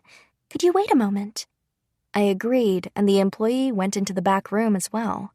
They said it would take a while, so I chatted with another employee while I looked at the other wares. My, are you sure that's the correct price? I asked with surprise when I heard the total. Yes, the shop doesn't cater to the nobility. Our main clientele are from merchant families, such as yourself. We primarily use sapphires, but since no one would buy them loose, we set them in jewelry like so. That drops the price quite a bit. Merchant families? Am I wrong? I apologize. I was only guessing because of your friend. Oh, that's all right. You were just spot on, so I was startled. I see. Thank you. I took the package just as Dean came back into the room, though I quickly hid the package in my purse. I'm sorry it took so long, he said. That's quite all right. I made the most of my time here. After that, we kept walking down the street until we ended up at the cafe we'd originally been aiming for. They had a ton of frozen treats that were the talk of the town. We enjoyed trying various things until we were full. We had taken our time, and I realized we'd been gone for quite a while. Time really did fly when you were having fun. As we were walking, something caught my eye, and I stopped. What is it? Dean asked with concern. I gave him a reassuring smile. This alleyway just reminds me of someplace. Where? Right after I became the acting governor, I took a few companions to tour the domain. Dina told me about that. That's the one. So anyway, we were in the eastern region of Armalia, and I came across a dark alleyway. I started to walk toward it. I was just curious. And they stopped you? Yes. Dida, specifically. He said I wasn't ready for it yet. I finally understood what he had meant. It didn't matter how nice and peaceful a place looked on the surface. All it took was one step in the wrong direction, and you might enter a completely different world. A dark world. One where darkness came not from poverty or misfortune, and one that felt completely different from how it first appeared. I'd seen such a place in my past life, too. I'd been walking around idly, feeling excited because I was on a trip. I'd thought being a tourist meant nothing bad could possibly happen to me. I'd been in the middle of a seemingly idyllic town, but when I took a single step into a certain alleyway, the atmosphere had abruptly changed. The people on the streets had turned to me with sharply glinting eyes. The buildings had looked identical to the buildings everywhere else, but I'd been overwhelmed by a heavy, intimidating aura. I had known instinctually that I'd walked into a dangerous place. I remembered being incredibly frightened. To think I'd repeated the same behavior even in my next life. It just went to show how little progress I'd actually made.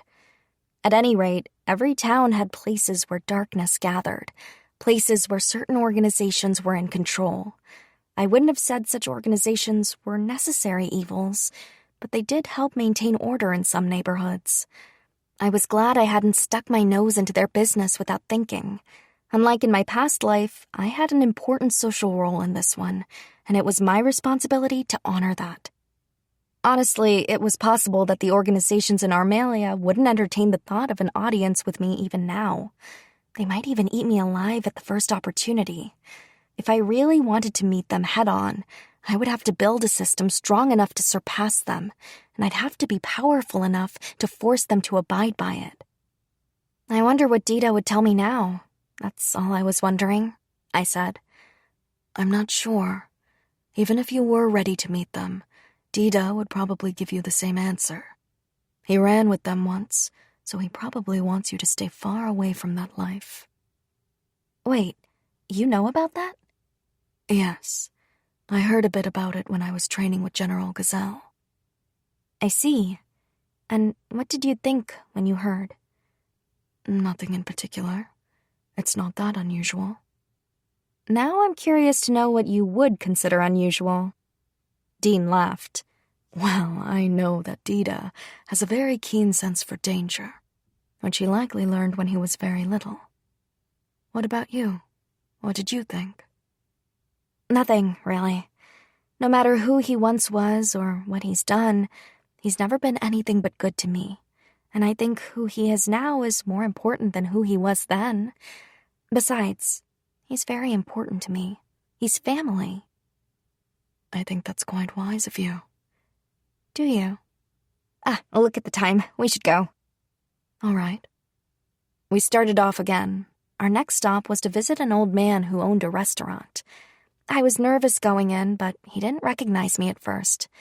I was once more impressed with Tanya's makeup skills. When I introduced myself properly, he stared at me blankly. Then he burst into an enormous smile, delighted that I was visiting. In fact, he was so happy that he ordered a free round of drinks for all the customers on the house, much to his wife's dismay. To be fair, she also greeted me tearfully, and she insisted we would eat for free. We were greeted warmly everywhere we went, at the florist, at the fishmongers. One by one, we went to everyone who knew Alice. None of them said the least word against me. In fact, it was all tearful words of gratitude and heartfelt apologies. Soon, it was so much that I wanted to cry.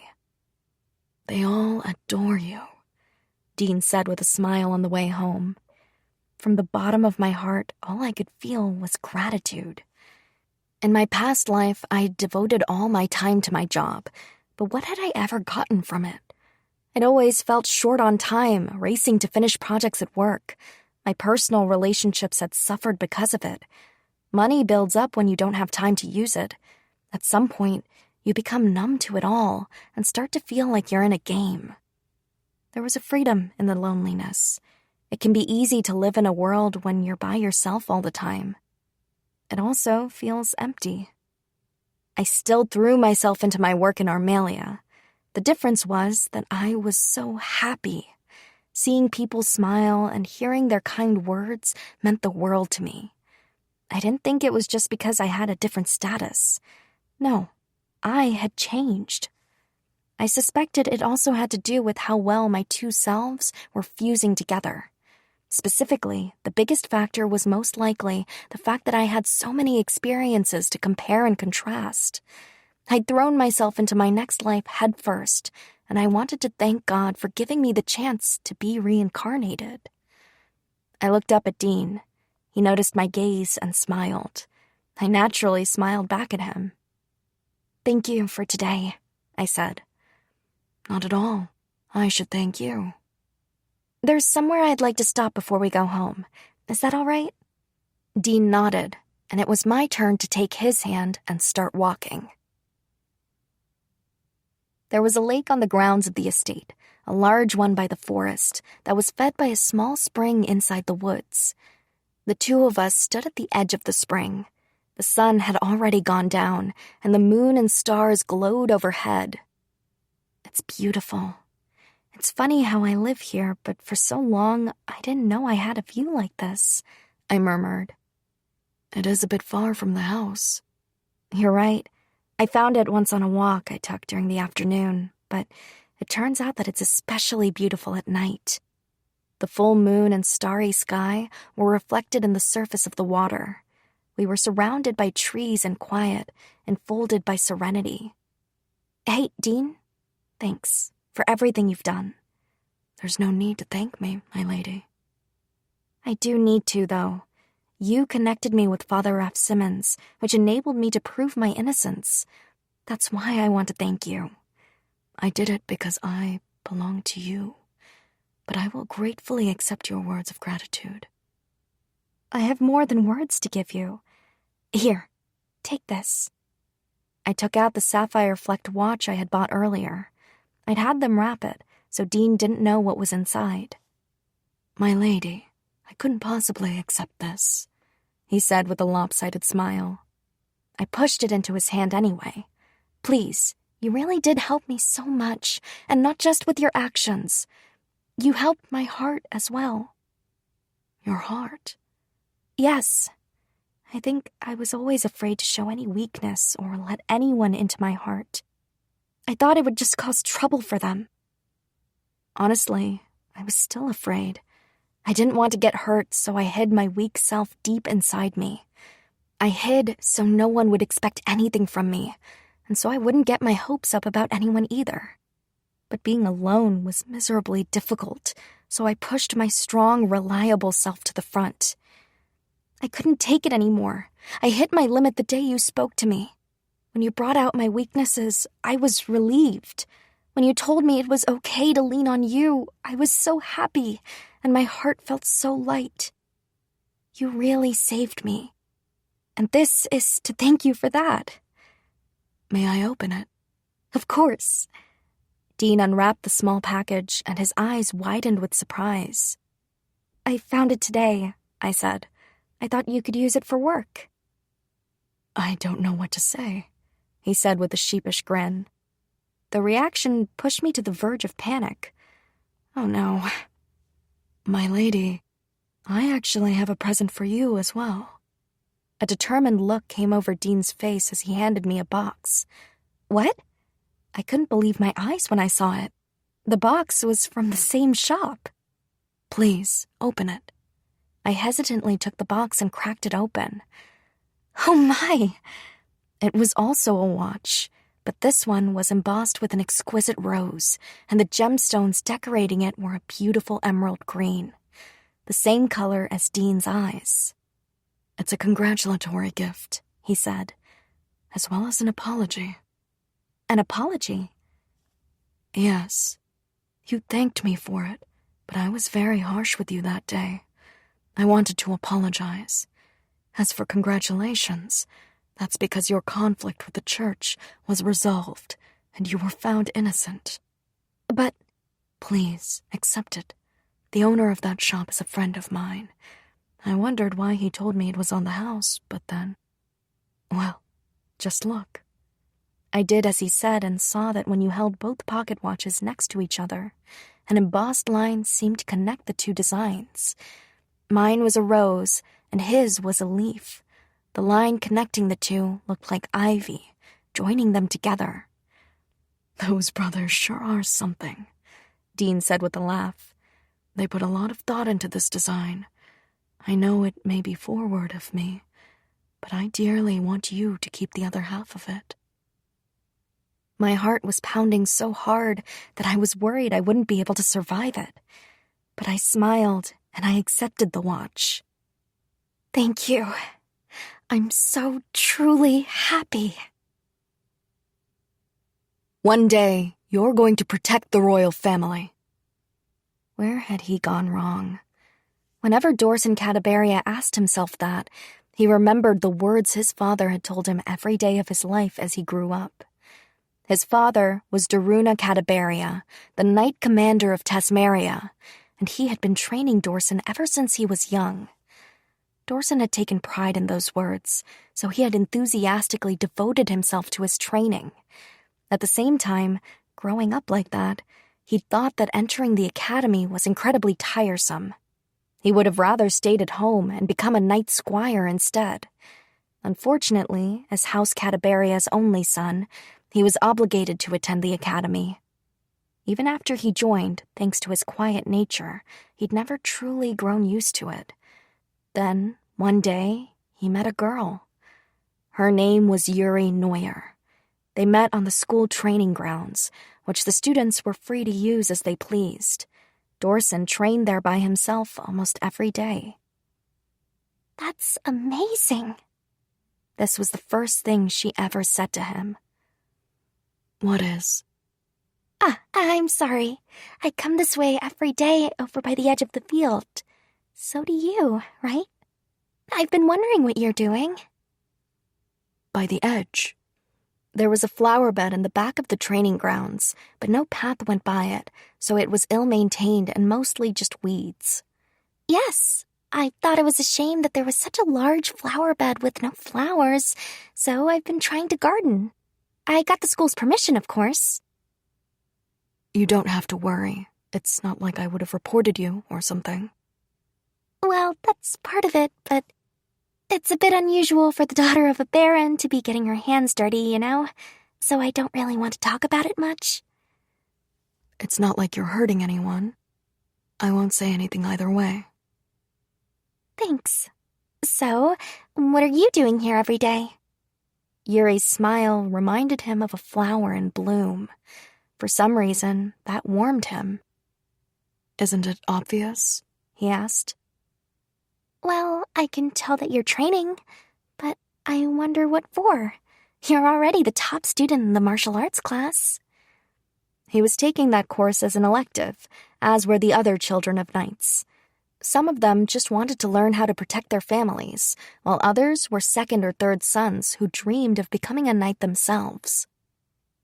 I'm not training for class. You're not? No, I'm training so that I can offer my services to the royal family. Yuri stared at him blankly for a few moments. Then she smiled deeply. That's wonderful. I bet it would feel so wonderfully reassuring to be protected by someone like you. Those words and that smile left a lasting impression on Dorson. From time to time, Yuri would come to visit him while he was training. They would chat a bit, and then she would leave. At first, he didn't think anything of it, but gradually, he found himself looking forward to seeing her. She would compliment things that came naturally to him, telling him that he was wonderful, that he was amazing. He found those compliments so encouraging that they made him even more enthusiastic about his exercise. He thought multiple times that he would love to devote his sword to her. Every time he chided himself, reminding himself that his sword was meant for the royal family. By the time Dorson realized he was in love with Yuri, she was already engaged to Prince Edward. At first, he was depressed, but his desire to protect her won out. He realized that he could love her even while missing her, and that somewhat healed his heart. Even better, he realized he would now be able to dedicate himself to her protection. During the conflict between Iris, Yuri, and Edward, he had of course taken Yuri's side. Iris's expulsion had been in the name of protecting Yuri. So he thought, at least. "What have you done?" Daruna, his father, asked in an incredibly stern tone. Dorson didn't know what he meant and gave him a puzzled look. His father heaved a sigh. "I'm talking about the Duke's daughter." "Why are you yelling? Are you serious?" "Yes." "I can't believe you'd raised a hand to the Duke's daughter. Even worse, you aspire to become a knight, and you raised your hand to a woman, period. Where is your pride in our chivalric code?" "But the Duke's daughter was abusing Lady Yuri. And did you see her doing it?" Well, not directly, but everyone said. "And did you investigate these claims to ensure their verity? Did you witness any of it with your own eyes?" "No. I am so furious, I don't even know what to say. You raised a hand to a woman without proof, to the fiancé of the second prince. You don't deserve to be a knight. You've brought shame both on this house and on the knighthood itself. But I'll hear none of your excuses. I order you to stay at home until you've cooled off that damn head of yours." With that, Daruna ordered the butler to escort Dorson to his room and confine him there. For a good long while, Dorson was not allowed to attend school, which meant he was unable to train. He had nothing to do besides sit in his room and think. Dorson had no idea why he was being punished. All he'd wanted was to protect Yuri. After he had been confined for a set period of time, his father allowed him to resume his training, but forbade him from seeing Yuri. This just led Dorson to distrust his father's judgment even more. It wasn't until after he saw Yuri again at the Foundation Day celebration that he came to understand his father's sentiment. His mother summoned him to meet with her after the party. "It's good to see you again, Dorson."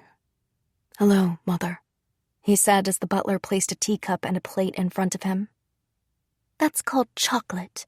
It's quite popular in the capital now. Try it," his mother urged. Dorson had never seen anything like this food before, and he took a bite. "It was made by the company House Armalia owns."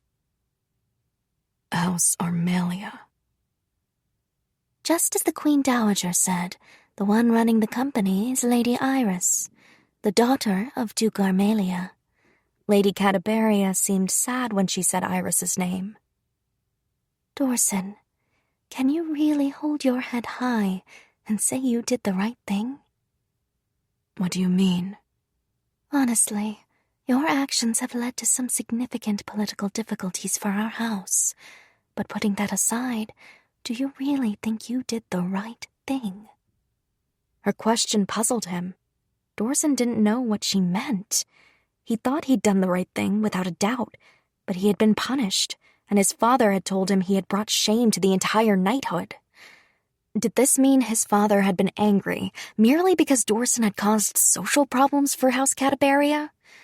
If so, then he was even more convinced than ever of the rightness of his actions. As long as he protected Yuri, he didn't care what happened to his family. "Really, Dorson, and this might sound rude, but I feel sorry for the Duke's daughter." "And why is that, Mother?" "Because Yuri Neuer set her eyes on a man who was already engaged and stole him away from Lady Iris. As a woman, I can understand why Lady Iris reacted like she did. Another woman grew close to her fiancé for malicious reasons. She felt jealous and threatened. Who could blame her for speaking against Yuri?"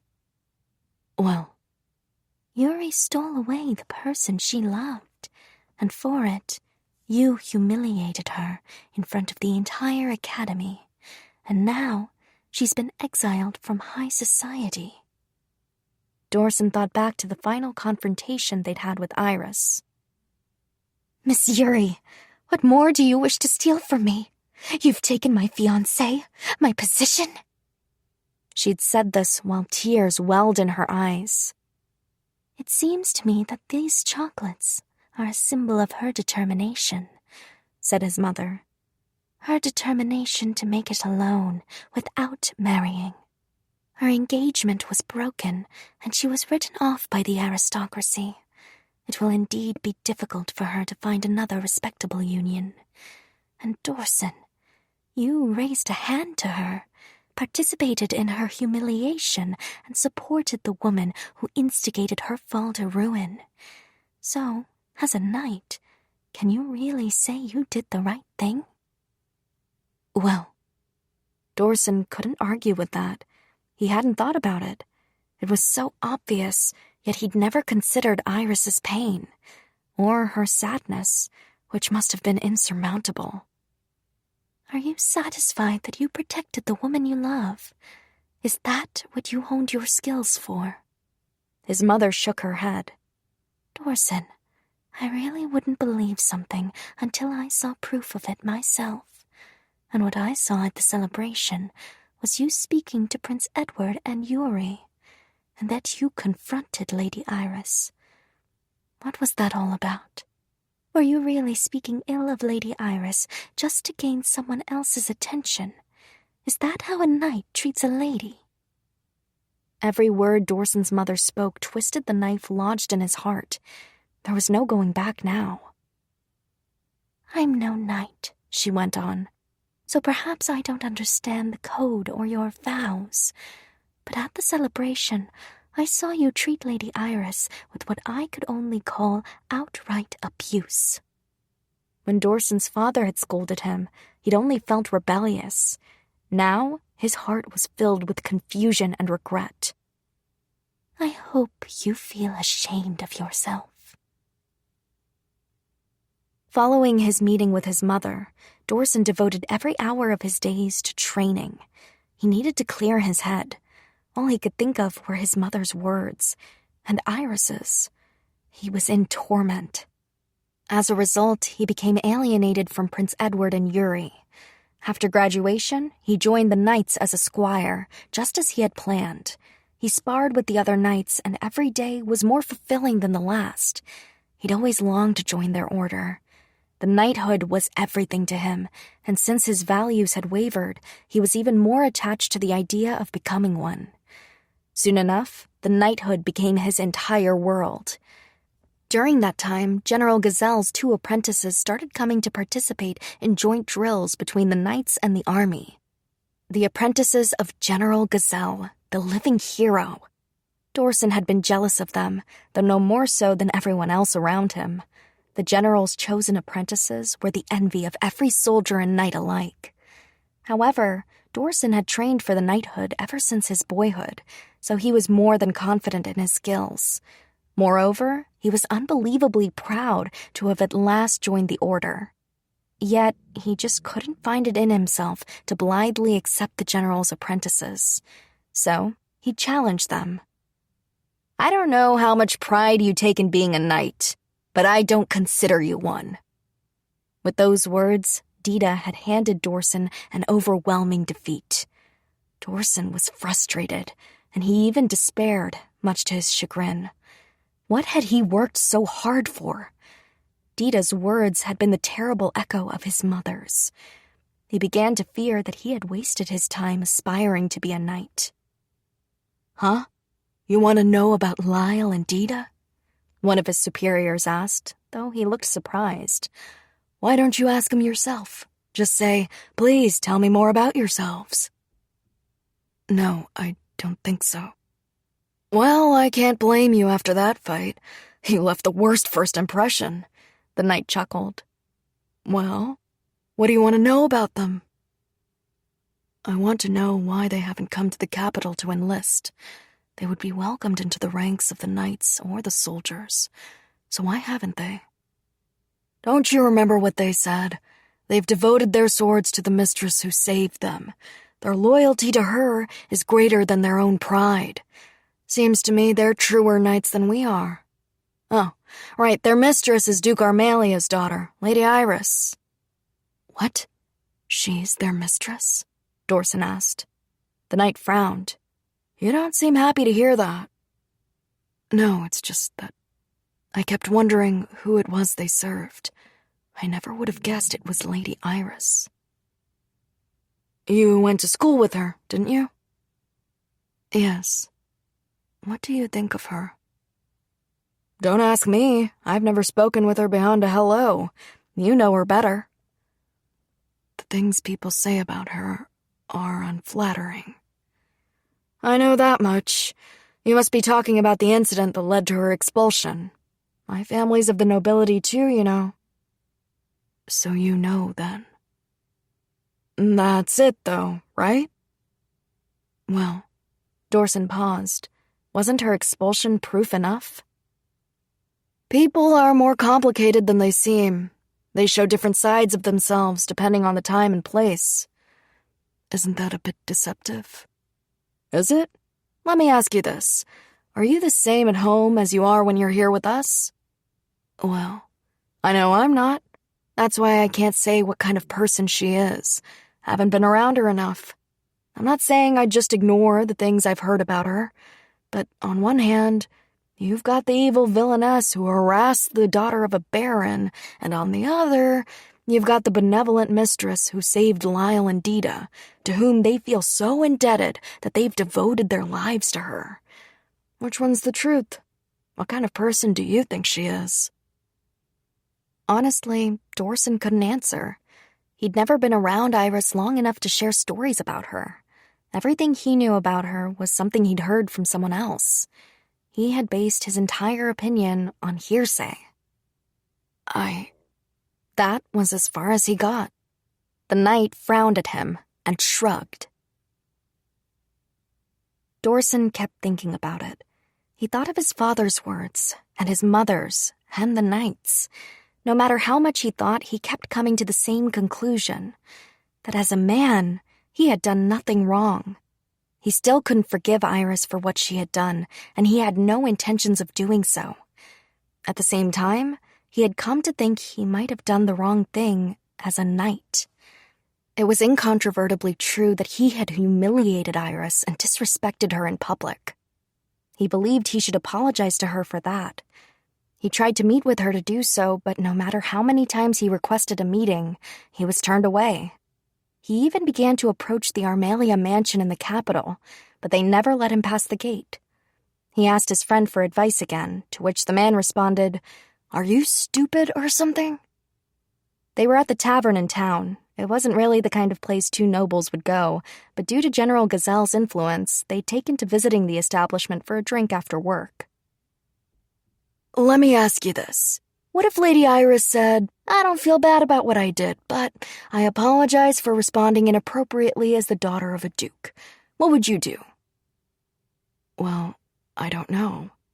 I just want to settle things. Settle things. Obviously, she's going to be suspicious if you start coming around suddenly, saying you want to see her. Hell, is your apology even sincere? Anyway, if you think she's got the time to listen to you, you're crazy. I do mean it, though. I feel terrible about my behavior. It was unbecoming of a knight. That's it, though. Remember what I asked you? About how you'd feel if the situation were reversed? How would you feel? Dorson wasn't sure how to answer, though he wanted to. When he thought of Yuri's suffering, he just couldn't forgive Iris for what she'd done. He would think any apology empty and meaningless. His expression said it all to his friend, who nodded. See? You wouldn't really mean your apology. Your heart's not in it. If you try to apologize and it's not real, they're gonna know it. Then the knight's face grew serious. Anyway, apologizing might feel good because then you feel like it's all over.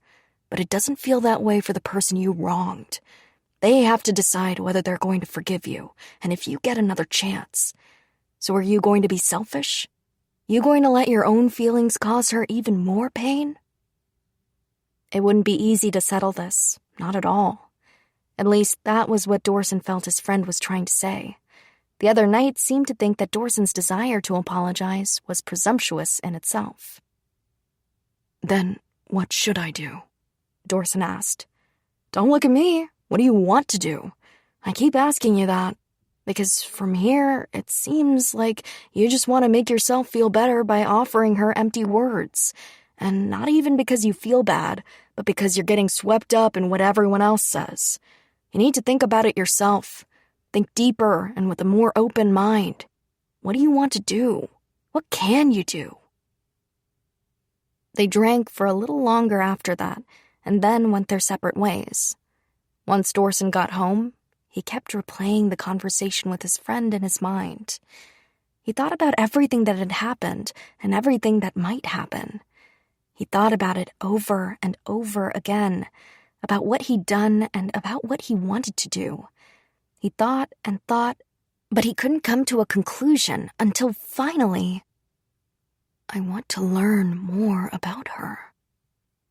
That was Dorson's resolution. He didn't know anything about Iris, which meant he needed to learn.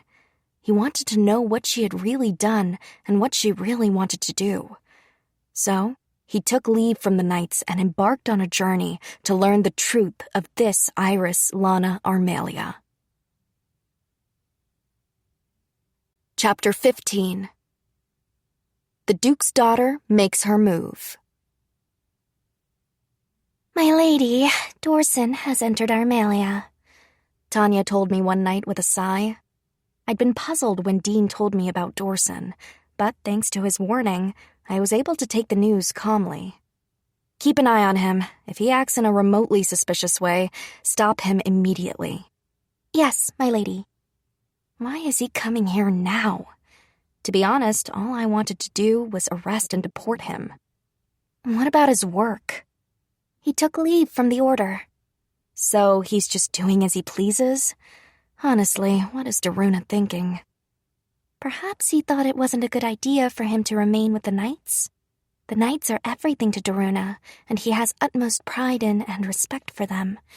Despite that pride, he seems to understand that Dorson went too far. But Dorson is his only son, so perhaps he's giving him one last chance before disinheriting him. That's awfully generous. I had to laugh. Well, no matter. I won't let him do as he pleases, that's for sure. I squeezed my hand into a fist. How was your trip to town, by the way? What? What do you mean? The sudden change in subject flustered me. You've just been in such a good mood since you came back, is all. Oh, yes. Tanya was wildly perceptive, and the accuracy of her insight took me off guard. I definitely overreacted. Ugh. I am very happy. I feel most fortunate. That was all I could think to say. I see. Tanya smiled. More importantly, I said abruptly, the topic of going into town had reminded me of something. Let's say you made a terrible mistake. Something truly bad that you couldn't take back. What if you found yourself about to be in the same position as when you had made that mistake the first time? That's a difficult question, Tanya said with a frown. Does finding myself in the same position mean I'm guaranteed to make the same mistake? I don't know, but just imagine that it was the worst mistake ever. I suppose I can't say I'd have to try and see. Tanya closed her eyes. She was taking this seriously. After a moment of silence, she said, I suppose I would think of the things I would stand to gain and the things I might lose. If the matter wasn't too important, then I'd try to find a way to avoid it wholesale. If I was reluctant to do so, that would mean there was something about this position, something beyond the mistake that was hard for me to let go of, a hope I couldn't abandon. So I would try to have it both ways. A mistake means I took a risk, that I might have gained something even if I lost it the first time. If I avoid the decision entirely, then I guarantee that I lose that thing, and I might even lose something I already have. A hope you can't abandon. Yes. This is only a hypothetical, but I believe I understand what you're trying to say. If you found yourself in a similar position, I would support you in whatever decision you made. We would continue to push our way forward, and everyone else would do the same. We all have our own way of doing things, and even if we don't entirely agree with the choice you make, we still support you. And if you find yourself trapped, not knowing what to do, please think of us and use us. Does that answer satisfy you, my lady? Yes, more than enough. Thank you. But I'm exhausted, so I think I'll retire for the night. All right. Tanya helped me get ready for sleep. Once she left, I got out of bed and walked to the balcony. It was unbecoming of me, as I wore only my thin nightgown, but no one would see me in the dark. I looked up at the night sky and then toward the town. The dark worked against me as well. I couldn't see much. With electricity yet undiscovered in this world, the nights were very dark. At the same time, I found it comforting. Hope you can't abandon. Ridiculous. I gritted my teeth. I couldn't hold back the tears anymore, but thankfully, I didn't need to worry that anyone would see me cry out here. My whispers faded into the darkness. I just kept crying, more and more. Even though I was clenching my teeth, stifled sobs leaked out. I wasn't mocking Tanya's words. In fact, I felt not the least bit of spite for them. She had skewered me. There was indeed a hope buried deep in my heart that I couldn't abandon. I was ridiculous. I'd endured so much pain, so I'd locked those feelings away. Yet here, they'd surfaced again so easily. I was so fragile. Now I knew that, even though I'd tried to deny it.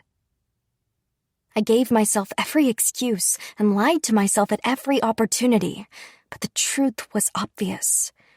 Why did I rely on him so much? Why had I let him see so much of me? Why did I allow him to see my pain even when I hid my emotions from others? Why had I felt such jealousy? My heart knew the answer to all those questions, but I had refused to let my brain accept it. I clutched the pocket watch he'd given me. It was nothing but a hazy outline in the darkness. Only the cold of it in my hands let me know that it was in fact there. I couldn't make the same mistake. I couldn't afford to lose. I couldn't lose the people who followed me, or Armalia, or the citizens who lived there. They were all too precious to risk. And I was too frightened to remember the despair I'd experienced when I'd last been betrayed, and too afraid of being foolish enough to expose myself again. I didn't want that. I didn't want this. Why did that dreadful uncertainty, invisible and intangible, against which I had been so powerless, have to come over me again? Why were these feelings so intense, so overwhelming? I was terrified. I love you. My heart dropped when I said the words aloud, words I could never say in front of him, because nothing could ever come of them. Love that surpassed social status was a fairy tale, although even Cinderella was an aristocrat, and Yuri was the daughter of a baron. So, I couldn't tell him. I couldn't abandon the things that were precious to me. Therefore, I had to lie to my heart. I had to turn my back on all this. Come morning, I would wake up and I'd return to the world with a smile on my face. The numbers don't add up. If you compare them to the last report, exports and imports have decreased. I bit my lip in concern as I pointed out the discrepancies. I wonder why. It's not everyday goods, it's the luxury imports, and they've only decreased in the eastern region of Armalia. You're very perceptive, the Bursa official said, eyes widening. I hate to admit it, but I didn't notice until Dean pointed it out, actually, I said with a chuckle. What did you think? Did you assume I wouldn't catch it? Is this a test? I don't know. I'm just curious. I like to know what my employees think of me.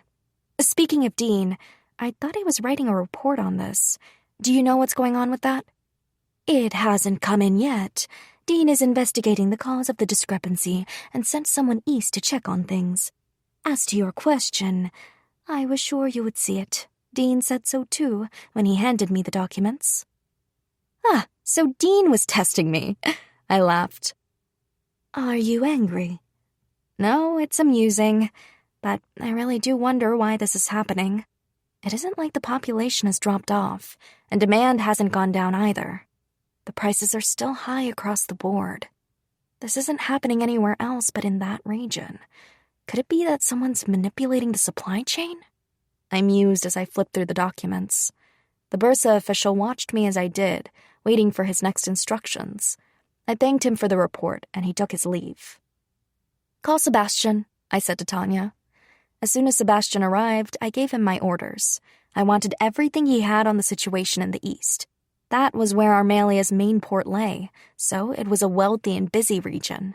It had only grown more so since I'd become acting governor, especially as we were putting more effort into developing relationships with other countries. Revenue from the east was integral to Armalia's ongoing financial health. I had to get to the bottom of this. I wouldn't feel at ease until I did. At present, the situation was only affecting one type of good. But there was no guarantee that the problem wouldn't spiral into other areas. Dean, I just received the reports. How are things progressing? I asked when he arrived as well. Honestly, there's nothing new to say. I sent people to investigate the situation, and I'm waiting for news. One thing has been bothering me, however. Is it that there doesn't seem to be anything out of the ordinary besides the numerical discrepancy? Yes. It's too quiet out there. No reports of a ship sinking, no rogue companies, no complaints from the businesses producing the goods. Even though someone, somewhere, should be suffering because of the dip in profits, we've heard nothing. It's strange. If only we could dismiss this, but I have a bad feeling about it. How long did you say you could stay this time? My original contract expires tomorrow. I have an appointment I must keep, so I'll be away from Armelia for about a week, but I can come back as soon as I'm done. Sebastian can take over in my absence, along with the official from Bursa who was just here, the fellow who brought the reports. All right, I suppose it can't be helped. If I were being honest, I would have felt much better if Dean could have stuck around, but it wasn't good to rely on him so much. All right, if you think of anything new or something changes, let me know. I headed to the library next. I was grateful we had discovered this issue while Dean was still here. I'd had so much work piled up before his arrival that I wouldn't have been able to respond to it promptly. I might not even have noticed it without him. Thanks to him, I'd finished the backlog, but he'd spotted this issue in the first place, then run it by the official who'd come to me with the report. Either way, I was grateful to him. I arrived at the library and entered. Oh, Reme, it's been a while since I saw you here. Lady Iris! Reme greeted me with a bright smile. She was my librarian, but the academy in Armelia was keeping her busy with requests, so lately she hadn't spent as much time at the estate as usual. To be fair, I barely had time to go to our library myself, so it really had been a long time since I'd seen her in her usual habitat, surrounded by books. What brings you here, my lady? Just doing some research about Eastern Armelia. What exactly are you looking for? Cuisine? Oh, how about maps? I'm looking for historical records, like a list of the mayors of the port town, criminal records too, that sort of thing. Here's information on the mayors. It hasn't been bound into a book, so it's quite fragile. Please be careful with it. All right, thank you. I took the packet of papers from Reme. And here are the criminal records. There's not much to them, actually. The vast majority of it gets covered up, I expect. Oh, I suppose I heard that before we had a standing police force, crimes weren't recorded except for major incidents, which is understandable. What do you mean by covered up, though? Eastern Armelia has always attracted hotheads, what with its port. Fights and brawls are daily occurrences. Not to mention, the Vol.3 family controls things, so anything really big gets swept under the rug, and we don't hear about it out here. The Vol.3 family? Who's that? I'd never heard of them before. To put it simply, an organization that controls the underworld. Do you remember when Dita stopped you from walking down that alleyway? The sort of people you would have met there. I see. If I had Tanya investigate their recent activities, do you think we'd be able to discern whether anything had changed for them recently? Well, the family dates back a very long time, probably since the duchy was established and the port was built. They have their own way of doing things, and even though they commit some indiscretions, the citizens don't seem to dislike them. What do you mean by that? Illegal activities. Not slavery, though. They do have people guarding their operations. Likely gambling, for the most part. I see. If they employ guards, then you're probably right. They resolve conflicts before we ever hear of them. And what sense does it make to record an event if it's settled before anyone uninvolved ever learns it happened? Something like that. You sure know a lot, Reme. We've gathered a handful of records on the various heads of the family throughout the years. It's all quite interesting. I see. It would be dangerous to investigate someone like that on your own, wouldn't it? Just thinking about it gives me the shivers. I had a feeling it was going to take a great deal of effort to get to the bottom of this. It would have been different if I'd read anything about it before, but even now that I had the material, it would be no mean feat to get through it all. It made me incredibly grateful to have Reme at my disposal. Are there other organizations like the Vol.3? Of course, several. Although I don't know how many are still around, especially after some went toe-to-toe against the Vol.3 family. Well then, Thank you. Late at night, Dita spotted a certain someone leaving the mansion. "Wait, Tanya!" What is it, Dita? I'm busy. Tanya glared at him, but his usual carefree smile remained fixed on his face. "I know. Princess told you to go investigate out east, right? And you've got to do that on top of keeping an eye on the spoiled rich boy. Must be rough." If you know I'm busy, then let me go. "Don't have to." Huh? "I'm coming with. You know what they say. Every man knows his own business best. Guess I'm headed to my old stomping grounds." Dita's words reminded Tanya of his experiences. Iris had adopted him while she was on a trip in the East with her family.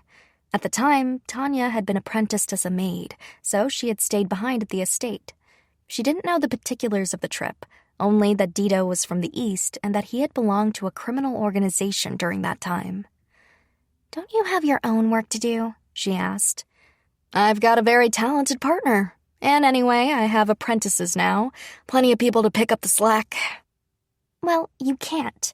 I'm looking into your old acquaintances, and they might recognize you. It's too dangerous. "Hey now, you know I can take care of myself." I'm aware. You don't have to remind me. But why? Why do you want to come? "Because I'll do anything to help Princess. And, like I said, I know the lay of the land." Tanya stared at Dita, trying to discern his motives. He just stared back at her, smiling. But the look in his eyes was deadly serious. "Let's say I've got a bad feeling about this," he said. "That's why I want to go myself and see what's really happening. And if I can settle some things at the same time, then good." Do you really think I'd let you come after hearing that? "Like I said, I can handle it.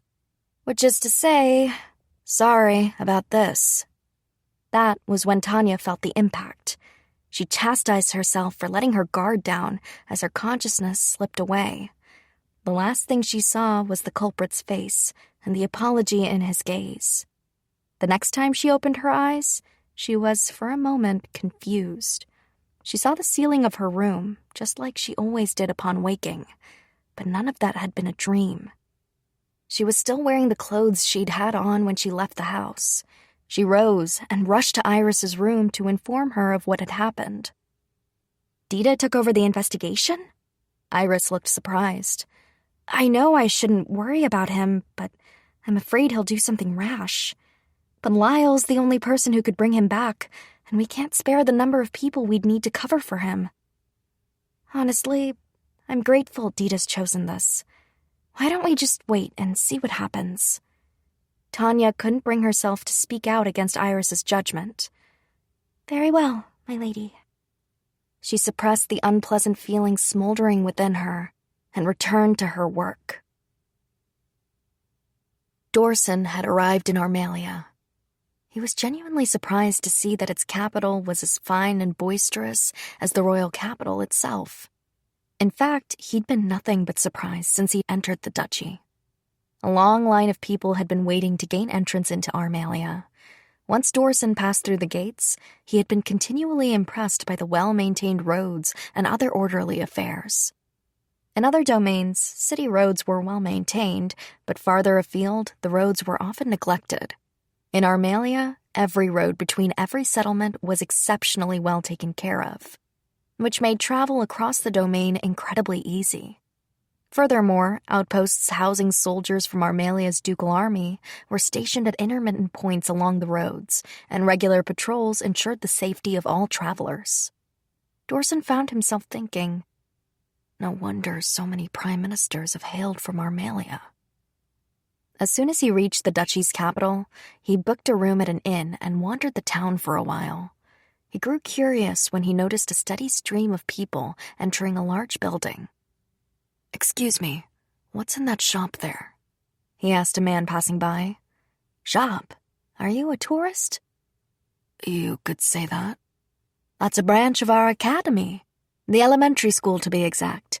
All the children of Armalia learn how to read and write there free of charge, mathematics as well." That's amazing. It was indeed amazing, but Dorson wondered, was it necessary? Reading, writing, and arithmetic only seemed like relevant skills to the children of aristocrats or merchants. What use would an ordinary citizen have for such things? "It is!" the passerby exclaimed. He seemed delighted by the opportunity to tell an out-of-towner all the exciting things about the school. "It's a new program that started after Lady Iris became the acting governor. She says knowledge is power, and everyone deserves to be able to stand on their own two legs, make a living for themselves, you know? At first I thought it was crazy, but once you really start learning, it hits you. Knowledge opens up more possibilities for your future. You can get a better job, for instance, and you can use these things in your daily life, too." Lady Iris, the Duke's daughter, is the acting governor. "Indeed she is. After she took office, she built us more hospitals, reformed our tax system, and all sorts of things that have made our lives a damn sight easier." Dorson had not known about Iris's responsibilities, not in the least. "Do you go to that academy too?" "Sure do. At the moment, I'm studying to enter their branch for higher education." Dorson thanked the man and started talking to other passers-by as well. No one seemed particularly displeased with the fact that a woman was running the duchy. In fact, they seemed to think it was perfectly natural. Everything they had to say about Iris was positive, and some even gushed about her like the first man he'd spoken to.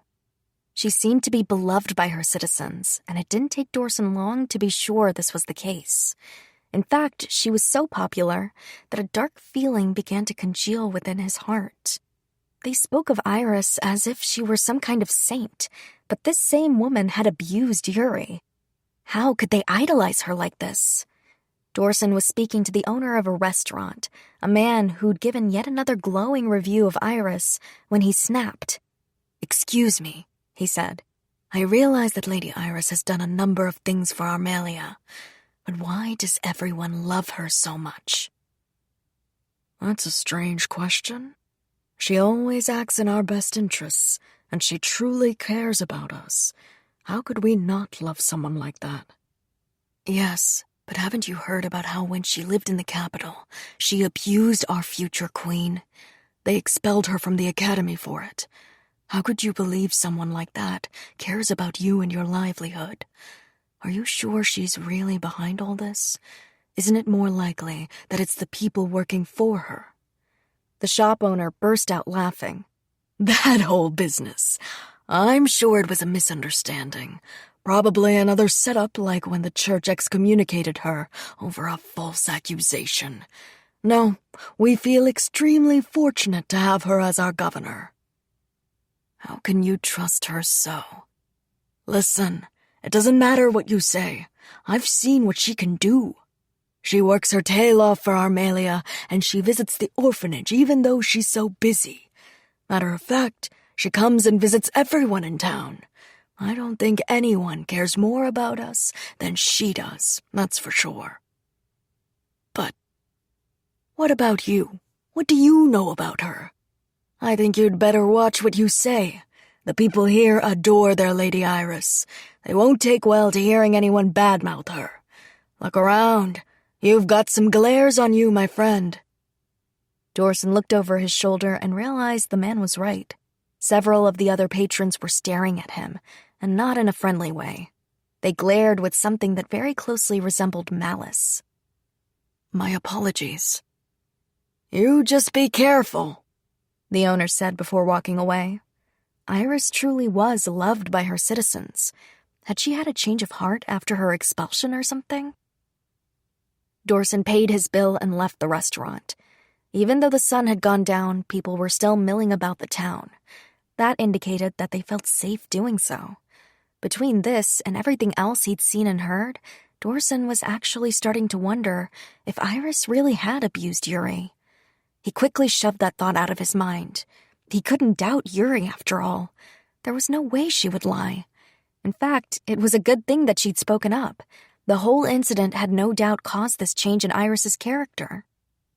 Dorson returned to his room at the inn and stared absently at the view from his window while he drank some ale. Why had he come here to begin with?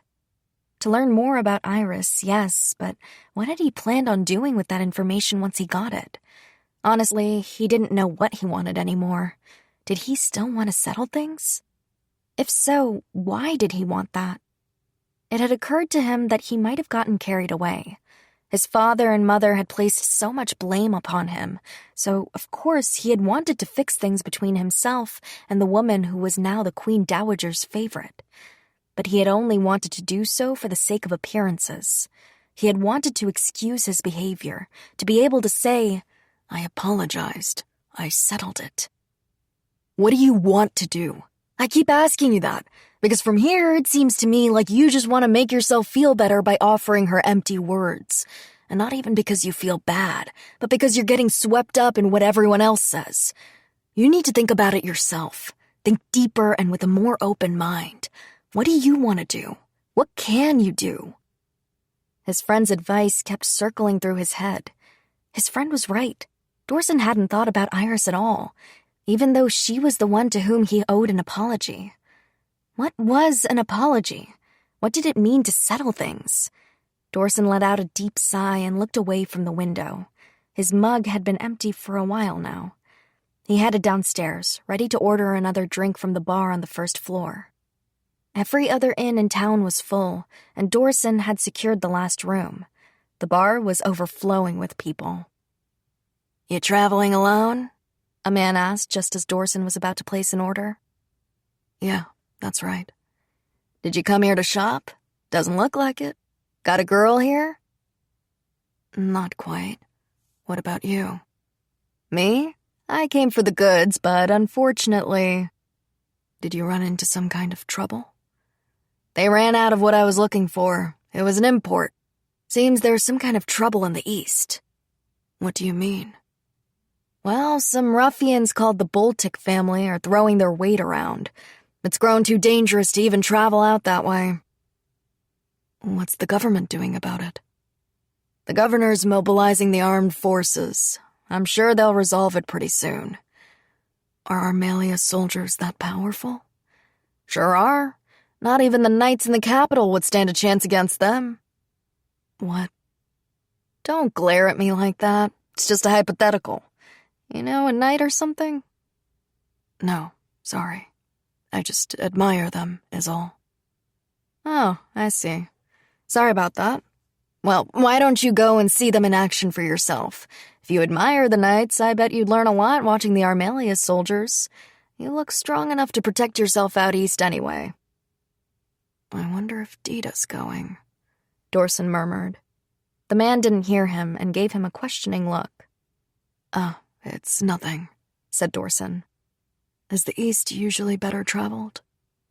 "Sure is. It's real important for our trade. Rumor has it that it was the first place Lady Iris visited when she became acting governor." "Interesting." "It's also the most popular tourist destination in the duchy. If you came here on a vacation, I'd recommend them or the south. Then you'll really be able to see how much progress Lady Iris has made here." "I see. Thanks for the info." Dorson returned to his room, thinking, the East, huh? Maybe it would do him some good to continue traveling Armalia, retrace Iris's footsteps, as it were. He downed his second mug of ale and went straight to bed. "Have you heard anything from Dita?" I asked. It had been 2 weeks since he left, but he'd sent no word so far as I knew. With every day that passed, another old worry resurfaced. "No," said Tanya. "I see. What about from our other investigation party?" "They said that conditions in the port town are deteriorating. If we haven't heard anything directly, that means the residents are afraid to speak out against the Boltic family. They could also be colluding with the local officials." "I see. What exactly does the Boltic family want in this situation? Are they angling for a direct fight with me? I mean, House Armalia?" "I think that's unlikely. Their current boss has been the head of the family for some time, and it's hard to believe he'd move against us so suddenly." "That's true. Might it be possible that someone is impersonating the Boltic family?" "My lady," Tanya frowned. "There's something else." "What is it?" "I've heard Dorson has set out on a journey eastward." "Huh?" He left town this morning. I thought he was returning home, but he headed in the other direction, toward the east. I didn't believe it at first, but... Why would he go there now of all times? I thought he came to Armalia to talk to me, didn't he? It honestly doesn't make sense, but for now, here's a list of the people he sought out in town. I took the paper from Tanya and looked it over. No suspicious names jumped out, but... Look into this merchant's activities one more time, and put more eyes on Van. On Van? Yes, please. I don't trust Dorson's decision to go east. It can't be coincidence. Perhaps he hopes to negotiate with some individuals out there. It would be too early for him to act either way. But we can't assume he's come for a good reason. Go check with Father Raphael as well, and if you've time, investigate the behavior of our local aristocracy. Just then, there was a knock at the door. Dean, I smiled. You have impeccable timing. Forgive me. My responsibilities ran a bit long, and I've returned later than I anticipated. I filled him in on the situation, and his face grew grave as I described it. While I was away, I heard some suspicious rumors, he said. They say one of your trusted people is in truth a ruffian, that he's trying to extort money from the citizenry.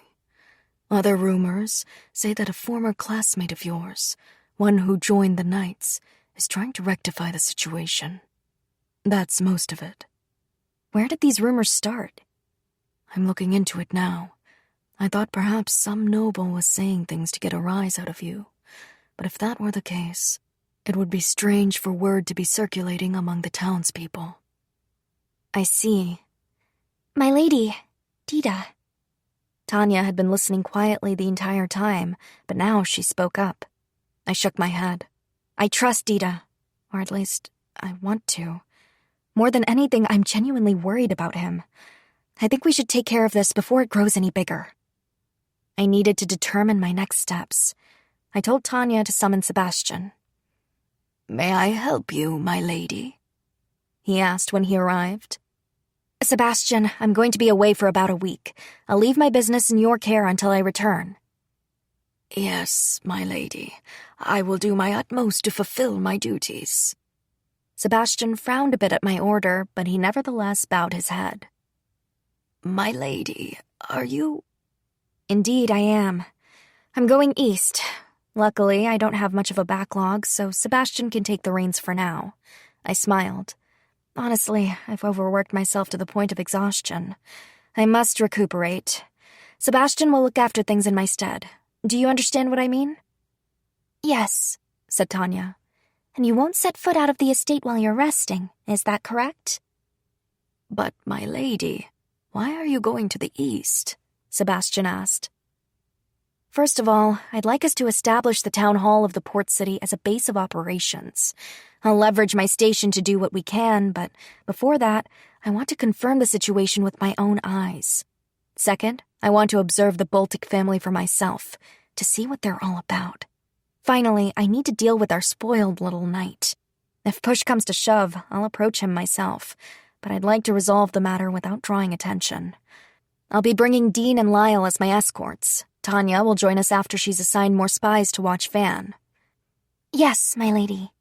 Both Dean and Tanya bowed their heads. Dean, go tell Lyle, would you? We'll leave as soon as you're ready. Chapter 16. The Duke's daughter heads into danger. Thus, we set off for the east. Not in a carriage, but on horseback. It was faster that way. Whether because this trip wasn't as grueling as the one to the capital, or because I'd grown more used to that mode of transportation, I was in far less rear-related pain by the end of it. I wore a disguise, of course. The people in town hadn't recognized me when I'd gone incognito there, so I had Tanya do that same makeup on me again. Lyle was disguised this time as well. He wasn't wearing makeup, but he dyed his hair and wore glasses, and he shed his usual armor.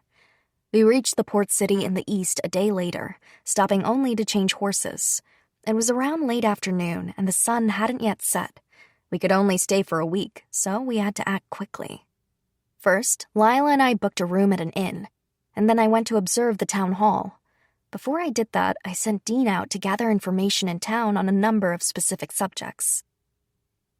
At a glance, it doesn't seem like anything has changed since our last visit.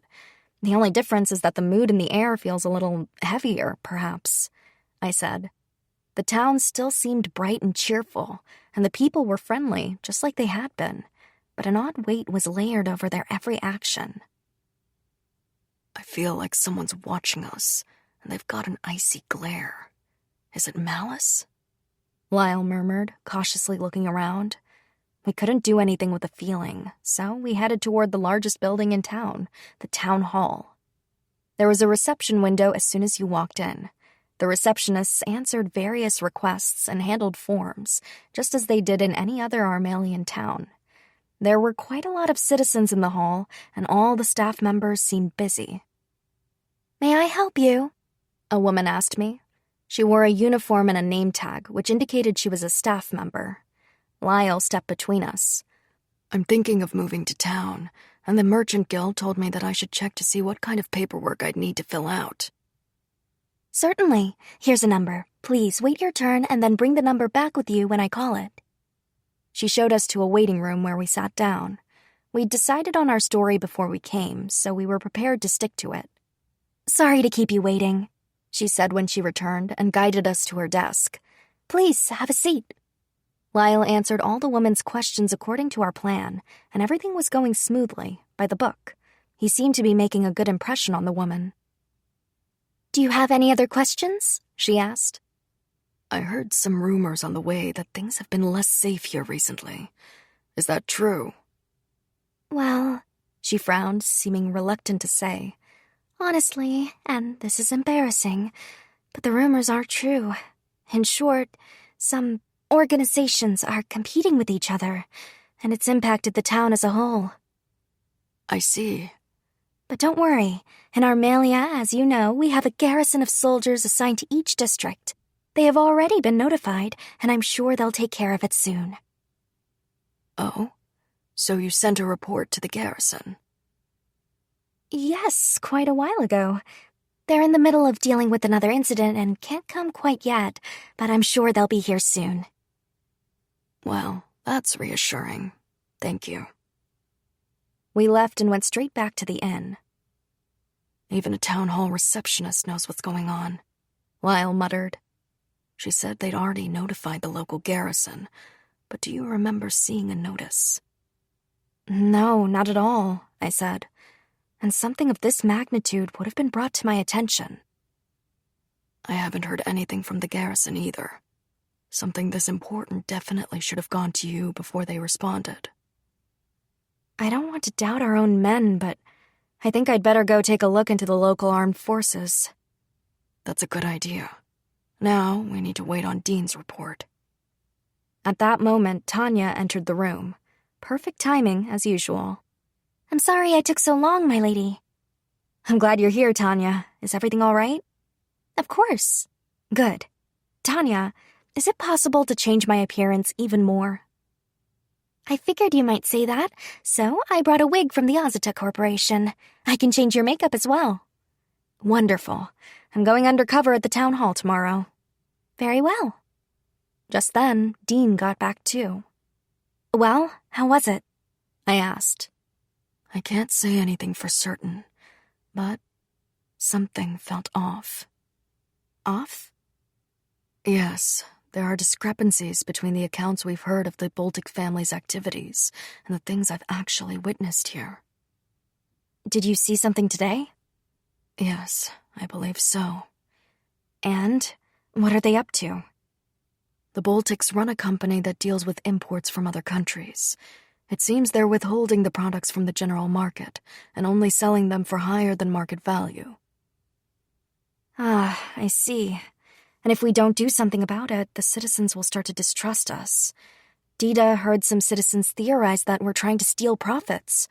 That might be just what the Baltic family wants them to think. Perhaps. It's possible they had this plan for a while and started those rumors on purpose, and they took advantage of my excommunication to drive distrust. I sighed. If Dorson digs into this, that will only mean more problems for us. Yes. Let's use Tanya's skills and have her look into this immediately.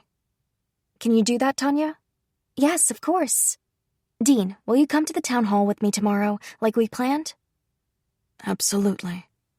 And so ended our first day in the East. The next day, Dean and I went to the town hall, masquerading as students on the government track of Armelia's academy. We had established a program in the Armelian capital that sent these students out to gain work experience, and we operated under that cover story. Town halls and other such offices are always short-staffed, and the program gave the students a taste of what their future occupations would be like, especially as there was a good chance most of them would end up working at a town hall. We introduced ourselves as students who had come to act as interns. I'd already notified the academy of our cover story just in case someone wanted to do a background check. I felt bad knowing that we were taking away important experience from actual students. So I'd promised the academy that I would do everything I could to get the students who'd originally applied here the positions they wanted. Putting that aside, I wore a completely different disguise that day. I wore glasses again, and a wig that was so black it almost looked blue. Many people had dark hair in Eastern Armelia, so I didn't stand out at all. In fact, since this was a port town, there were people of every appearance and hair color that you could imagine. Dean was also disguised, and the two of us walked through the town hall totally incognito. Our prior arrangements ensured we were welcomed in. Unfortunately, as students, we couldn't pick the tasks we were assigned to, so Dean and I were separated. There was nothing to be done about that. Actually, I had grown so accustomed to being the one giving out orders that it felt refreshing to receive instructions from someone else. I delivered documents throughout the building and did simple calculations. None of it was especially complicated, so I finished quickly and had a healthy chunk of spare time on my hands. I enjoyed listening to the staff talk about things I never would have heard during the trip I'd taken to the port as the governor. Oh, Alice, you don't have to do that, dear. I'd like to learn everything I can while I'm here. Please, allow me. I smiled at the staff member. I was taking out the trash. It wasn't garbage, though, but documents meant to be burned. This town hall had a rule that papers that had served their purpose were to be burned before the end of the day. I took the papers out to the charcoal stove, though, of course, I read every document before burning it. Bingo, I thought with a smile. I'd found documents that hadn't actually been properly recorded. Statements from citizens, etc. These were what I had been after. I'd separated the trash I collected from every individual waste bin, so I knew exactly who had thrown out what. To be precise, I knew who had wanted these documents burned. I was relieved to have results from the day's work, but even more than that, I found myself glad to have spent invaluable time learning things about the experience that I might not otherwise have been able to. At the end of the day, I met up with Dean and we exchanged information, then returned to the inn to tell the others. Tanya, I want you to look into this person. There's a good chance they're involved in this operation. Very well, my lady. Yes, thank you. How about you, Dean? I found 2 others besides the one you indicated. I made a few observations, but I don't think they're directly involved with this matter, so I'll write a report on it later. What made you single out this individual? I told him about the documents, and Tanya looked at me with surprise. You took out the garbage, my lady? It was my suggestion. I had to. I thought I might be able to find some clues.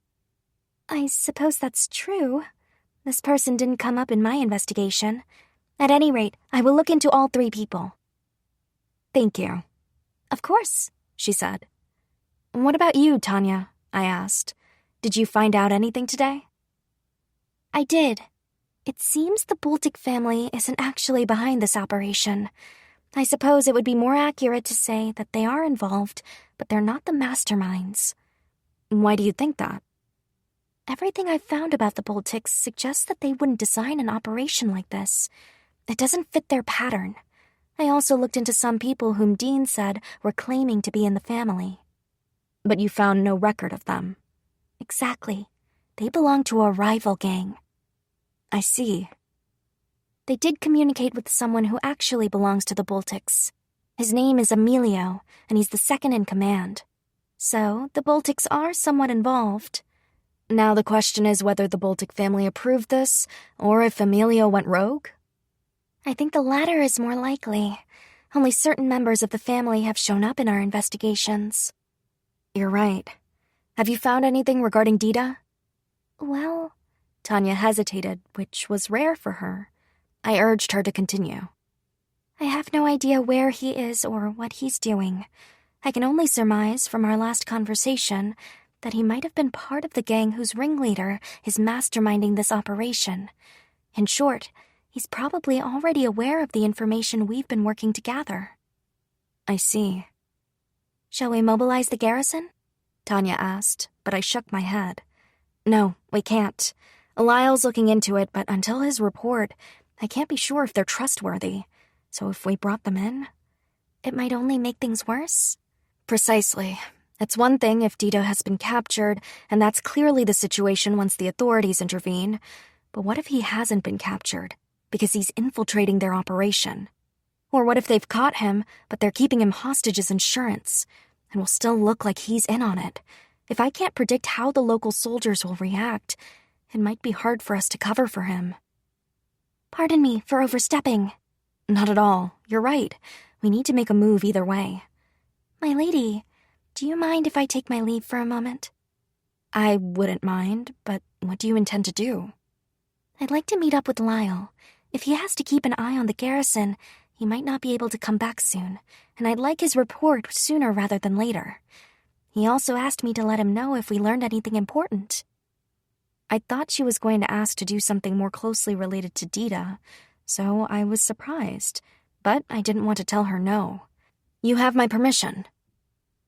I shall take over guarding Lady Iris, Dean said.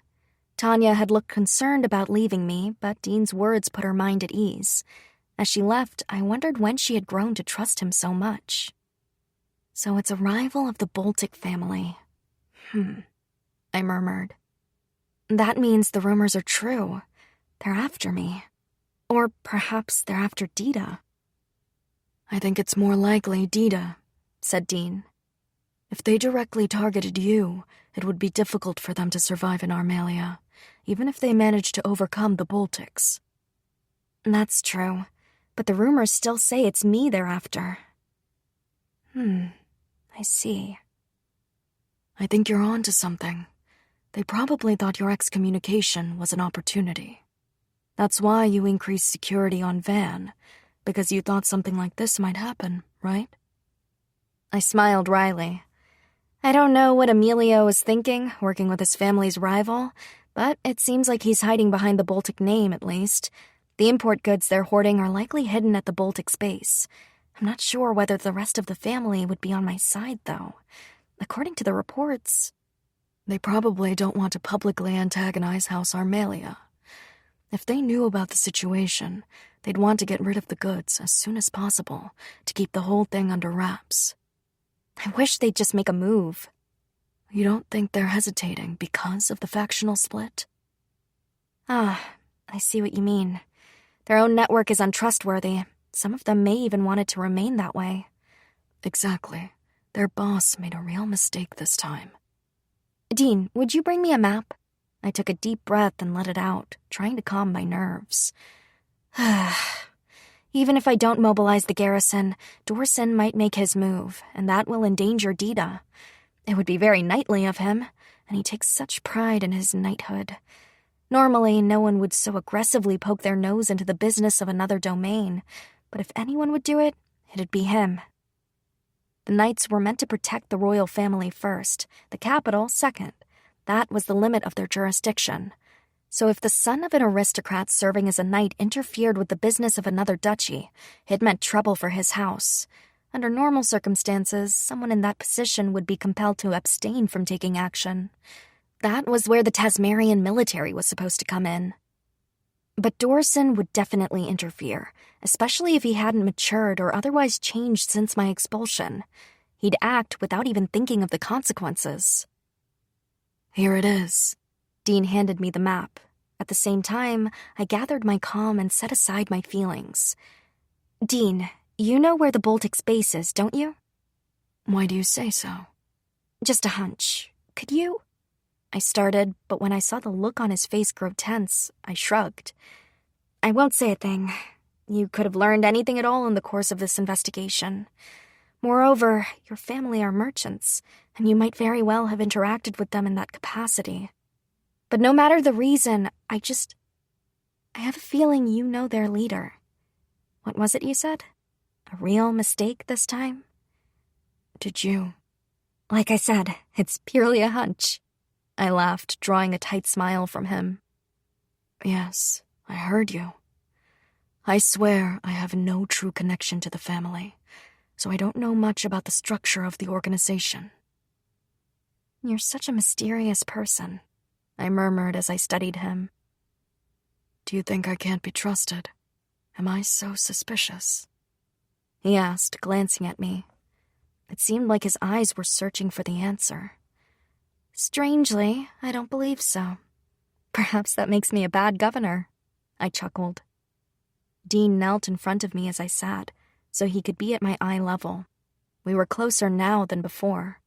He leaned in even closer toward my face. My heart was pounding. You are not a bad governor, he said. Are you sure? Yes. Please, I want you to use me. I'll let you. I vowed to give you all of myself. Won't I be useful? Ah, yes, that's right. You did say that. I giggled softly at the teasing tone he'd taken on at the end. Very well, Dean. I want you to help me. Of course, my lady. What do you wish me to do? I want to see the boss of the Boltic family. Could we do that now? If we go straight to their headquarters, yes. Then take me there. I have to go as soon as possible. I have to save Dita. But, my lady, you know well that the Boltics are involved with all number of illicit activities. They're a dangerous group to contact. Are you positive you want to do this? Yes, I do. Dita might be in danger, and Dorson might be planning to make a move that will seal his fate. Should I hesitate? Should I do nothing? I couldn't waste this opportunity. That sounds like you, Dean said with a soft smile. Just keep doing what you've been doing, my lady. I will protect you from anyone. So please, entrust your body to me. That last line got me. I knew he didn't mean it in a romantic way. He was asking me to entrust my body to him for protection, to trust him with my life since we were walking into danger. Yet, his words hit me square in the heart, and my mind blanked for a split second. Dean, I whispered, I want to give all of myself to you, my heart, my body, everything, except my responsibilities. I couldn't say it. Instead, I smiled. Yes, Dean, I will. Very well, my lady. However... Yes? Let me change into something easier to move around in. He did so, as did I, and then we met back up downstairs to seek out the Boltic family. Now that the sun had gone down, a different sort of person was out and about in the town, especially when one happened to be in a back alley. This way. Dean pulled my hand and we made to run. Who are you? Ah! Dean grabbed the man standing in our way. Dita and Lyle had always made much of Dean's strength, and it turned out that they hadn't been exaggerating. What do you want? The man gasped. We want to see Glaus, said Dean. What the hell are you talking about? You think Glaus has time to meet with some young punk? That's not for you to decide, is it? And all of you hiding over there, you can come out now. Several men stepped out from the shadows. Dean snorted. What a nice welcoming party. So are you going to let us pass, or... Course we can't let you pass.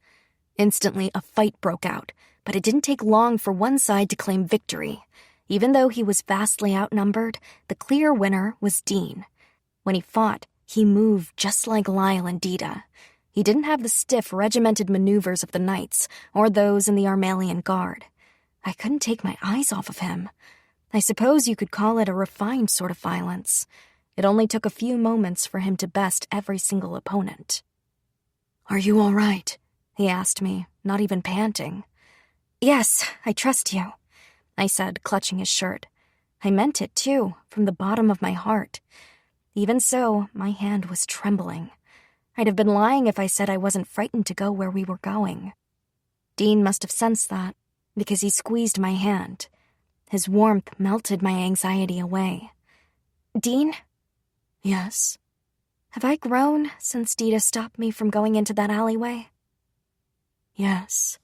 You've grown more vibrant, both as the governor and as a woman." "Smooth as ever. I wonder why hearing it from you gives me so much courage." "It's all right, my lady. There's nothing for you to worry about. You can do this." As Dean said that, he rested his forehead on mine. A strange sense of nostalgia washed over me, along with relief. I closed my eyes and squeezed his hand.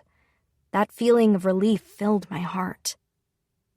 "Let's go, my lady," Dean said, and we set off again.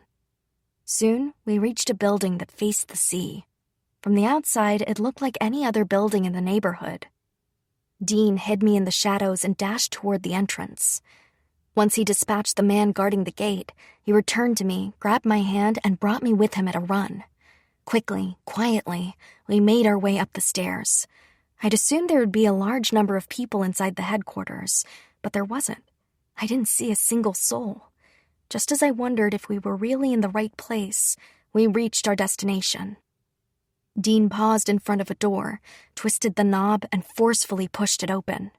At that exact moment, a sword came flying toward us, and I bit my lip to keep from screaming.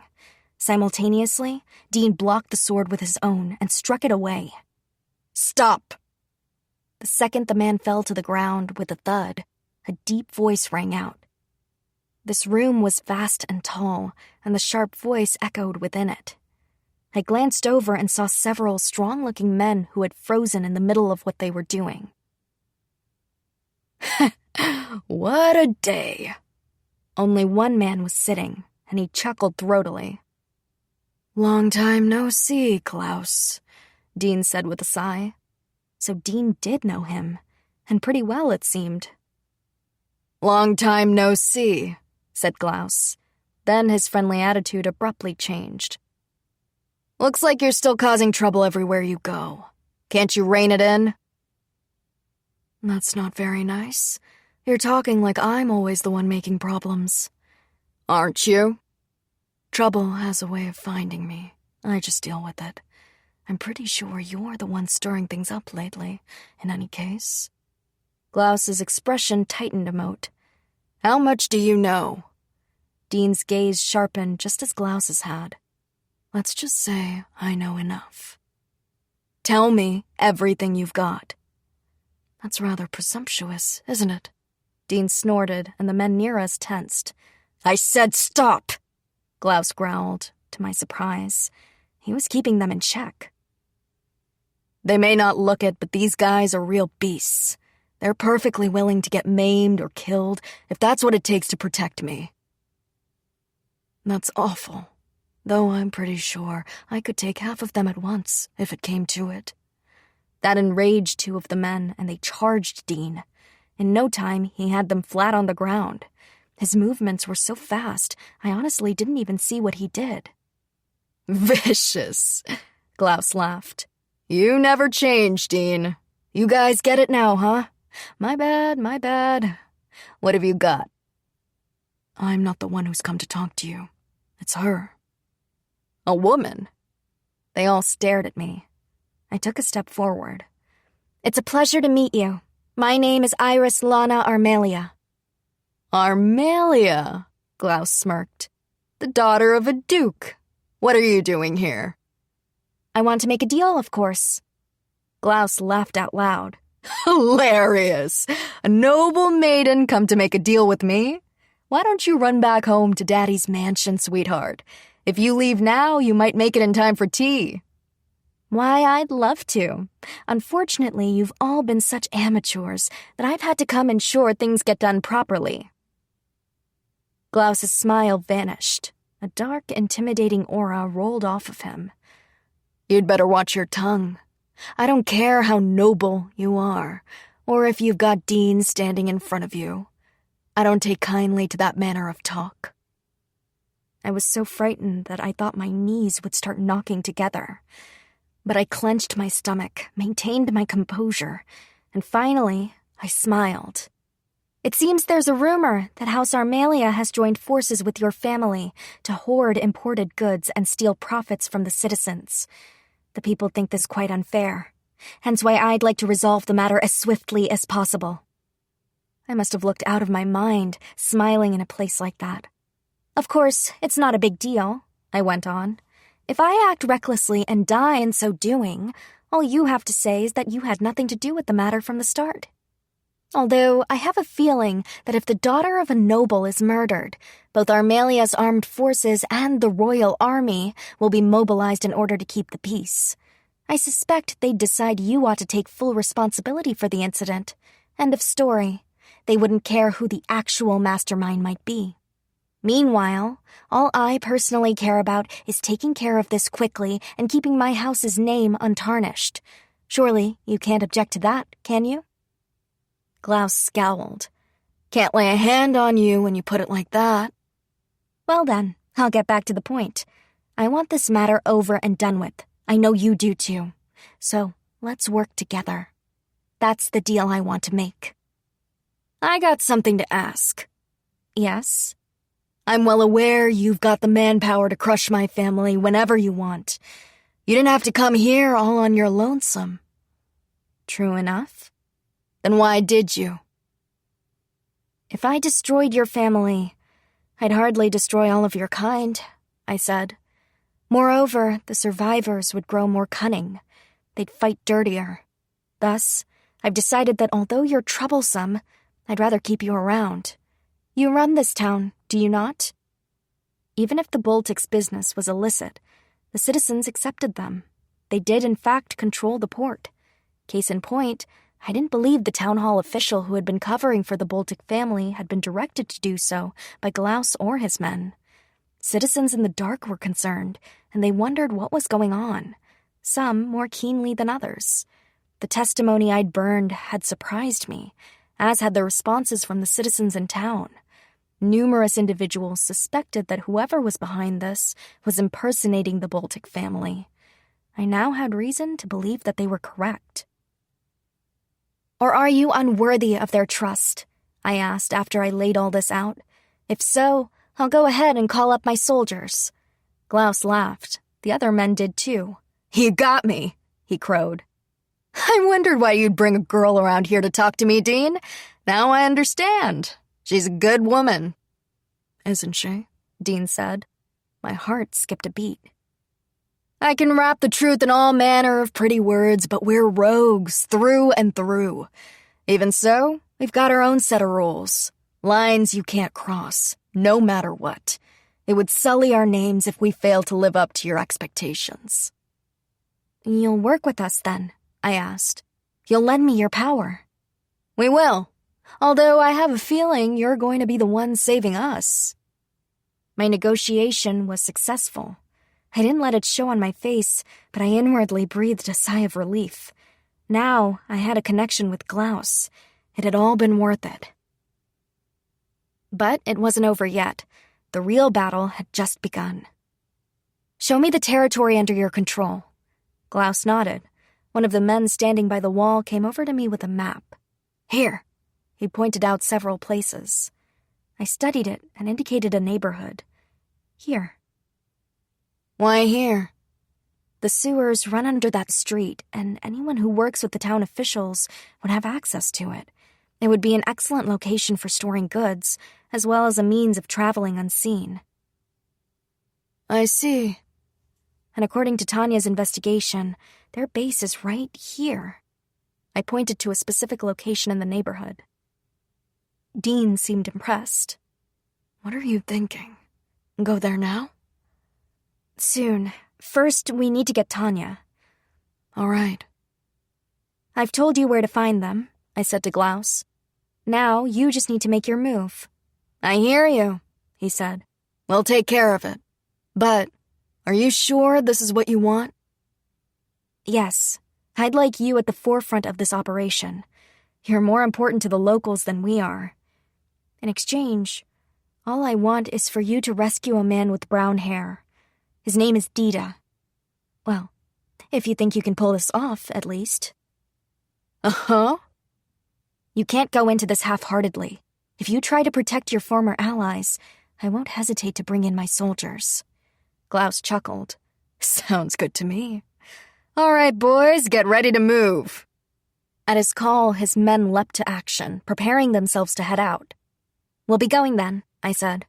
You do that, but come back and visit when all this is settled. I'd love to have a drink with you. Sounds lovely, I nodded. I'm looking forward to it. With that, we bid Glaus farewell and made our way back to the main street. We met up with Tanya immediately after that, and she was incensed. I couldn't blame her. I did ask her to save the lectures for later because we had places to be. Tanya also had news. Dorson was with Dita.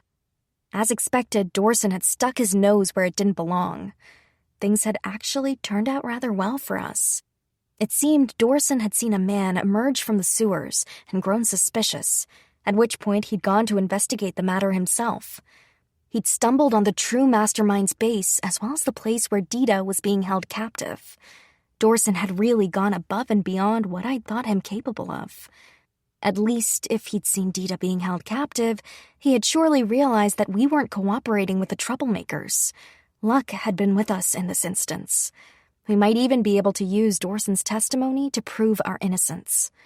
To the point, Dorson had tried to rescue Dita, but he had been ambushed. Now, they were roommates. The one problem with Dorson's little adventure was that, since he'd discovered the sewer entrance, the gang we were after had sealed it off. We could no longer use it as our point of ingress. We would need another route in order to save Dita. Namely, we'd have to go in through the front.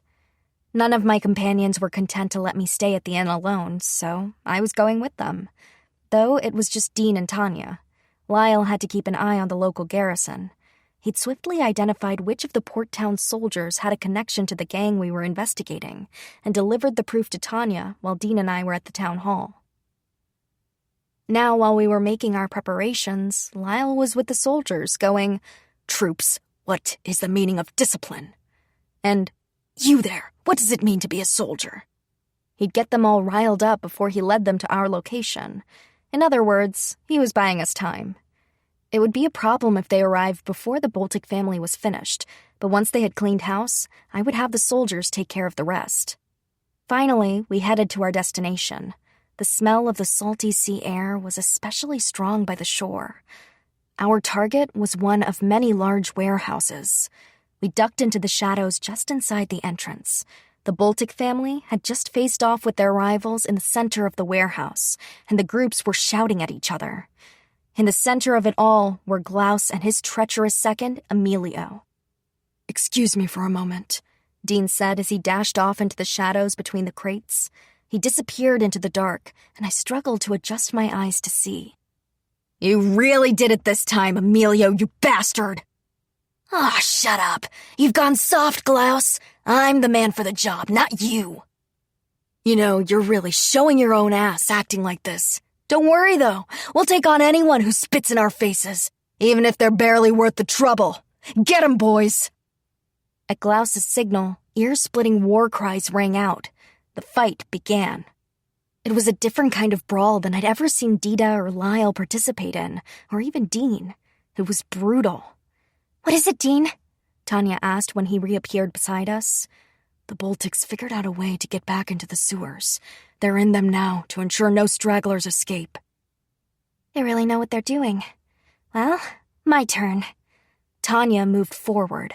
She slipped around the crowd and in the midst of the chaos, sneaked into the back room.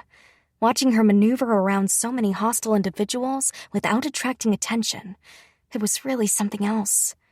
A tense minute later, Dita emerged from the back room, though he was alone. Even from a distance, I saw that his cheek was red and swollen. If I got any closer, I was sure I'd see even more injuries. Despite his condition, he leapt straight into the fray.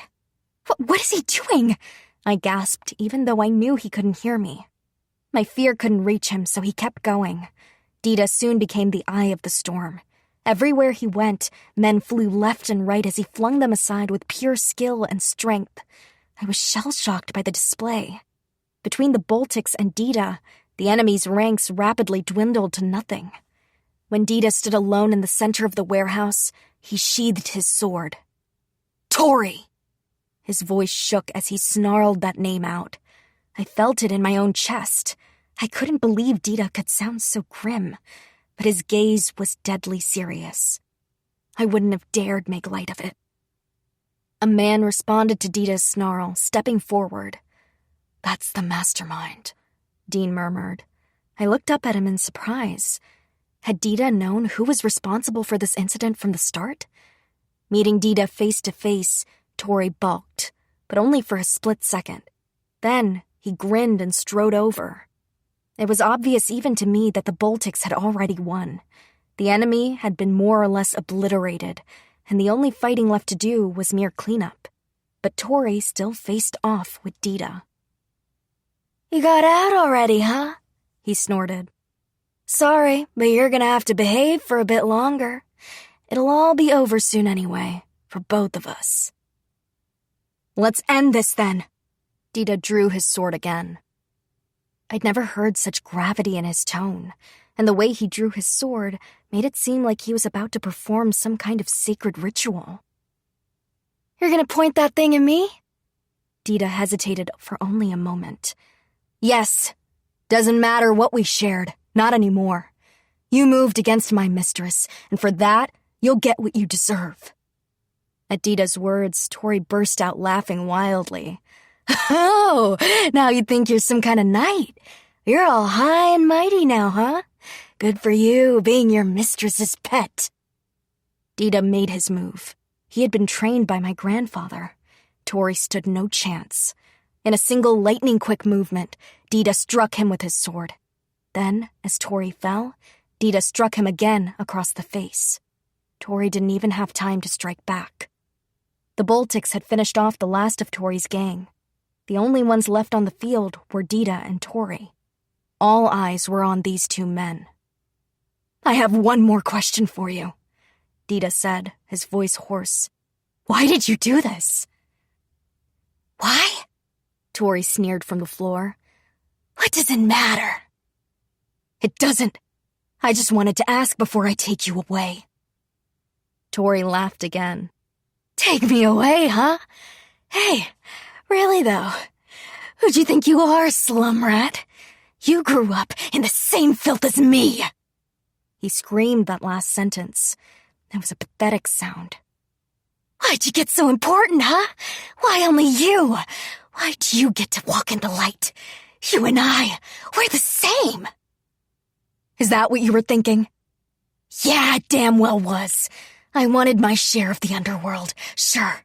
But the real reason I did all this was you, Dita." Dita's face twisted. "Why are you the only one who got to go someplace where the sun still shines?" Tori snarled. No. He was sobbing.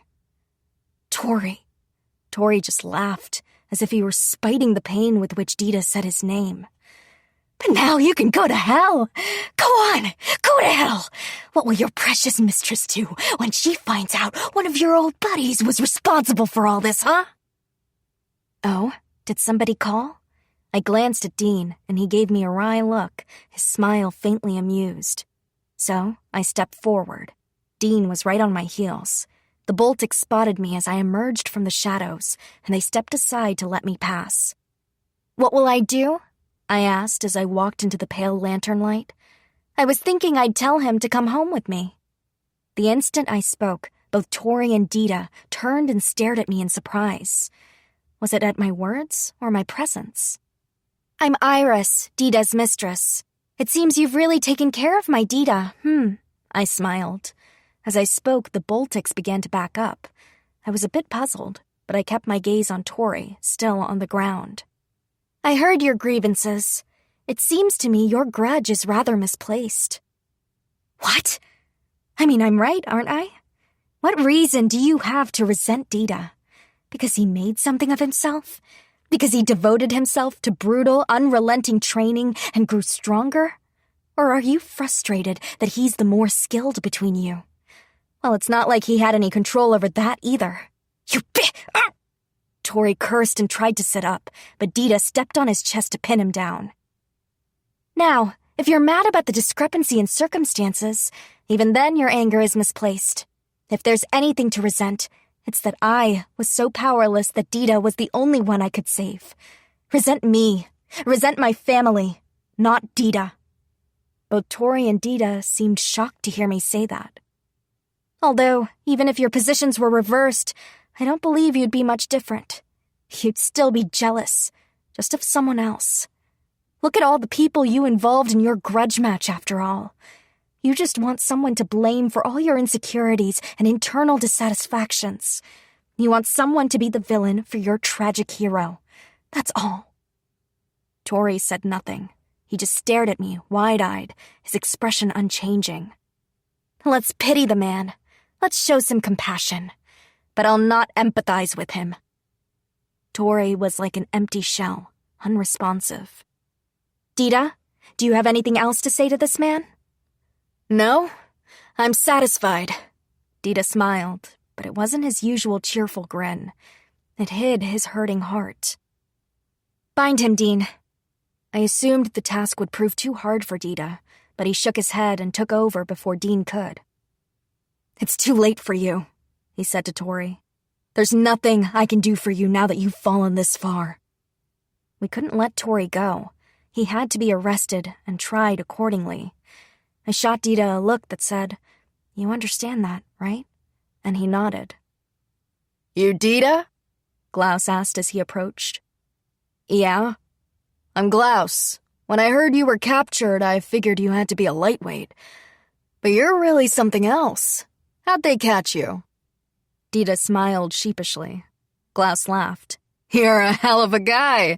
You let your guard down around your old buddy and he fooled you, huh? Don't know if I can get behind escorting around a duke's daughter, but I just can't hate idiots like you. He cracked up. You're a real fighter, too. It's a shame. If she hadn't plucked you out of the slums, I could have had you for myself. You can't have him, I retorted.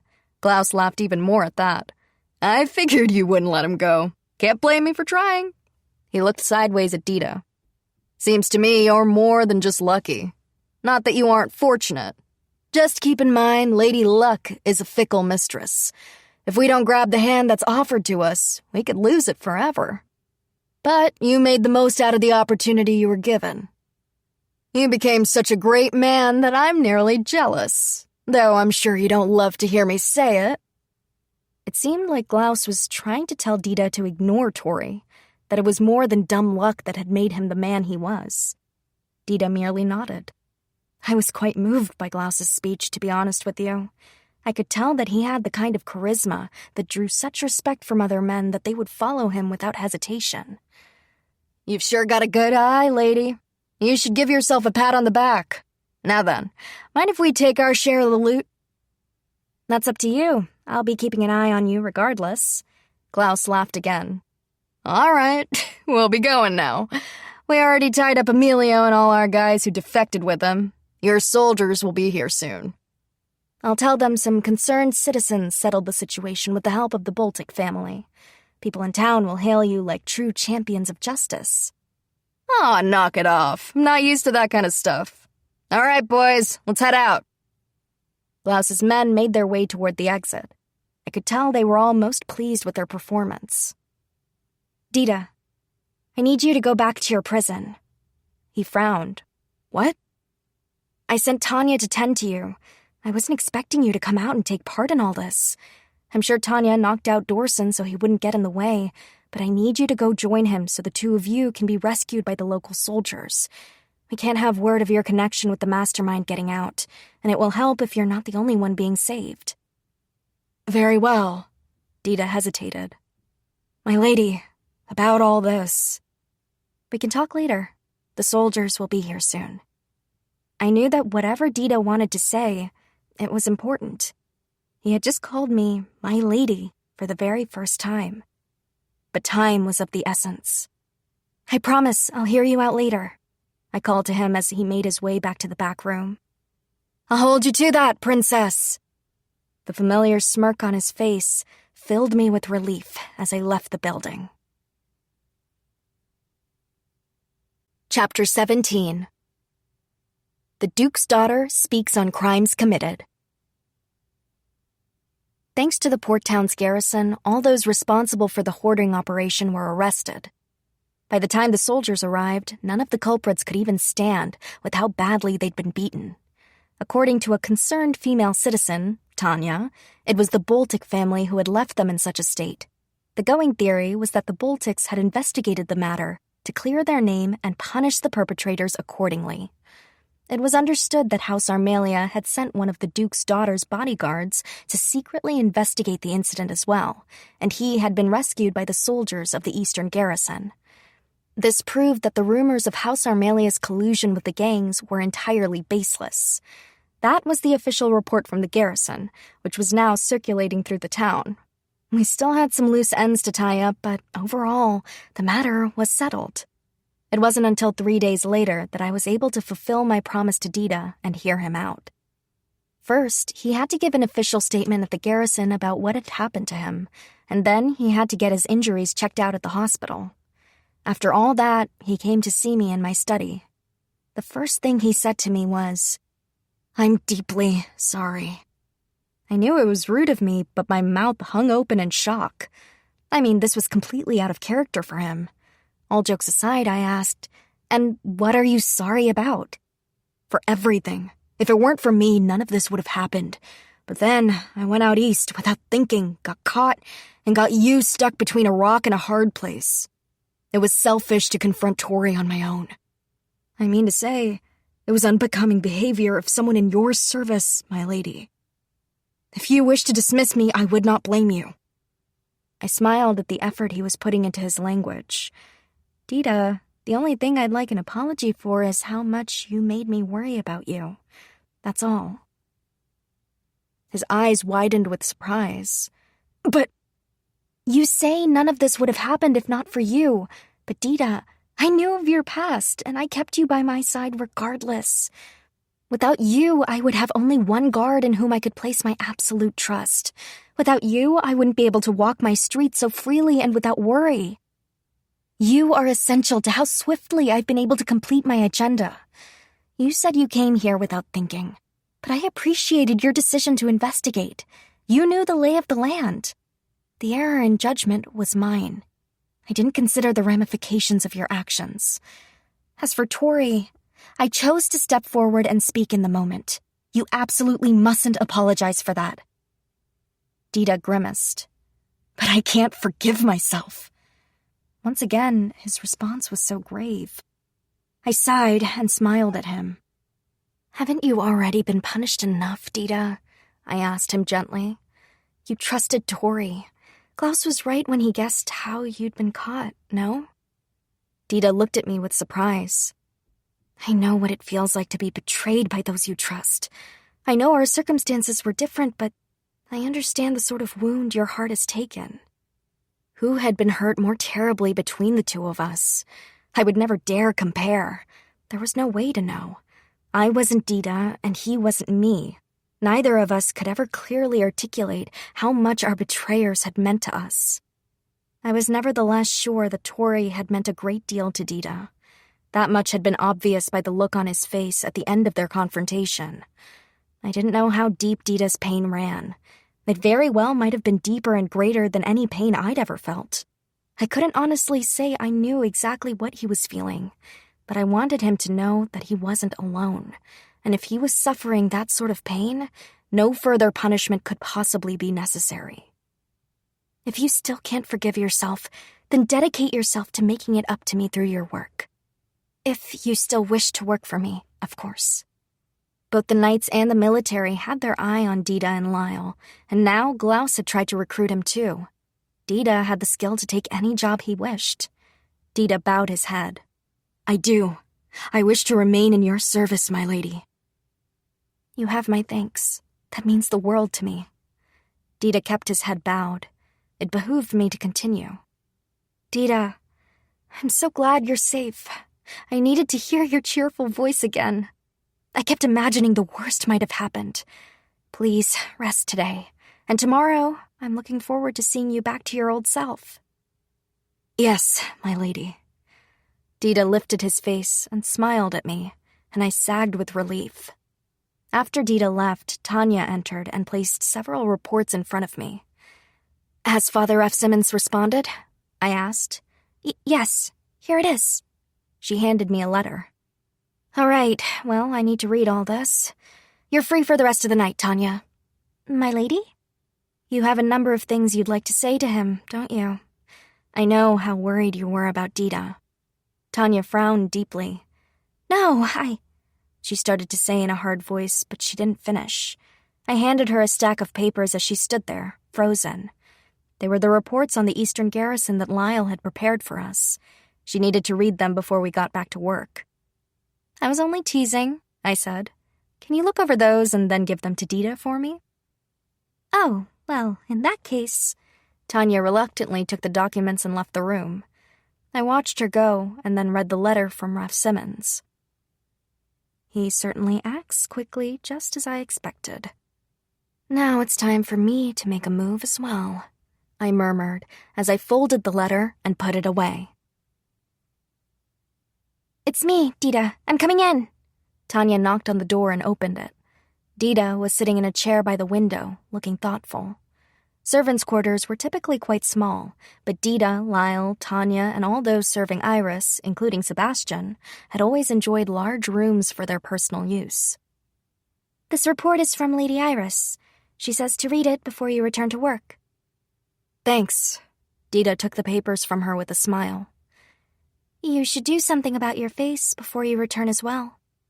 Did Lady Iris say that too? Of course not. That's a warning from me. Dita laughed. Tanya could tell it was forced. Just so you know, I haven't forgiven you, she said. Harsh. I've already been thoroughly lectured, though. Thoroughly? Please, I've barely even started, Tanya scoffed. She couldn't stop thinking about seeing Dita where he'd been imprisoned. When he'd seen her enter the room, he'd laughed, not in relief or with delight. It had been scornful, desperate.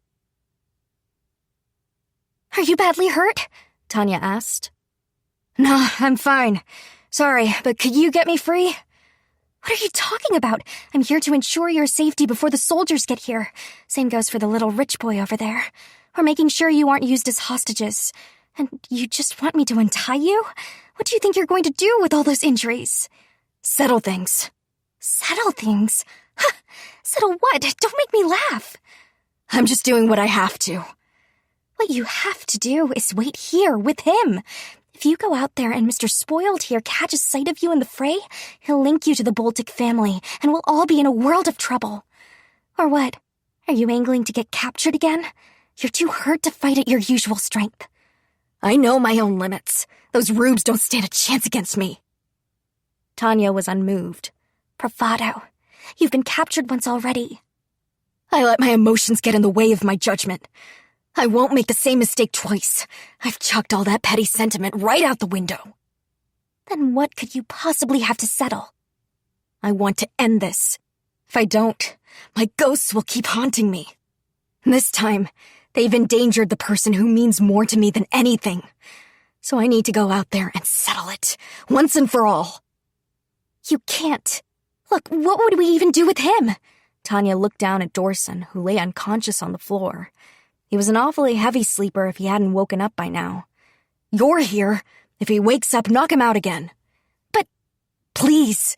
Otherwise, I'll never be able to forgive myself. I could never show my face to Lady Iris or you ever again. Dita was, in a word, frantic. Lady Iris is my mistress. She saved me. I'd lay down my life to protect her. And I'm the reason she's in this mess. I don't expect her to forgive me. If I get caught again, or cause any more trouble for her, then I'd rather die than let her get hurt. Do you mean that? Yes! And so, Tanya released Dita from his bonds. He swung his arms about for a bit, testing them, and then stood. Even when this is all over, said Tanya quietly, and you see Lady Iris, and she forgives you. I won't. That puts you in the right then, doesn't it?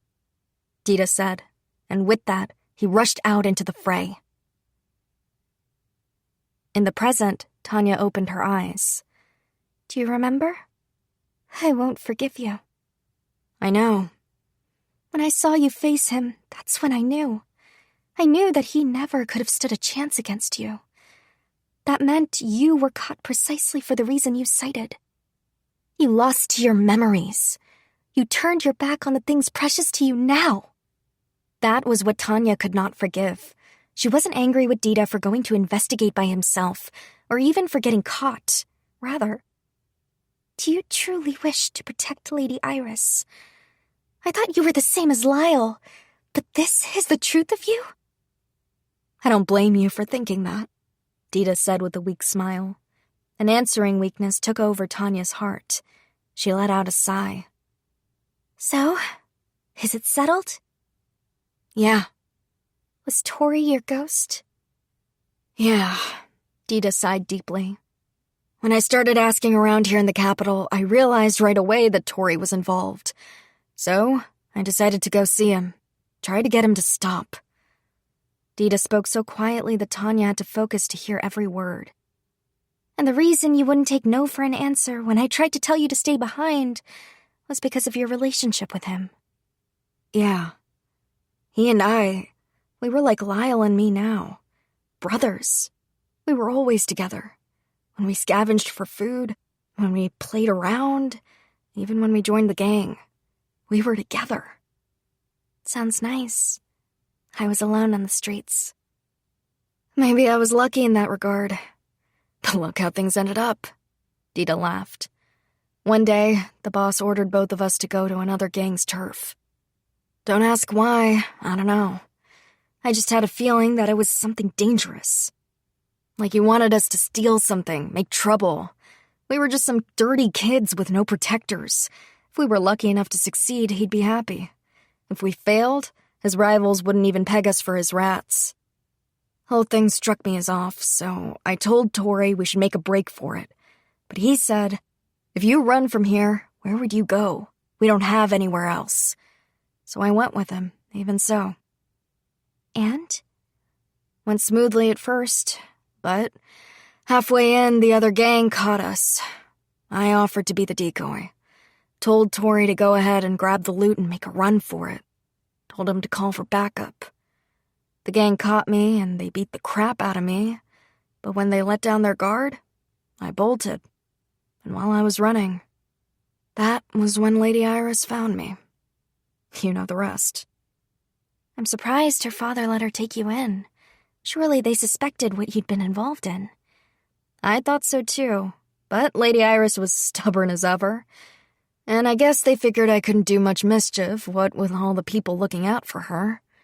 That makes sense. And that's how Tori and I parted ways. I was the only one who really escaped. I wish I could have gotten him to come with me before we ever made that last run. But you saw how it ended up. When I got out there and he told me that he finally wanted out, that he was ready to escape for good, I believed him. But when we met up... He captured you. Yep. Looks like I'm no negotiator. Dita laughed, but his face held no hint of a smile. I probably wouldn't have trusted anyone else in that situation. It was shady as hell. I was a fool to take him at his word, but I wanted to trust him. I thought that was who we were to each other. Didn't work. I shouldn't have expected anything. It's just as you said, I lost my memories. Dita's fists were balled so tight that his knuckles had turned white. His nails were likely digging into his skin, drawing blood. I see. Tanya let out a sigh and stood. Then she walked over to Dita's desk. The document from Lady Iris was still there. She picked it up again and pushed it into his chest. Read this. You're coming back to work tomorrow, yes? Yeah? Dita was clearly confused by the rapid change in subject. You settled the matter, didn't you? And the lady gave you a second chance. So don't blow it. Focus your entire attention on work. No more ghosts to distract you. Right. Dita agreed, and his head turned toward the ceiling, but his arm lay across his face. He wasn't actually looking at anything. You're hopeless. Want to comfort me? Shan't. How could I ever show my face if I gave in to a man so pathetic? Good point. Tanya laughed a bit helplessly. The thing that connects you and I, and Lyle too, is our desire to protect Lady Iris. As long as we don't waver from that goal, we'll always be headed in the same direction. Even if they had a difference in opinion or didn't see eye to eye, if their ultimate goal was the same, they would never part ways. You'll never waver, will you? He asked. Of course not. I'll protect Lady Iris with my life, she said firmly. Dita laughed. You deviated from this goal in one instance, but in the end, you returned. You settled the matter on your own terms. I suppose I'm relieved. I can't forgive you yet, but I'm confident we can keep on in the same direction. I'll have to do my best to stay the course, and to reassure you to the point that you feel comfortable having me at your back again. You will. Really? This place is so comfortable, I can't stand it. I just can't stand it. Dita murmured, his voice shaking the smallest bit.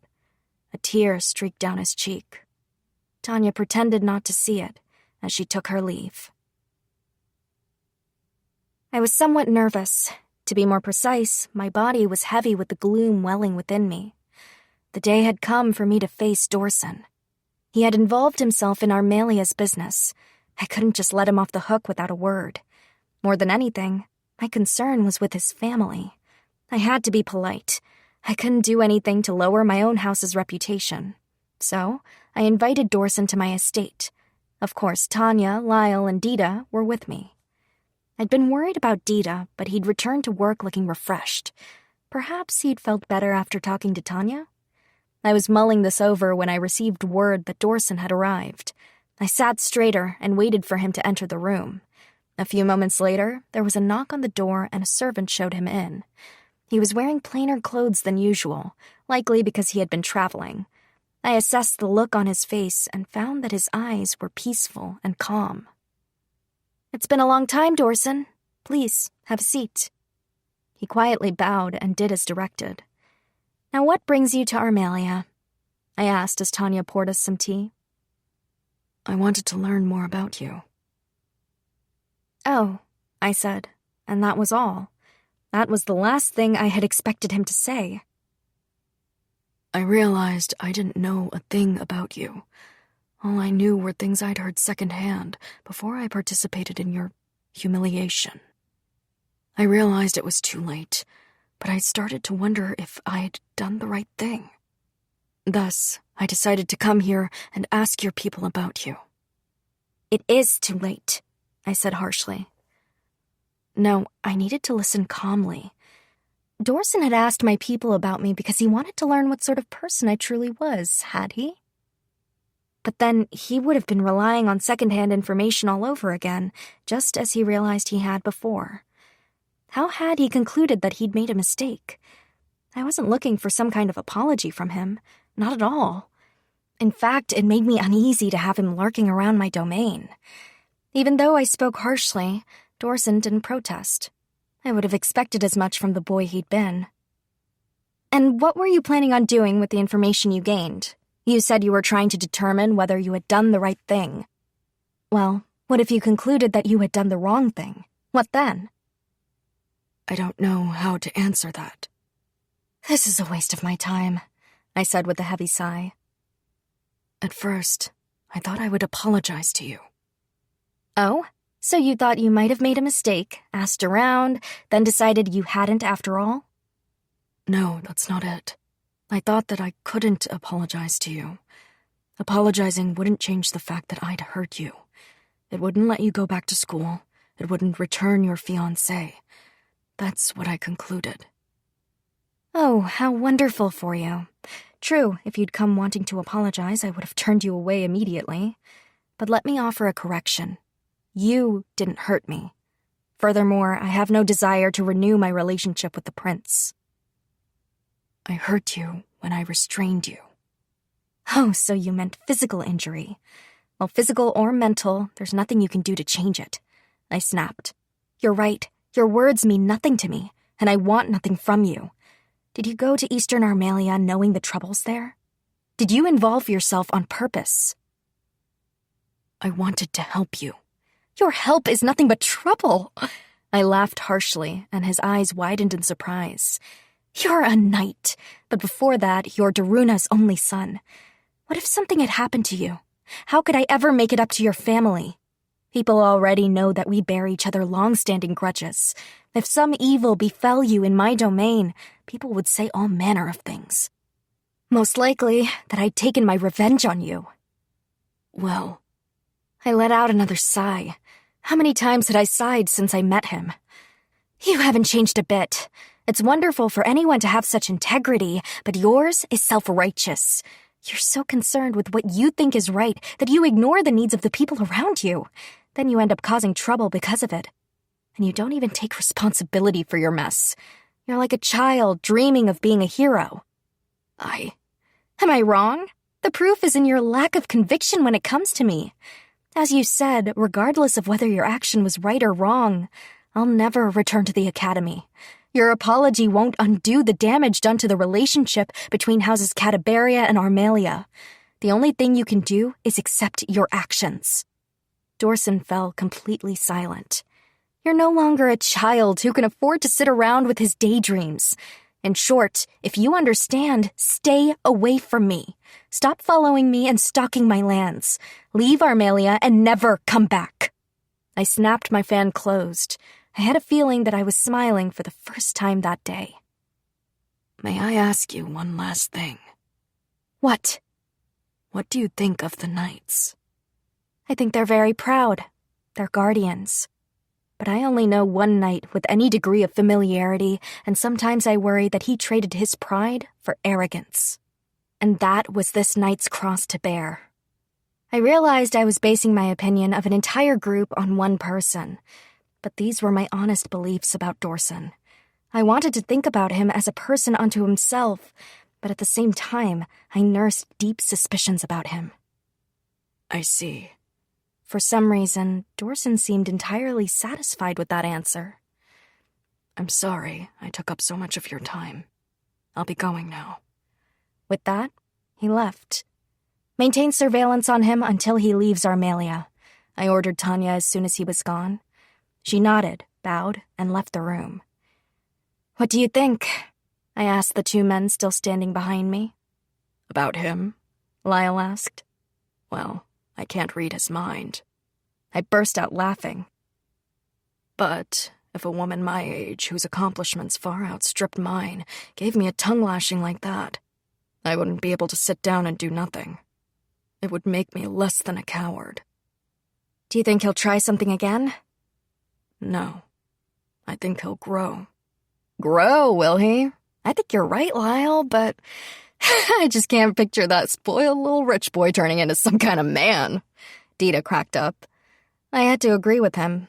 It seems like you know all too well what Lyle means, Dita. Yes, I got quite the earful yesterday. I didn't ask from whom. I already knew. But I also knew it was why Dita looked so calm now. I couldn't imagine what would happen with Dorson, but it didn't matter. I'd said what I needed to, and if he approached me again, I would be merciless. Although I hadn't exactly gone easy on him this time either. I just didn't want to have to deal with him in the first place. But when it came to a certain other young man, things were different. Let's get ready to head out, I said. Lyle and Dita nodded. I'll need both of you with me, as my bodyguards. I smiled. I was more than a little relieved to have them both back at my side, my true guardians. You never learn, do you? I giggled. I was gazing at Van, who was in a prison cell. Lady Iris, please save me! Someone suddenly grabbed me and put me here. I have no idea what's going on. Do you really think I don't know what you did? I said, still smiling. Van's eyes widened with surprise. You really shouldn't be such an open book, I thought, laughing all the more.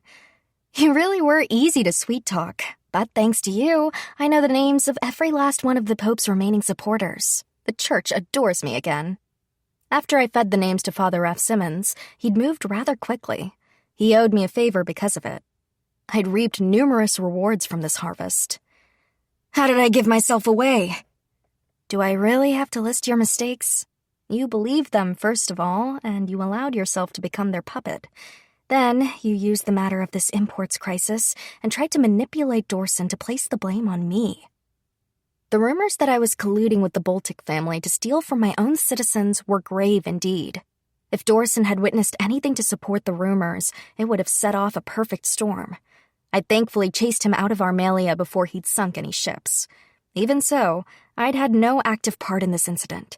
Blaming me for an ongoing problem was a weak argument in theory, but that didn't necessarily matter to someone like Queen Elia. Queen Elia had power and influence. She also had designs on my life.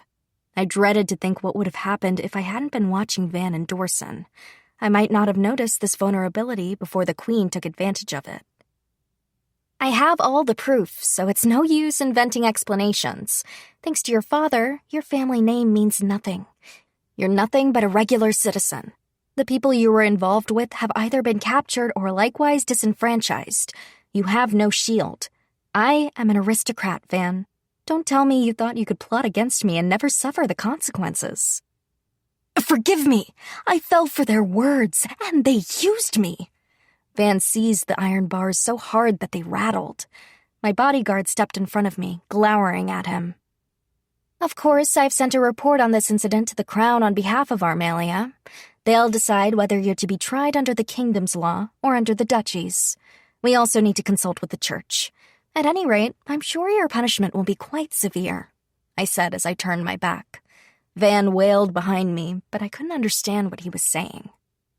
I feel much better now, I said as we left. Do you? I thought seeing his face would weaken my resolve. In my past life in Japan, I had of course known we had the death penalty for those who committed truly heinous crimes, but it had seemed surreal, like the last resort used in a far-off country. Thus, I had been hesitant to see Van again. But I hadn't quailed from that brutal likelihood at all. In fact, my thoughts were already drifting back toward my other responsibilities. I'm glad that if it had to be anyone, it was him. I'd handed him a chance to prove me wrong, and he'd smacked my hand away. He didn't even seem honestly remorseful. I'd felt no need to hesitate. Well, we've done what we came here to do. Let's go. Looks like we can't use Van or Dorson anymore, Yuri giggled. You never had high hopes for either, Dibon noted. We always said if they actually accomplished anything, it would be by sheer luck. Yuri nodded in agreement. You're right. They did all we could have hoped just by stirring up trouble for her. Their master plan was running smoothly. To Yuri, everything happening in Armalia right now was just a way to kill time. She had fun imagining Iris's panic. That was enough for her. You're a terror, said Dibon, amused. Thanks to your tricks, multiple houses have fallen out of favor, and there's a rather amusing merry-go-round of family heads under house arrest. Oh, I was being nice. Those people were already whispering so loudly about their loyalty to the Pope. They would have fallen sooner or later anyway. I gave them one last chance, but they failed. Yuri shrugged. They would have caused friction in Queen Elia's faction anyway, so it isn't like we lost anyone important. It was Dibon's turn to laugh. It's a bit unfortunate about Van and Dorson, though. I thought I'd be able to have more fun with them. I do hate little rich boys. Yuri had been putting together a more elaborate plan for Van, but Iris's spies had been too keen, and she'd had to abandon it. Yuri was put out about it, but she'd at least had a bit of fun. That's cruel. I thought you were more like your mother. How many times do I have to tell you to stop talking about my mother? Oh, pardon me. Dibon smiled. You should be more grateful, though. She's the reason you grew to be the person you are now. Yuri laughed coldly. What is that? Some kind of joke? No, just my honest observation. Her example taught you what not to do. Yuri thought on that for a moment. Dibon was right. Her mother had been a prime example of how not to conduct herself.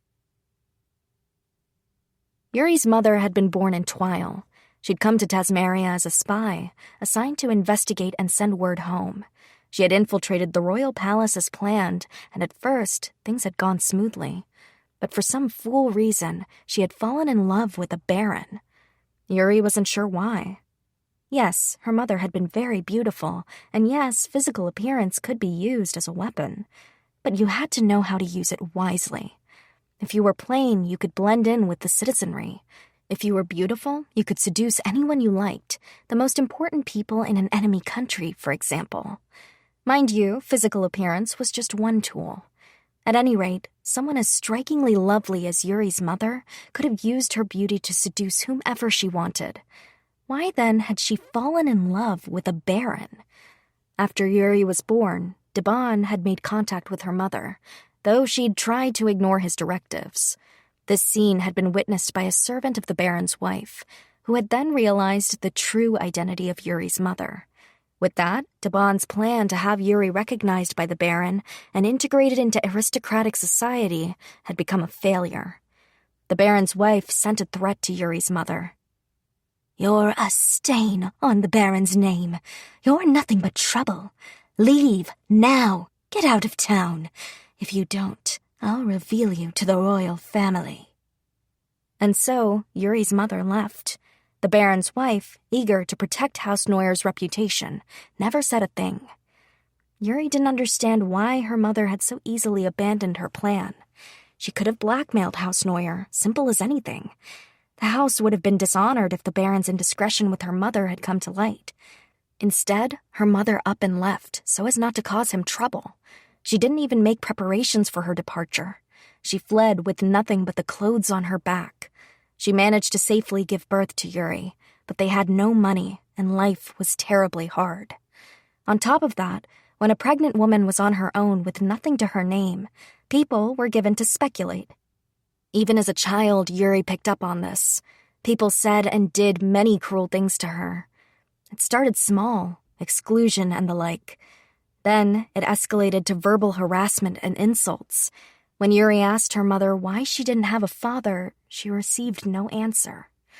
If Debon hadn't found Yuri one day and told her the truth, she likely never would have known. Debon had taught her a lot of things. He taught her how to observe people and how to speak to them in a way that would win their favor.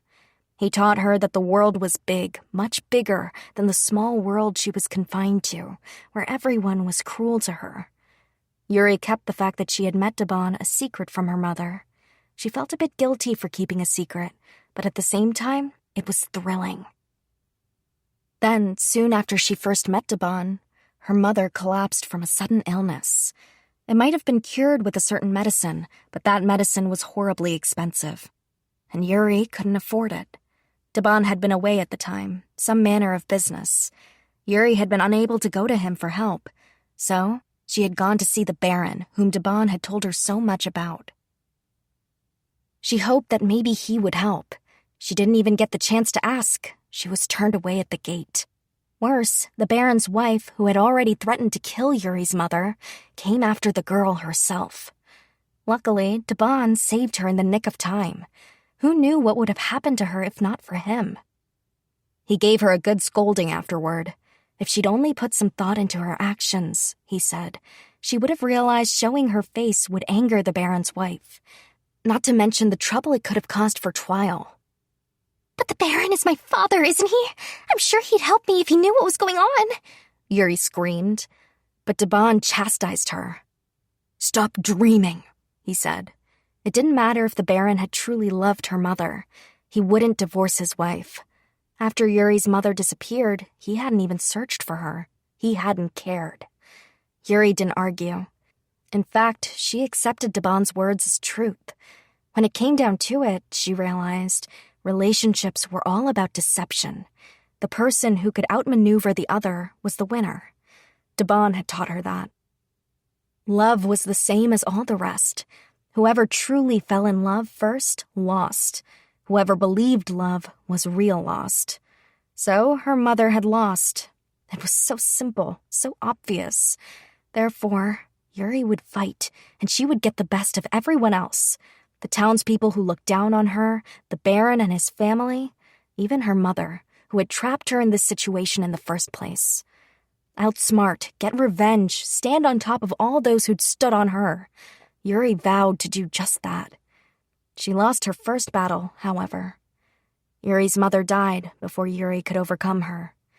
Debon had acquired that expensive medicine she needed, but it was too late.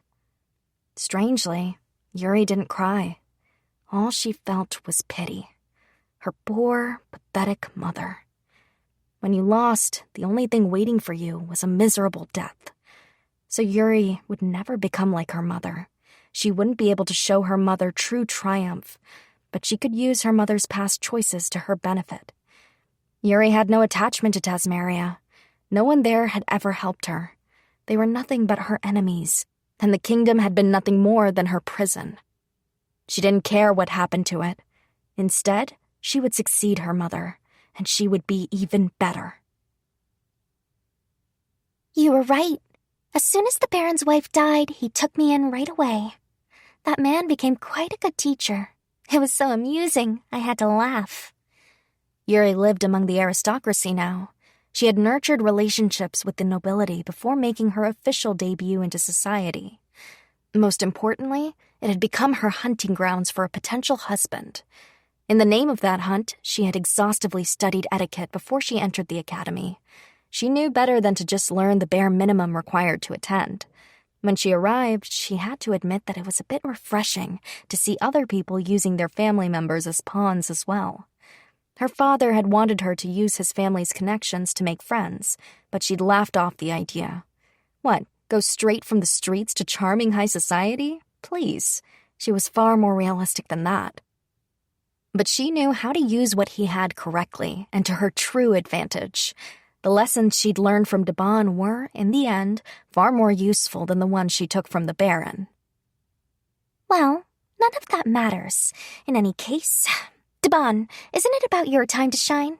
Do please entertain me. Of course, Debon replied with a grin. Seeing the smile on his face brought a smile to Yuri's face as well.